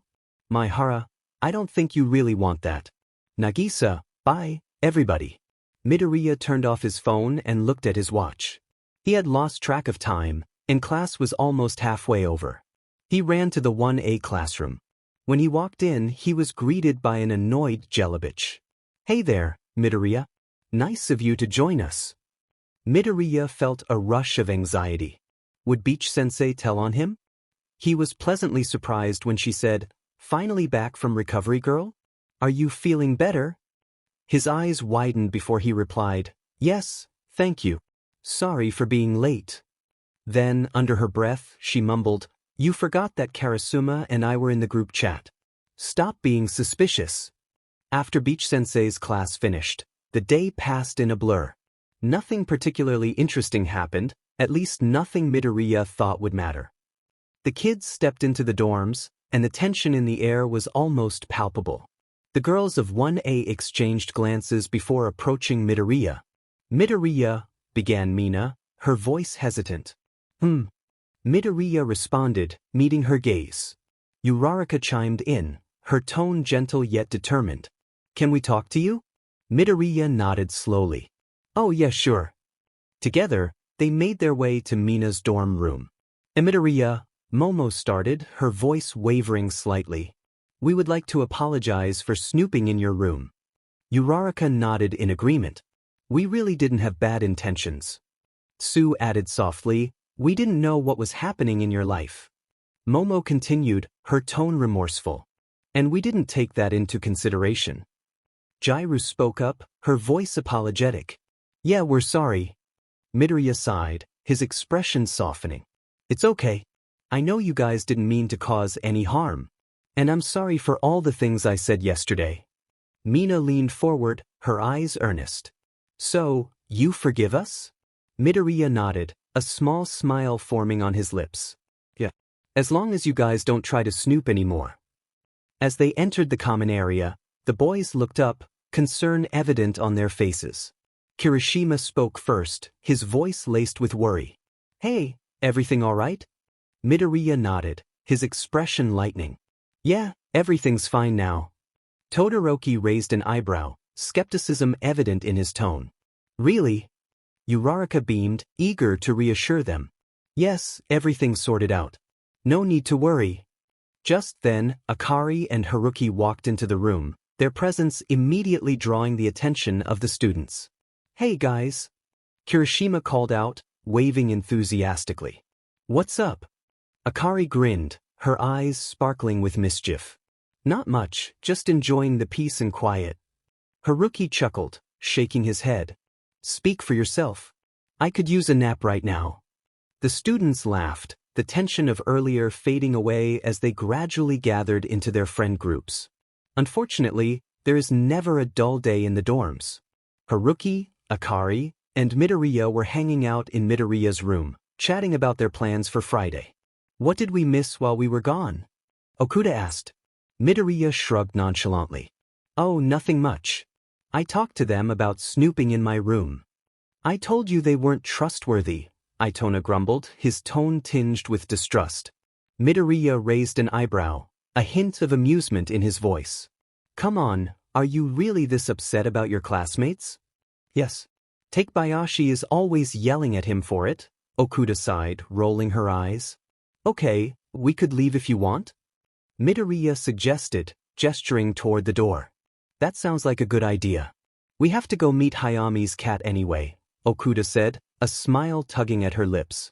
I love cats, Itona said, his serious expression contrasting with the silliness of his comment. So, do you want to go to the house? Midoriya asked, turning to face them. Yeah, but what are you going to tell your classmates? Okuda questioned, her brow furrowing slightly. Itona pondered for a moment before responding. You should have no problem lying to them. I think you're a natural at it now, he said, a playful glint in his eyes. Oh, come on, fine. I'll tell them we are going to my mom's, Midoriya relented with a sigh. I thought you told them your mom was sick? Okuda pointed out, confusion in her voice. Midoriya scratched his head sheepishly. Oh yeah. Itona, we are going to yours, he declared with a grin.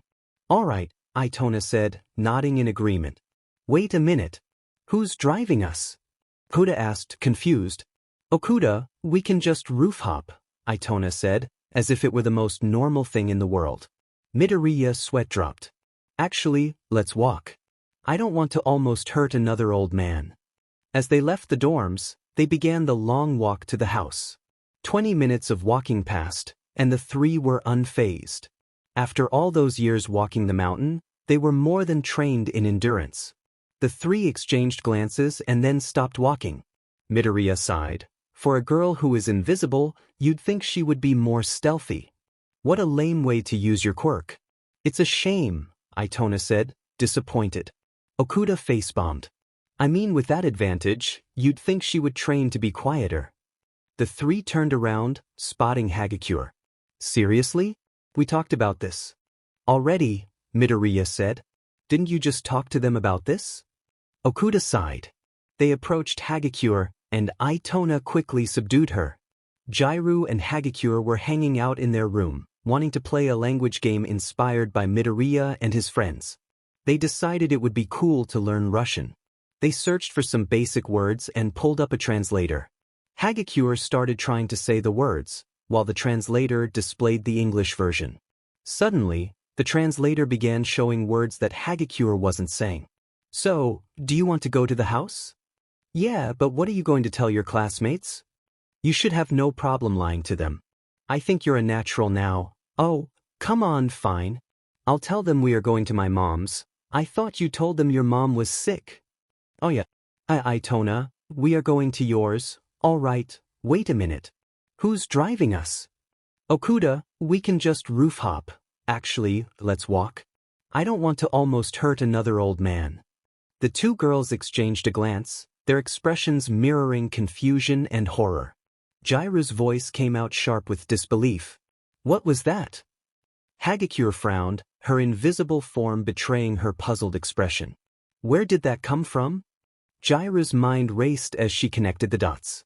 Midoriya's room is right next to us. The translator must have picked up that conversation. She gasped. Hagakure's eyes widened in realization. He was lying to us? Jairu nodded grimly. I guess so. Killing an old man? What does that even mean? Hagakure exclaimed. Jairu had a sinking feeling that the statement was connected to the weapons she had discovered in the room. At that moment, both girls felt their hearts racing. Jairu was growing more suspicious of Midoriya with each passing day. Hagakure tried to offer a glimmer of hope. They could just be joking around. We can't know for sure. Jairu hesitated before continuing, her tone uncertain. This might sound strange, but... Hagakure finished her thought, understanding dawning in her voice. You want me to follow them? I get it. With a determined nod, Jairu watched as Hagakure stood up and became completely invisible. Hagakure stealthily followed Midoriya and the others. When Midoriya, Haruki, and Akari stopped walking, Hagakure froze. When they began discussing her, she felt a wave of panic wash over her. How can they see me? I'm invisible. I thought I was being really quiet. How did nobody else notice me? Before she knew it, she had fainted. The three students stood over Hagakure's invisible form. Midoriya furrowed his brows, uncertainty lacing his voice. So, what do we do about this? Okuda glanced at him, her tone sharp. She's your classmate. Midoriya hesitated, searching for a solution. Itona interjected, we can take her back to the dorms. Okuda's eyes widened in concern. How would we do that? We could get caught. Itona shrugged. She's invisible. It's not like anyone will see us carrying her. Midoriya nodded in agreement. You make a good point. Itona pressed on. Where do we leave her? Midoriya thought for a moment. We could leave her on the couch. Okuda scoffed. Yeah, right. The boys are probably gaming. Itona scratched his head, considering their options. Okay, we could leave her outside. Okuda's eyes lit up with an idea. What if we wake her up and leave her on the doorstep and then run away? Midoriya's eyes widened in surprise. He never thought Okuda would suggest something like that. Wow, was all he could manage to say. Itona nodded, a smirk forming. That could work. Okay, let's go back, Midoriya agreed.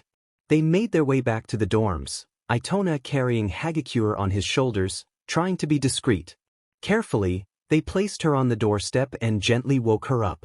After confirming she was awake, they quickly ran away. This time, they decided to wait for Maihara to pick them up in the car instead of walking. Maihara, his hands steady on the wheel, glanced at the others in the rearview mirror. So, what happened? Just bored. Okuda's voice carried a hint of excitement. No, Itona knocked out a girl. Maihara's grip on the steering wheel tightened, his eyes widening in shock. What? Midoriya leaned forward eagerly. She was following us. I intentionally walked the wrong way, and we caught her. Itona couldn't hide his satisfaction, a proud grin spreading across his face. She was invisible. Maihara's eyes widened in amazement. Wow, wait until Karma hears about that. Midoriya chuckled confidently. Yeah, I'm sure he would be proud. Okuda beamed with pride. Definitely. As the car pulled up to the house, Excitement bubbled within the group. They were greeted by Meg and Isegai, who approached them with curious expressions. Meg raised an eyebrow. "Hey, what's going on? Back so early?" Itona couldn't contain his grin.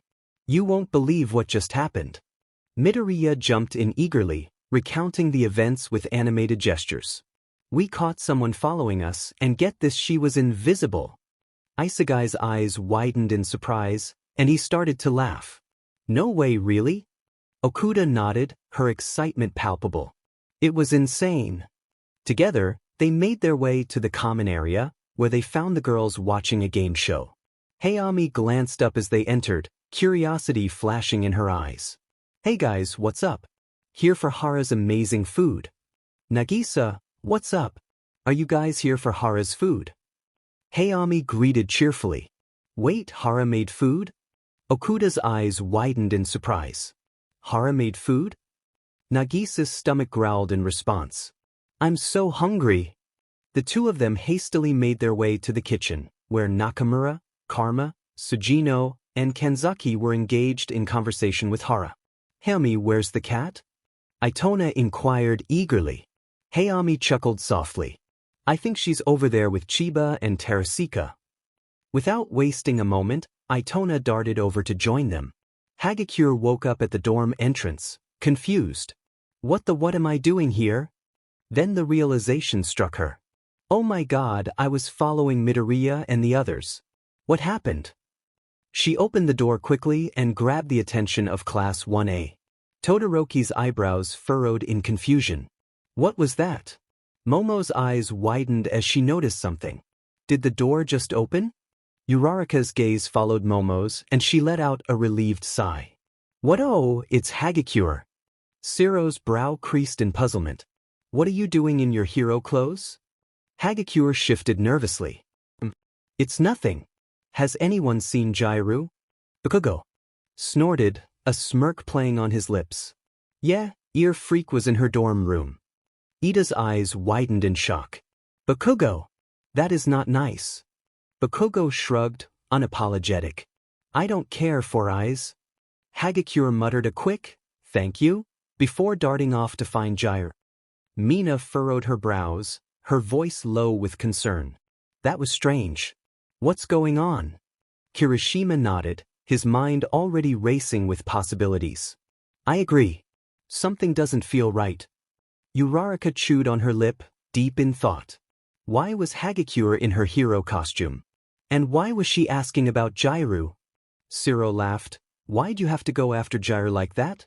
Bakugo rolled his eyes, irritated. "Because that's what she is, tape face. Always with those earphones." Ida frowned, disapproval evident in his tone. "Still, Bakugo, that's not an excuse to be disrespectful." Bakugo grunted in response, crossing his arms defiantly. Meanwhile, Mina's gaze remained fixed on the direction Hagakure had gone. "We should go check on Jairu." Momo nodded in agreement. "Yes, we need to make sure everything's all right." Uraraka shook her head. "We shouldn't look too much into it. There isn't really a problem." Kaminari nodded. "I think we should just leave them alone right now. Let's not worry, tomorrow is Saturday." Jairu was waiting in her dorm, nervous and regretting sending Hagakure to spy. "Why did I do that? Midoriya could be dangerous, and I didn't think about her safety. I really hope she's okay." Just as Jairu's worry peaked, the door swung open, revealing Hagakure standing there. Jairu rushed forward, concern in her voice. "Hagakure, are you okay? What happened?" Hagakure hesitated, as if trying to recall something. I was following them and they noticed me." Jairu cursed under her breath. "What did you do?" Hagakure shook her head, her voice quiet. "The next thing I knew, I was back at the dorms." Jairu's eyes narrowed with confusion. "Wait a minute, how did they notice an invisible girl?" Hagakure sighed in frustration. "That's the thing. I don't understand." She reached for her phone and saw messages from Akari, which only confused her more. "Akari, hey Hagakure. Are you okay?" "Akari, we were walking and noticed you and came over to say hi, but you passed out." "Akari, Haruki felt so bad. We took you back to the dorms. Akari, hope you are feeling better. Akari, drink some water, Midoriya. Akari, you scared us. You should go to Recovery Girl to make sure you're okay.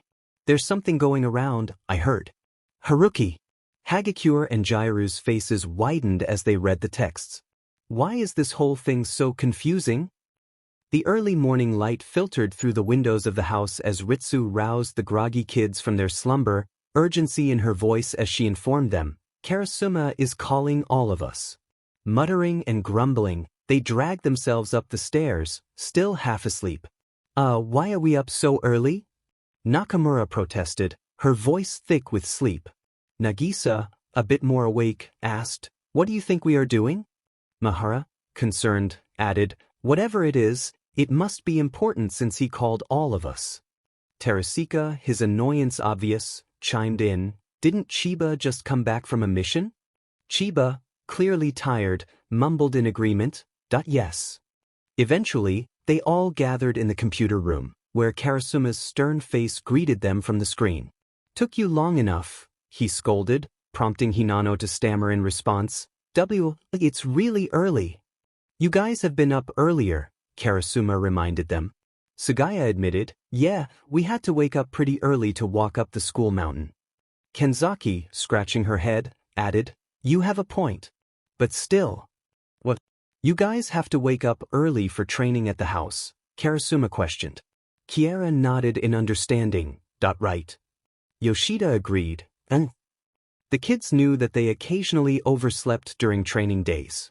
Karasuma then dropped the bombshell. Anyways, I want you guys to investigate this mansion. Sugino's eyes widened in surprise. A mansion? Isegai, his curiosity piqued, questioned, wait, for what? Meg, her tone cautious, remarked, a mansion is odd.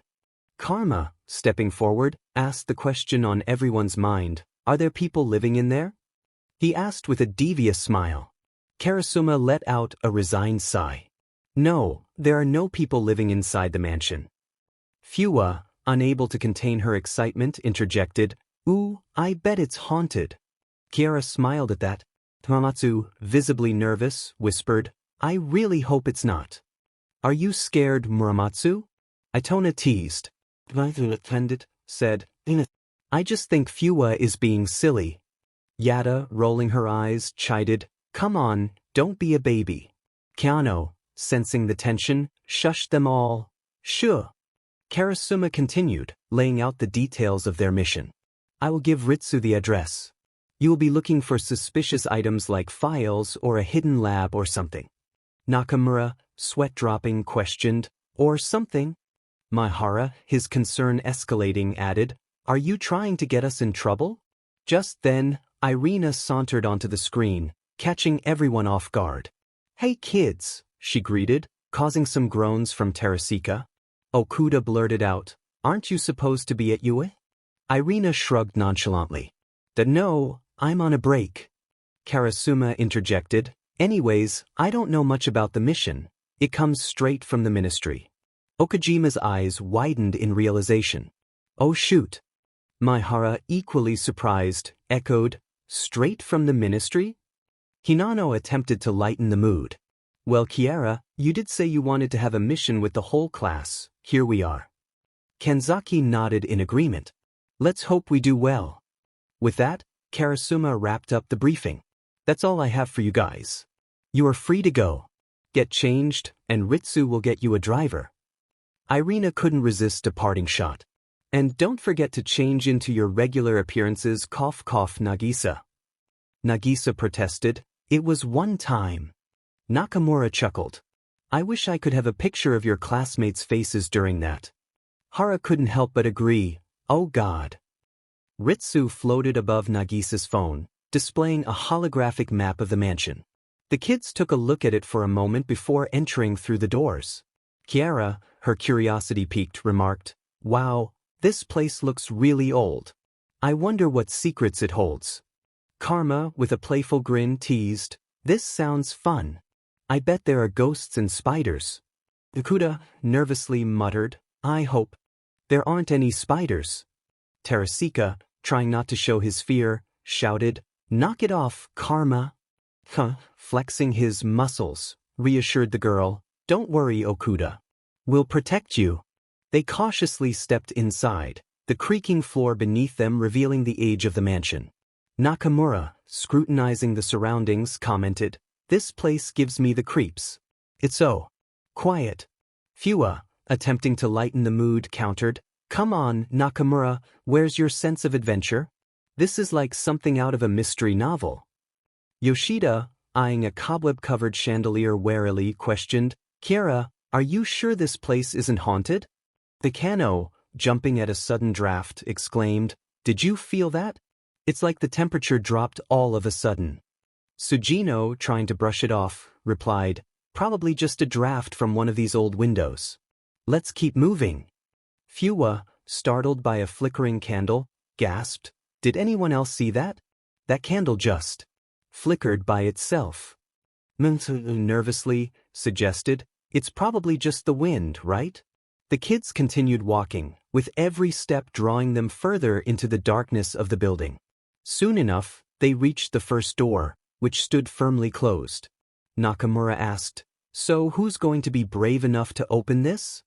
Okano stood firm, replying, "Well, nobody seems eager to take the lead, but I guess I will."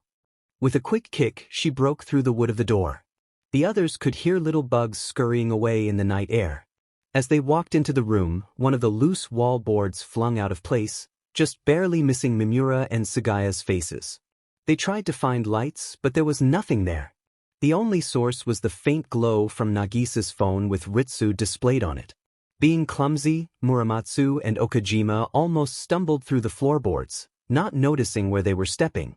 This earned them a stern glare from Meg and Isagai. By now, all the kids were scared. Really scared. All of Kiara and Fua's teasing about ghosts had gotten to them. "You guys know ghosts can't be real," Itona said bluntly. "What do you know about ghosts? Plus, this house has been nothing but weird." Maihara whined. The kids approached the darkest room in the mansion. "Who is going in that one?" Nagisa asked. "Not me." "No way," Okano said, despite having been brave last time. "I can't do this." "What is this mission?" Okajima complained. "We haven't even found anything yet." Sujino said, annoyed. "I'm doing it." Sagaya said, tense. He walked over to the door and when he opened it, "Boo!" Irina yelled, coming out from the shadows. Everybody in that room screamed.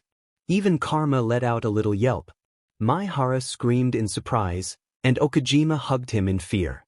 Nagisa and Kayano physically recoiled. Terasika, though startled, yelled, "What is wrong with you?" Her laughter echoed through the room. "Dude, what are you doing here?" "We are trying to be on a mission," Takebayashi complained, still a little shaken from the surprise. "Oh my god!" Chiba exclaimed. "I don't think I've ever seen Itona get scared," Muramatsu laughed. "You literally jumped into Yoshida's arms." Itona replied. The realization hit Hayami. "Oh my god. This mission was fake, wasn't it?" she said, clearly annoyed. "I have no idea what you're talking about," Irina said, putting on a fake innocent smile. "Hey, we are trained assassins. We could have seriously startled you," Meg said, still shocked. Irina chuckled. "Yeah, right, you guys know more than acting out of fear." Except for maybe Terasika, Karma giggled. A tick mark appeared above Terasika's head. "What is your problem with me?" Nakamura smiled. "No problem, that's just how Karma expresses his love." "Wait, if you're here, is Mr. Karasuma here too?" Mimura asked. "Yes, he is," Ritsu said, disappointed. "That was not a cool prank," Justice whined. Just then, Karasuma came out from one of the doors. "You guys needed to stay on your toes. You should have easily noticed that Irina was hiding behind the door, you know. It's kind of hard to miss someone like that." Karasuma grumbled playfully. "Yaechui. What does that mean?" Irina said, offended. Karma sighed. "Fine, you got us. But what was this whole thing for? I thought you guys needed a little wake-up call. As people with your level of training, this fake mission should have been an easy one," Karasuma said, still maintaining his stern face. "Well, it worked, I think." Maihara pointed to Muramatsu, who was still glancing around nervously, searching for traps. That was intense. Irina let out a hearty laugh. Of course. I'm literally the best at any job. You know, sometimes I really like you, other times, you live up to your nickname.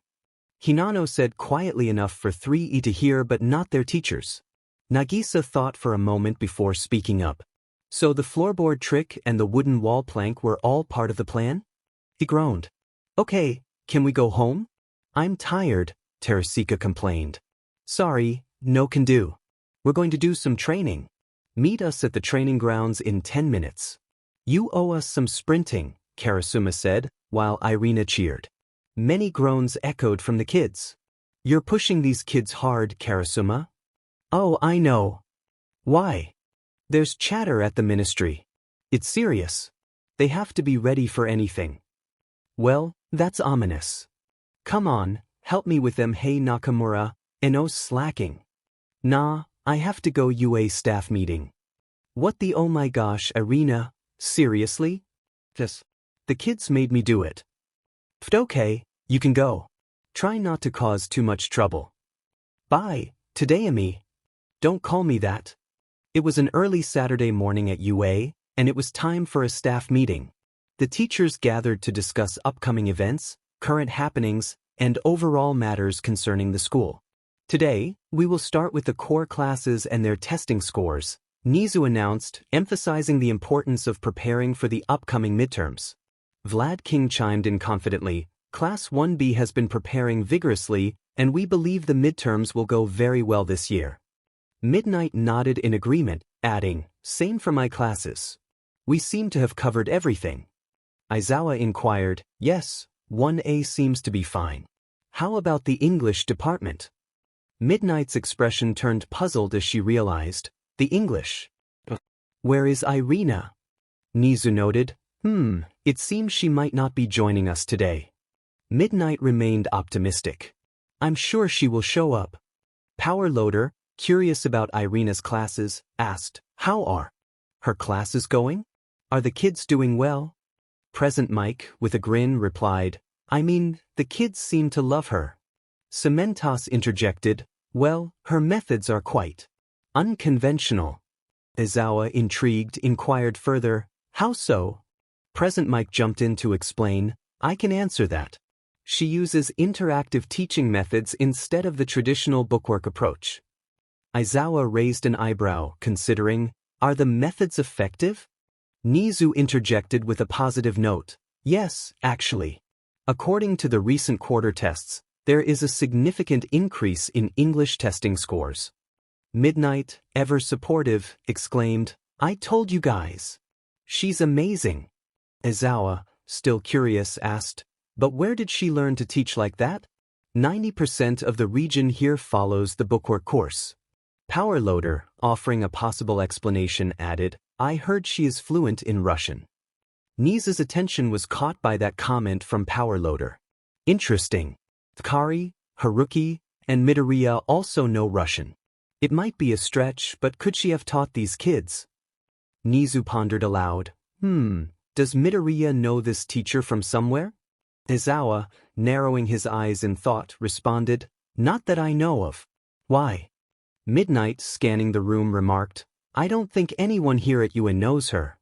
Nizu dismissed the question casually, No reason. Present Mike attempted to steer the conversation back on track. Another thing I wanted to add, the TR. Interrupting him, Irina burst through the doors, breathless. I'm so sorry I'm late. I had some personal matters. Midnight's face lit up at Irina's arrival. Irina, you're here. Irina, bowing apologetically, replied, Yes, I'm sorry for being late.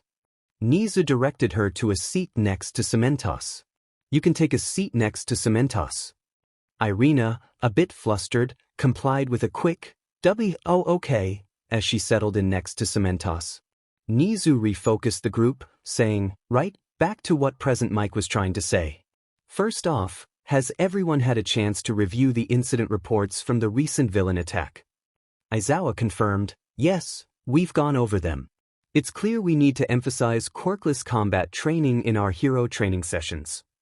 Midnight agreed, adding, and speaking of training, have we finalized the joint training day for the support course and the hero course?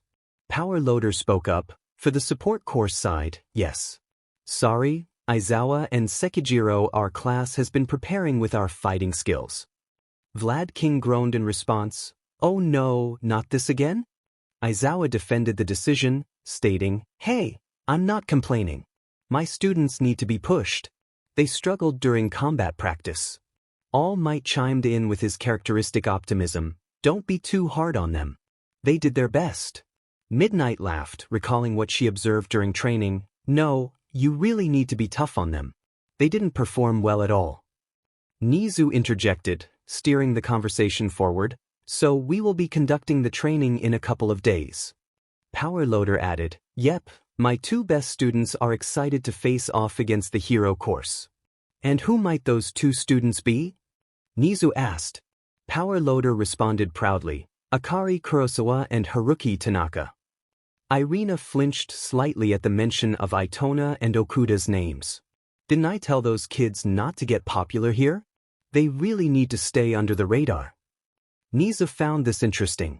Observing Irina's body language and the tick mark above her head, his suspicions were confirmed. The three kids definitely knew Irina 100%. Aizawa, recalling the gossip he had heard, said, Midoriya's friends. Midnight, raising a surprised eyebrow, turned to Aizawa. Midoriya knows them? From where? Irina, resting her chin on her hands, replied, oh, I think he mentioned they met at a camp or something. The moment she spoke, she realized she had made a mistake. As a professional, she should have known better than to fabricate a story without solid proof. For all she knew, the kids might have simply said they met in middle school. Vlad King pondered thoughtfully, interesting. Anyway, we will have them meet at the park for the event. Under her breath, Irina muttered in frustration. That was the training ground that Karasuma had chosen for the kids to use this week. So, what's the exact date of this? Irina inquired, trying to mask her unease. Present Mike responded matter-of-factly, we figured to have it in 4 days. Great! Irina exclaimed, attempting to maintain her composure. Midnight teased, why, you want to watch? Irina smiled sheepishly, admitting, yes. Moving on. Nizu said, trying to redirect the conversation. To say the 3E kids were tired was an understatement. After Karasuma's training, they were completely worn out. They all decided to hang out in the pool while Terasika prepared the barbecue. Nakamura, calling from the edge of the pool to Terasika, exclaimed, wow. I never thought you would show off your cooking skills. Beside Nakamura, Karma teased. He was clearly meant to be a house husband. Playfully, Okano swam away from Okajima, quipping, careful, if you keep that up, you won't have any food. That made the two quiet down. Even though they teased Terasika, the food smelled amazing. After all, he was one of the best in the class at home economics. Across the pool, Keano yelled to Mize, you got water in my ears. Muramatsu, attempting to splash Mahara, apologized, oh, my bad, Keano. Nagisa laughed, remarking, you know he didn't mean that, right? Keano sighed in disappointment. In their attempt to splash Kanzaki and Kara, Yoshida and Sujino accidentally drenched Meg and Hinano, who were resting on lounge chairs. Meg and Hinano, now soaked, grew tick marks above their heads and yelled in frustration. Oh my gosh, Sujino! I'm going to get you! Hinano exclaimed. Yada and Fuwa exchanged glances and tossed the two girls some water guns. Yoshida sighed, oh, we're so in trouble. Sujino chuckled nervously, you think? Before anyone knew it, the kids were all caught up in a water fight. Sugaya, lounging in a beach chair, sighed, I feel like this happens every time. Ritsu, chiming in virtually, reminisced, last time this happened, it turned into a sparring match. Takebayashi recalled the memory with a smile. Oh yeah, I remember Karma was so mad that Nakamura got him out. Ritsu chuckled, adding, I think Hayami was more upset that she couldn't use her water gun. The three of them laughed, watching their classmates play in the pool. Yada, from the other side of the pool, questioned, How did this turn from a water fight to boys versus girls? Hayami sighed happily. I don't know, but we sure are winning. Emerging from underwater in an attempt to escape Isegai, Okuda exclaimed, I really miss this. Yada flashed her a big grin and replied, Me too. After that, the kids decided to get some rest. Tomorrow was a school day, and they were really tired. After enjoying Teresika's food, they were stuffed. Okuda announced, All right guys, I think we have to go. Itona protested, No, I want to hang out with Bandit some more. Hayami chimed in with a smile, You know the cat will be here when you come back. You guys can go ahead, I have to head to the store. I need contacts. Nagisa excused himself. The UA kids said their goodbyes and left. It was now morning in the UA dorms. The kids had woken up especially early for homeroom. Itona yawned, greeting, Good morning. Okuda, still groggy, replied, Good morning. Gently moving Midoriya's sheets off him, Okuda greeted Nagisa, Good morning, sleepyhead Nagisa. Midoriya, still half awake, responded, Huh? Oh, good morning. Concerned, Itona asked, Are you okay? Midoriya managed to conjure a reassuring smile. Yeah, I'm fine. Just a bit tired, I guess. Okuda urged them, Come on, we are going to be late. They made their way to the dining area where they sat down to eat breakfast. Uraraka greeted cheerfully, Good morning, everyone. Momo chimed in, Good morning. How was everyone's day off? Tsu lamented, Boring. I had to do so much math studying. Jair offered her help, saying, We can always help you with that, Tsu. Tsu just smiled in response. Kirishima boasted, Man, I slept so well knowing that I passed the English test. Bakugo scoffed, Teeth, that test was seriously light work. Kaminari teased, You mean it was because of Irina? Okuda agreed, Yeah, she is really an amazing teacher. Mina turned to Midoriya and Haruki, asking, How was your day off? Midoriya replied, Oh yeah, it was good. Nothing too special. Haruki added, We got to hang out in the pool. Midoriya agreed, Yeah, it was super fun. Tokoyami inquired, Were you guys with Kiera? Haruki confirmed, Yeah, she was there. Midoriya chuckled, Yeah, she kept splashing us. Akari interjected, More like the other way around. Midoriya laughed at that. Have you guys heard about the joint training day we are having soon? It seems like our class will be going against yours in hand-to-hand combat. Ida said happily. Itona and Okuda almost choked on air after hearing that. Mineta's eyes widened. What? Since when? Ida responded with a smile. Since a couple of days ago apparently. That sounds so cool, Uraraka said happily. I think it will be interesting after all. The support course has been working hard, Momo said. Yeah, that's right. Okuda said cheerily. Tis, we would beat you extras anyway, Bakugo growled. Yeah, sure. You have never seen us fight before, Itona said with a confident grin.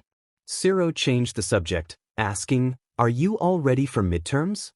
Okuda grew quiet at the mention of that. Last year, she thought she would never pass a midterm, but she ended up getting in the top 50 thanks to Korosensei. The thought of him never fails to bring her mood down. Midoriya, noticing her change in demeanor, asked, Hey Akari, are you okay? Akari assured them, Yeah, I'm okay. Akari and Haruki exchanged worried glances. After breakfast was finished, the kids all headed to their homeroom. Akari and Haruki were in their class with Power Loader, and they were surprised to see what the lesson was for today. Hello class, today, I will be switching things up, Power Loader announced. We will be revisiting the topic of hand-to-hand combat. Oh no, what are we going to do this time?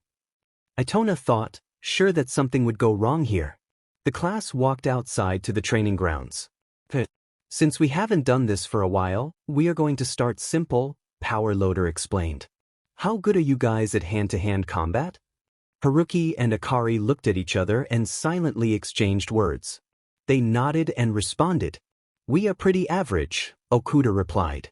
Yeah, probably not the best though, Itona added. Okay, the first thing I want you students to do is to get into groups of 2 and start sparring, Power Loader instructed. The two kids looked at each other and grinned. This would be interesting. The class started getting into their collective groups, all of them spreading away from each other. Itona and Okuda took a fighting stance and quickly exchanged words. "Sue, are we doing this easy?" Okuda asked. "I don't think we should go all out," Itona replied. "How should we do this?" "I'll let you win," Itona whispered. "Hey!" Okuda protested. "Just don't let the teacher get suspicious of us. We might need Ritsu to bail us out again," Itona warned. Okuda noticed Power Loader watching them, and they began their playful sparring. Itona made the first move, dashing forward with surprising speed and delivering a quick punch to Okuda's midsection. She swiftly sidestepped the attack and countered with a well-timed kick to Itona's leg. He pressed his lips together as the punch landed, but he refused to back down. With a determined grunt, he unleashed a flurry of punches and kicks, each one executed with precision. Okuda matched his skill, deftly deflecting each blow and returning fire with her own strikes. Though it was all just an act, the two were thoroughly enjoying themselves, so engrossed in their playful duel that they didn't notice Power Loader observing them. "Oh come on, Itona, I know you can do better than that," Okuda said in a monotone voice, ducking under a punch from Itona. Itona laughed. "Really? I'm literally winning," he said, dodging a kick from Okuda's right leg. "Akari, Haruki, that's enough now," Power Loader said, scratching his head. They continued their sparring, seemingly oblivious to the teacher's command. Instinctively, both of them reached for their legs to grab the hidden blades that all the E-class students carried. Before they could retrieve them, they suddenly realized where they were and what they were doing. "Oh, oops," Okuda said, feeling embarrassed. They turned to see the entire support class and Power Loader staring at them. The expressions on their classmates' faces made it clear they thought the duo was a bit odd. "We're so sorry, Power Loader-sensei," they both said, bowing their heads. Chuckled nervously. "It's all right. Alright, everyone. The next thing we'll be learning about is how and when to use weapons in combat," Power Loader continued. His words faded into the background as Itona and Okuda lost interest. It was finally lunchtime, and Itona and Okuda headed to meet Midoriya in the janitor's room. "Hey Nagisa, come meet us in the janitor's room," Itona called. "Quickly before lunch." Okuda added.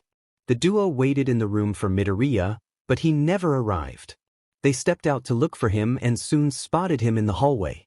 "Hey Nagisa, where were you?" Okuda called out. Nagisa greeted them cheerfully. "Hi." Curious, he asked, "What do you mean?"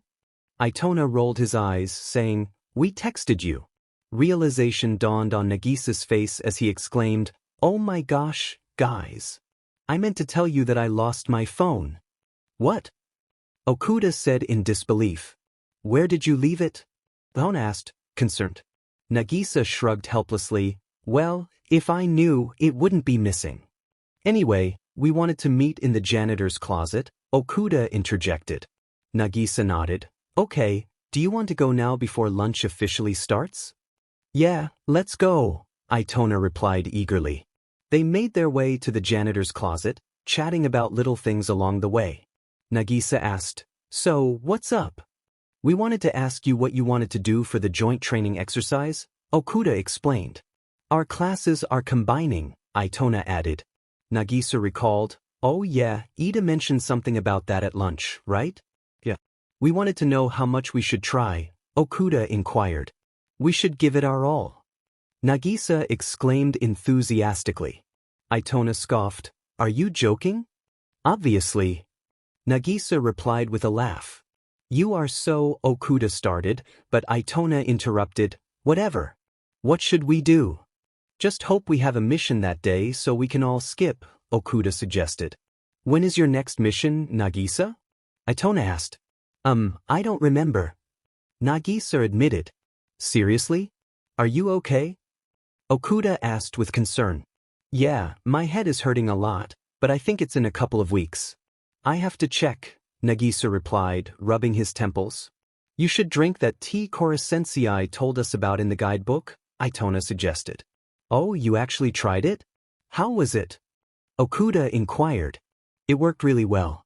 I remember Isagai and Meg both took it and said they felt great," Itona explained. Those two are always stressed, Okuda remarked. Anyways, we should get back now, Nagisa suggested.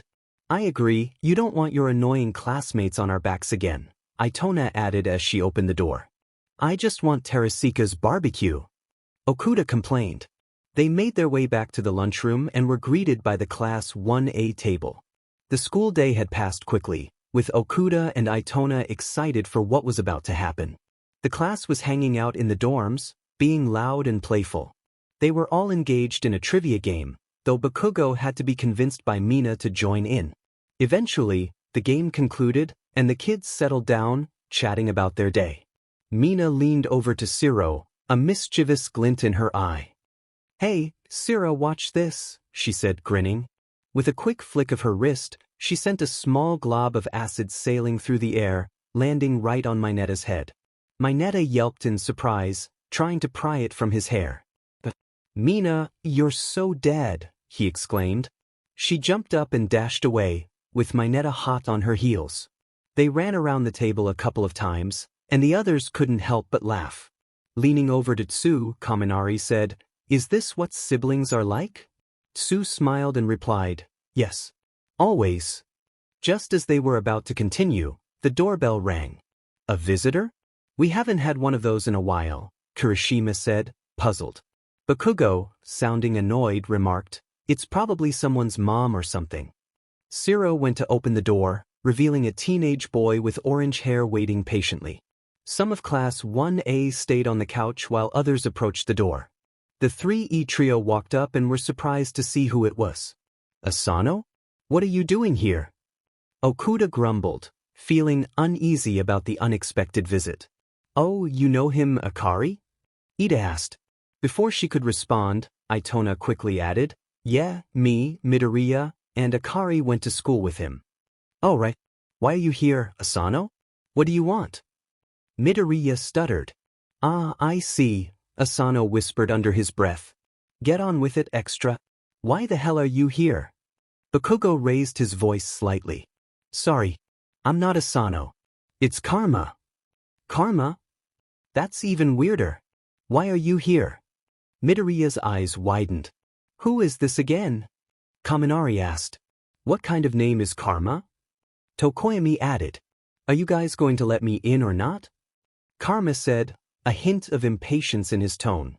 Class 1A settled on the couch while Karma, Itona, Okuda, and Midoriya found seats elsewhere. They decided to talk and learn more about this Karma person. Karma started, So, these are your classmates. Akari chimed in, letting Karma know Midoriya's name, Midoriya. Alright, do you think they want wasabi or honey mustard? Karma said, a playful grin on his face. Okuda's eyes widened and she squealed, Oh my god, Karma, no. Not again. Please do not traumatize our friends. Keanu had to tell us what happened. What happened? Uraraka asked, intrigued. Are we missing something? Hagakure nervously laughed. So here's the story, Okuda began, getting comfortable in her seat. Class 1A listened intently, curious about Karma's strange reference. So we were on a field trip, and some kids were being real Jarkus to us. Karma found some honey mustard and wasabi and, well, let's just say he made a memorable impression, Okuda said quickly, leaving out some details. The class was flabbergasted. Some flinched and others covered their noses. Wait, he actually did that? Kaminari asked, still shocked. Holy cow, Shiro added. Kirishima, maintaining a neutral expression, remarked, They deserved it though, right? Yes, they did. They even hurt my friend Midoriya here, Karma said, a strange smile on his face. Itona couldn't help but laugh at the shocked expressions of Class 1A. Oh yeah, I remember that. It really se, Midoriya said, shifting in his seat. Was there anything else? Tell us more. Mina said, always eager for a good story. Oh yeah, there's this really cool picture of Midoriya that I could show you, Karma said, chuckling. Midoriya's eyes widened.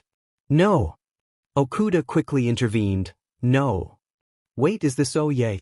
Shouldn't show that, Itona said, slowly recalling the moment. Hey, fine. Thank your friends for stopping me, Karma said, rolling his eyes. The kids talked a little longer, and Itona, Midoriya, Karma, and Okuda eventually made their way to Midoriya's room. Okuda questioned, "Now why would you do that?" "Do what?" Karma asked innocently. "You know what?" Itona interjected. "Were you really going to show them the picture?" Midoriya inquired. Karma paused, then replied confidently, "Obviously not. I'm smarter than that." "That's not true. Nakamura scored higher than you," Okuda retorted. Midoriya chuckled. "She did." Karma looked at Okuda, paused for a moment, then continued, "Whatever. Are we going to do what we talked about?" "Yeah, hurry," Itona urged. "Wait, what?" Midoriya asked, confused. "We are going to gather everyone and then tell them everything," Okuda explained. "Everything?" Midoriya repeated, astonished. "Yep," Itona confirmed. "Let's go to the common room," Karma suggested, taking the lead. Akari yelled, using her big girl voice, "Hey guys! Can we talk for a bit?" "Come quickly," Itona said, rounding everyone up. Once everyone was settled, they all sat down on the couch. "What did you call us all here for?" Ida asked. "Is everything okay?" Momo asked, concerned. "Okay." Itona started. "We want to tell you something." Jairu and Todoroki leaned in closer to hear.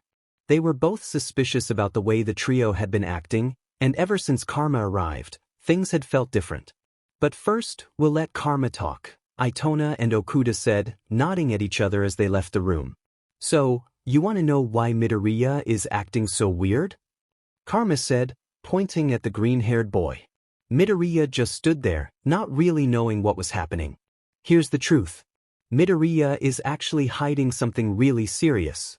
He is actually," Karma started, but was cut off by Itona and Okuda returning with excitement. "We're back." Karma froze for a second. "What was I saying again?"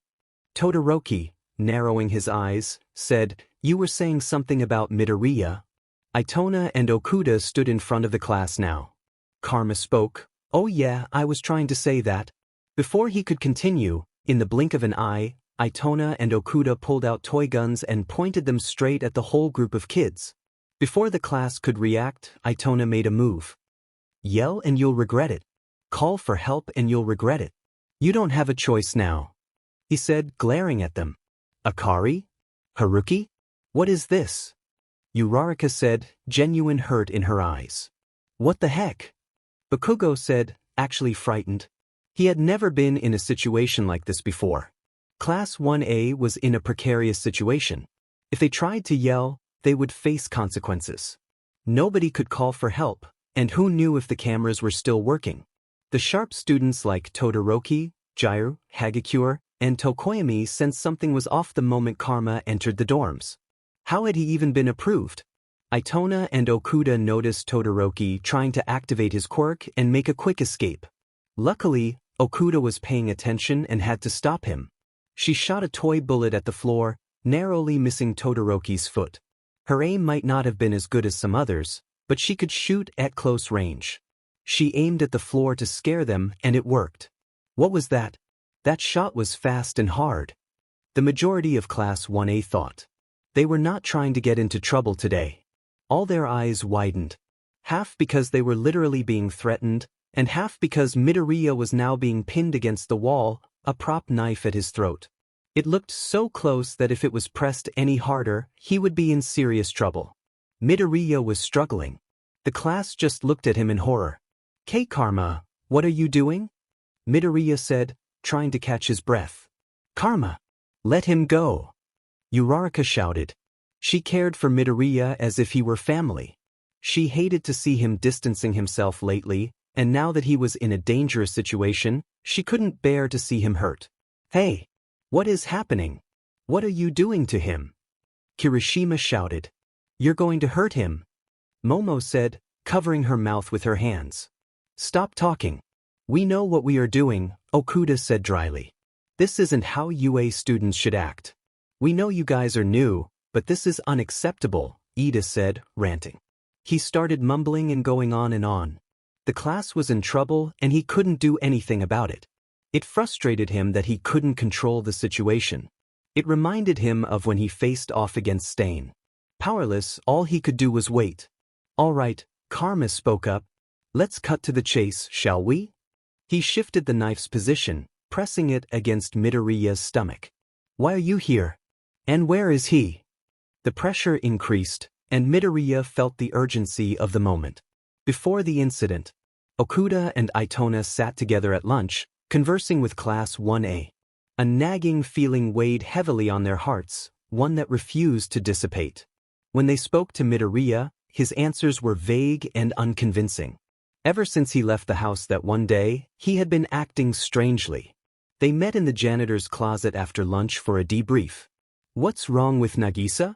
Okuda exclaimed. I don't know. He hasn't been himself. I sensed something was off since this morning, Itona replied, concern etched on his face. During breakfast, he didn't even know what Kiara did at the pool.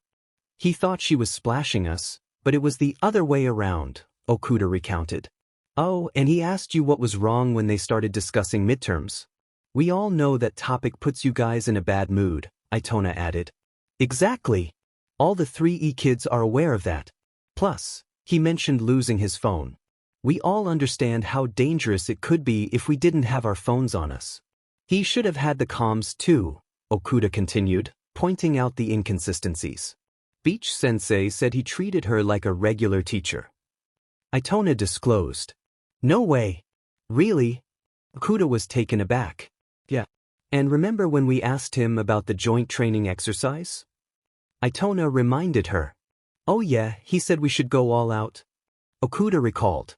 But if we did that, it would raise suspicions, Itona pointed out.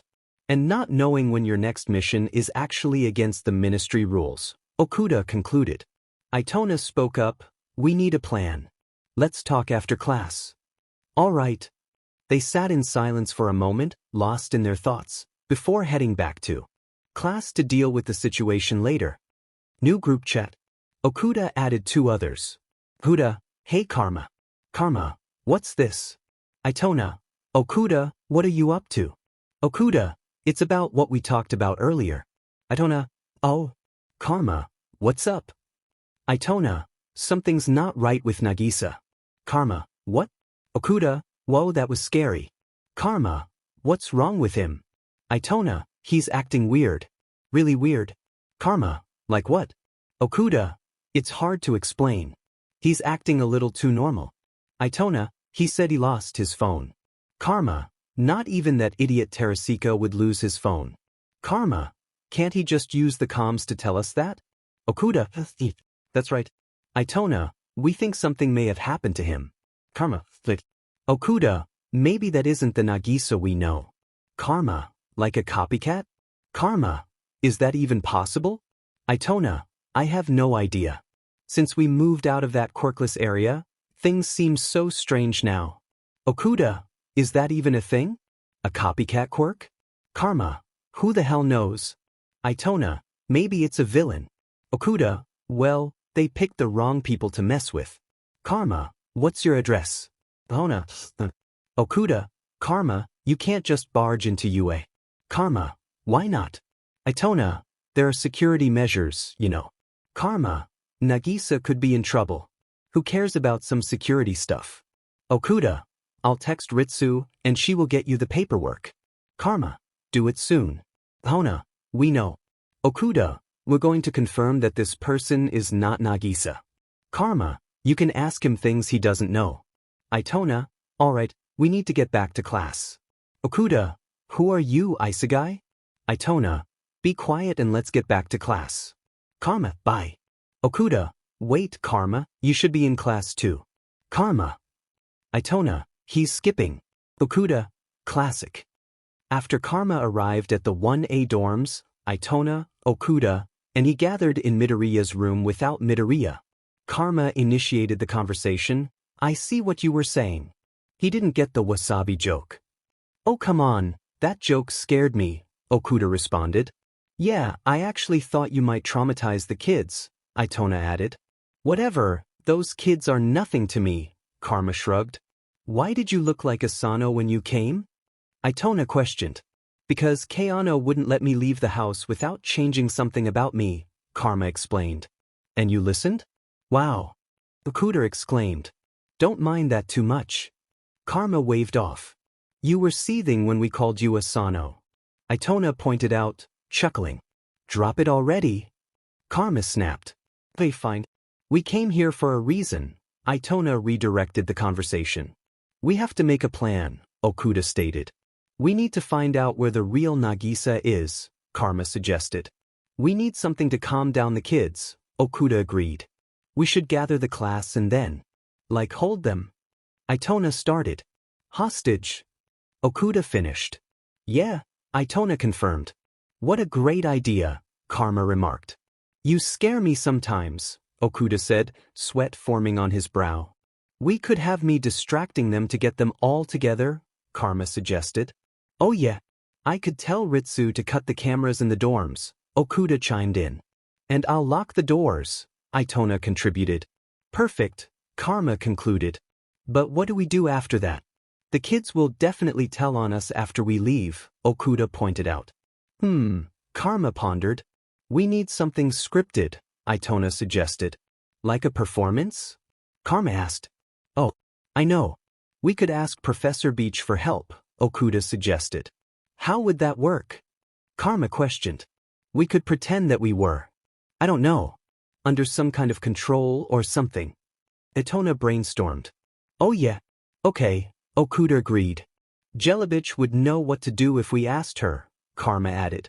But the thing is, we can't let her come to the dorms now, Okuda realized. I have a plan, Itona announced. Do tell, Karma urged. Here's what we do. Itona detailed. The room went silent for a moment. Itona's plan was brilliant. Oh my god, Okuda exclaimed. Were you a theater kid, perhaps? Karma joked. No, Itona replied. Okuda and Karma exchanged playful, suspicious glances before returning to the conversation. Back to the point, that is a brilliant idea, Itona. But what will the kids think? Okuda questioned. Beach Sensei will know what to do, Karma reassured. So it's a plan? Itona confirmed. Okuda and Karma simultaneously replied, Yep. Okuda said, I'll let Beach Sensei know that we have something going on and she should be ready for us to come get us at the dorms. In the present, Midoriya shouted, I don't know what you're talking about. Let me go, we can talk about this. I'll let you go as soon as you tell me where the real Midoriya is, Karma said, not releasing his grip. I am the real Midoriya. I promise, he shouted. Okay then, I guess you're in trouble now, Karma said, unfazed. Wait, Karma, Okuda said, watching the encounter. What? He responded. Hey Midoriya, do you remember our teacher? The special one. Okuda asked. Oh yeah. Do you remember what happened to him? If you can answer this question correctly, we will let you go. If you answer it wrong, we won't be so nice, Itona smiled. Okay fine. Midoriya shouted. Karma gave Midoriya a confident grin. This was getting somewhere. So where is he? Karma asked innocently, as if he hadn't just threatened Midoriya. I won't tell you that, he screamed. Class 1A stared in shock at the altercation. Was this person really not Midoriya? If it isn't, who has been with them for the last day? Will you at least tell me your name? Karma smirked. He smirked back. Himiko Toga. What are you going to do about it? She broke free from Karma's grip, and the two lunged at each other. Okuda pulled out her phone to text Beach Sensei, seeing as the two would fight it out, and Itona could handle the class. Okuda, hey, Irina, what is it now? Okuda, you remember when I texted you a little while ago that we were going to need your help soon? Irina, yeah, you never told me what for. Okuda, here's the thing. Irina, spit it out. Okuda, we are holding Class 1A hostage. Irina, what? Okuda, listen. Irina, what reason could you possibly have for that? Okuda, you know how you said that Nagisa is acting strange? Irina, yeah. Okuda, well, that person you saw is not Nagisa. Irina, what? Okuda, it's someone with a strange quirk. Irina, where is he? Okuda, Karma is trying to find that out. Irina, okay, I'm coming over. Okuda, good. Itona came up with a plan. Irina, what is it? Okuda, I'm sending you the details now. Before the kids could react, Okuda pulled something from her pocket, earning confused stares. From the frightened Class 1A, are you wondering what this is? She asked, receiving nods in response. It's a bomb, Tokoyami said, realization dawning on his face. What the heck? Shiro whispered under his breath. That's right. Make any wrong move, and I'll press the button. No hesitation, Itona chimed in. This bomb will release a special gas. Me, Karma, and Haruki all have masks that can protect us. You guys, however, do not. So don't get on our nerves and don't try to stop us, Itona said flatly. They both felt a sense of relief that Okuda had something to keep Class 1A in check. Sure, they were great fighters, but they could be overpowered, especially with the quirks of the hostage class. When Itona and Okuda returned their attention to the scene unfolding before them, they realized Karma was just about ready to take Toga down. As they fought, Karma managed to pull something from her pocket. Oh, what might this be? Karma teased, holding up Nagisa's phone. No! Toga yelled. So this is why my good friend didn't pick up when he went missing, Karma said, a smirk on her face. Toga fell silent. Well, thank you anyway. Now we can find him with this, Karma said cheerfully before knocking Toga out. She fell to the floor gracefully, and Karma tried to hold her down, but just then, Irina-sensei burst through the doors. What is happening here? She screamed. Mrs. Irina. You're here. Kirishima exclaimed. Help us. Mina said, trying not to provoke Itona, who was glaring at them and threatening to press the button. Irina walked over to Itona and Okuda, her expression shifting to surprise. What are you two doing? Is that a bomb? You could get expelled for this. You could stay put.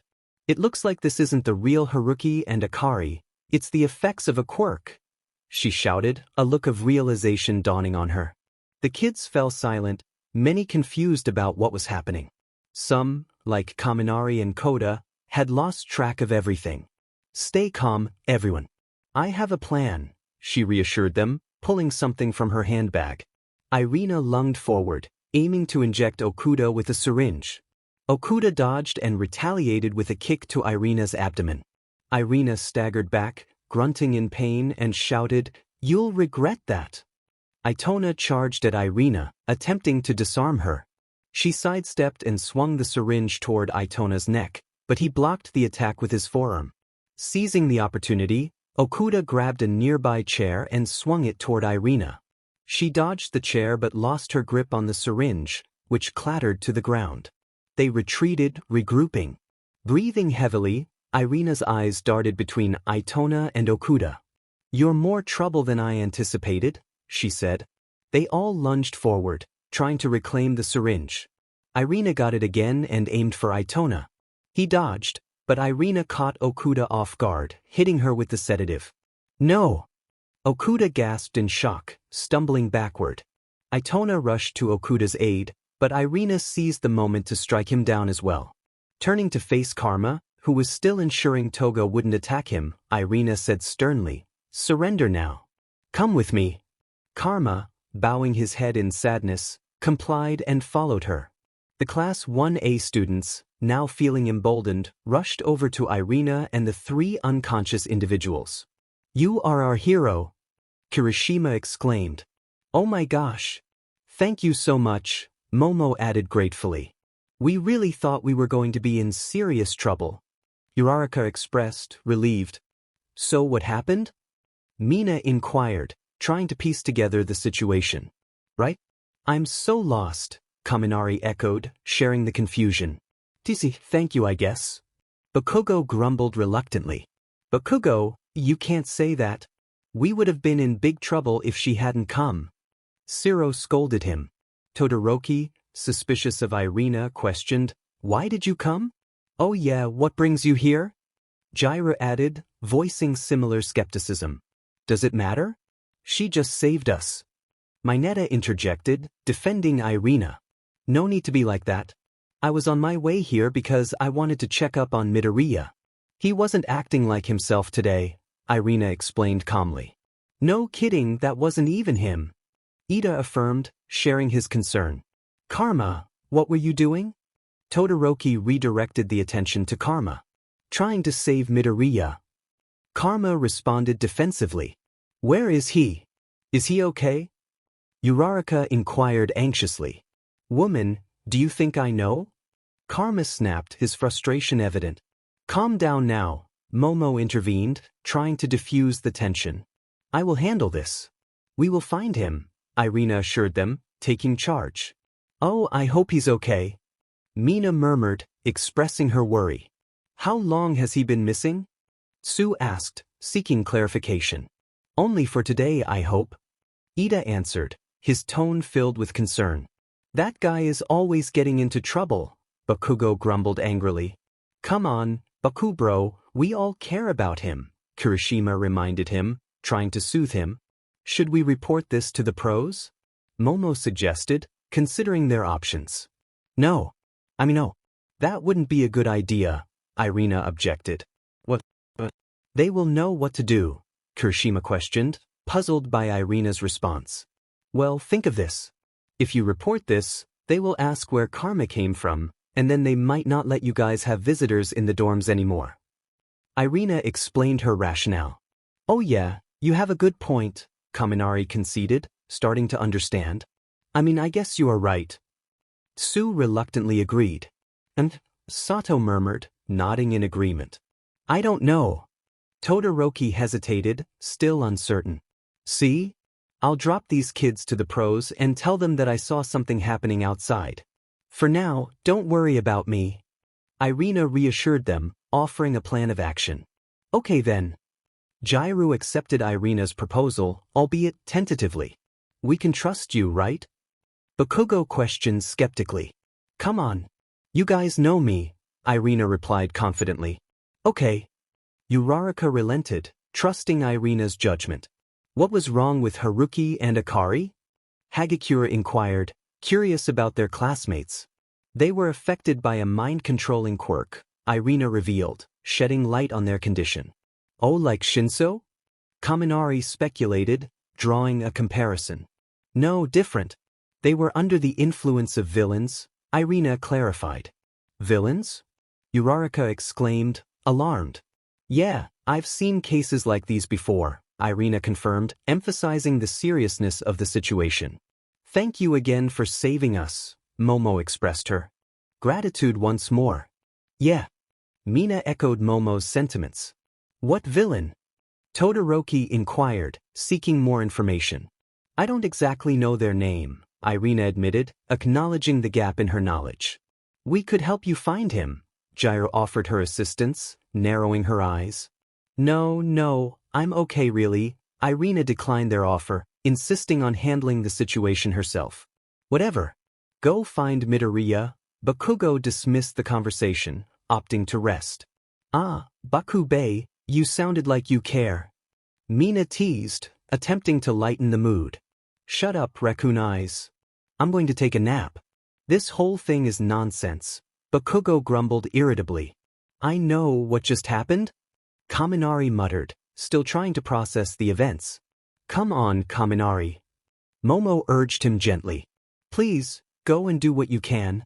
We will be here in the dorms if you need any assistance. Ida bowed respectfully to Irina, showing his support. I will be on my way now. Irina declared, ready to take action. She walked out with Karma, dragging Itona, Okuda, and Toga outside and into her car. Once out of the view of Class 1A, Itona and Okuda opened their eyes. Geez, did that have to take so long? Itona complained. Oh, quit it. It's done now, Okuda said, getting into the car. Once they were all in the car, Irina started driving. All right, where did you come up with that plan? Irina asked, recalling their conversation before. We take the class hostage, and then we tell Jelibich to burst in the door and then knock us out, so that she can save Midoriya. She tells the class that we were affected by a quirk that made us lose control of our bodies, and then she tells the class that she will be taking us and Midoriya. From that, we can make a getaway and then maybe go back to the house, Itona detailed. What a thoughtful plan, Irina said, admiring the thought. Learn from the best, I guess. Itona said, sheepishly smiling. I still think he is a theater kid.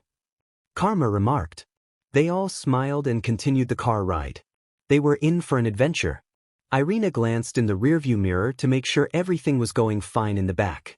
Karma and Itona were sitting next to each other, and the passed-out Toga was slumped on the floor. Karma was resting his feet on her until Okuda told him to be respectful. Irina sighed. How do you kids always find your way into trouble? It's not our fault. Okuda protested. It's all Nagisa's fault for getting kidnapped. Karma chimed in. Can you even say that? How was it his fault? Itona questioned. I mean, he should know better. Irina trailed off. Well, we don't know his side of the story, Itona pointed out. I think it's strange how calm we are being, Okuda remarked. Well, it is Nagisa we are talking about. Irina shrugged. I trust him to know what to do, Karma stated confidently. But we don't know anything about these villains. Itona exclaimed, adjusting his headband. Well, judging by the way that girl fought, they shouldn't be too bad, Karma smirked. Those government agents that tried to stop us at graduation looked worse, Okuda added. I mean, they are agents? Irina raised an eyebrow. How much longer? Karma inquired. Almost there, Irina replied, angrily honking at a slow car. Please try not to crash us, Itona pleaded. Okuda pulled out her phone. I think we should explain what happened to the others. Karma's eyes widened in realization. Oh, I almost forgot about them. They aren't going to take that well. Itona sighed and said, Look, there are other chats. Just backread before you say anything. We can stall for a little. The greatest group chat ever, 3. Nakamura. OMG guys, did you know that this year is a leap year?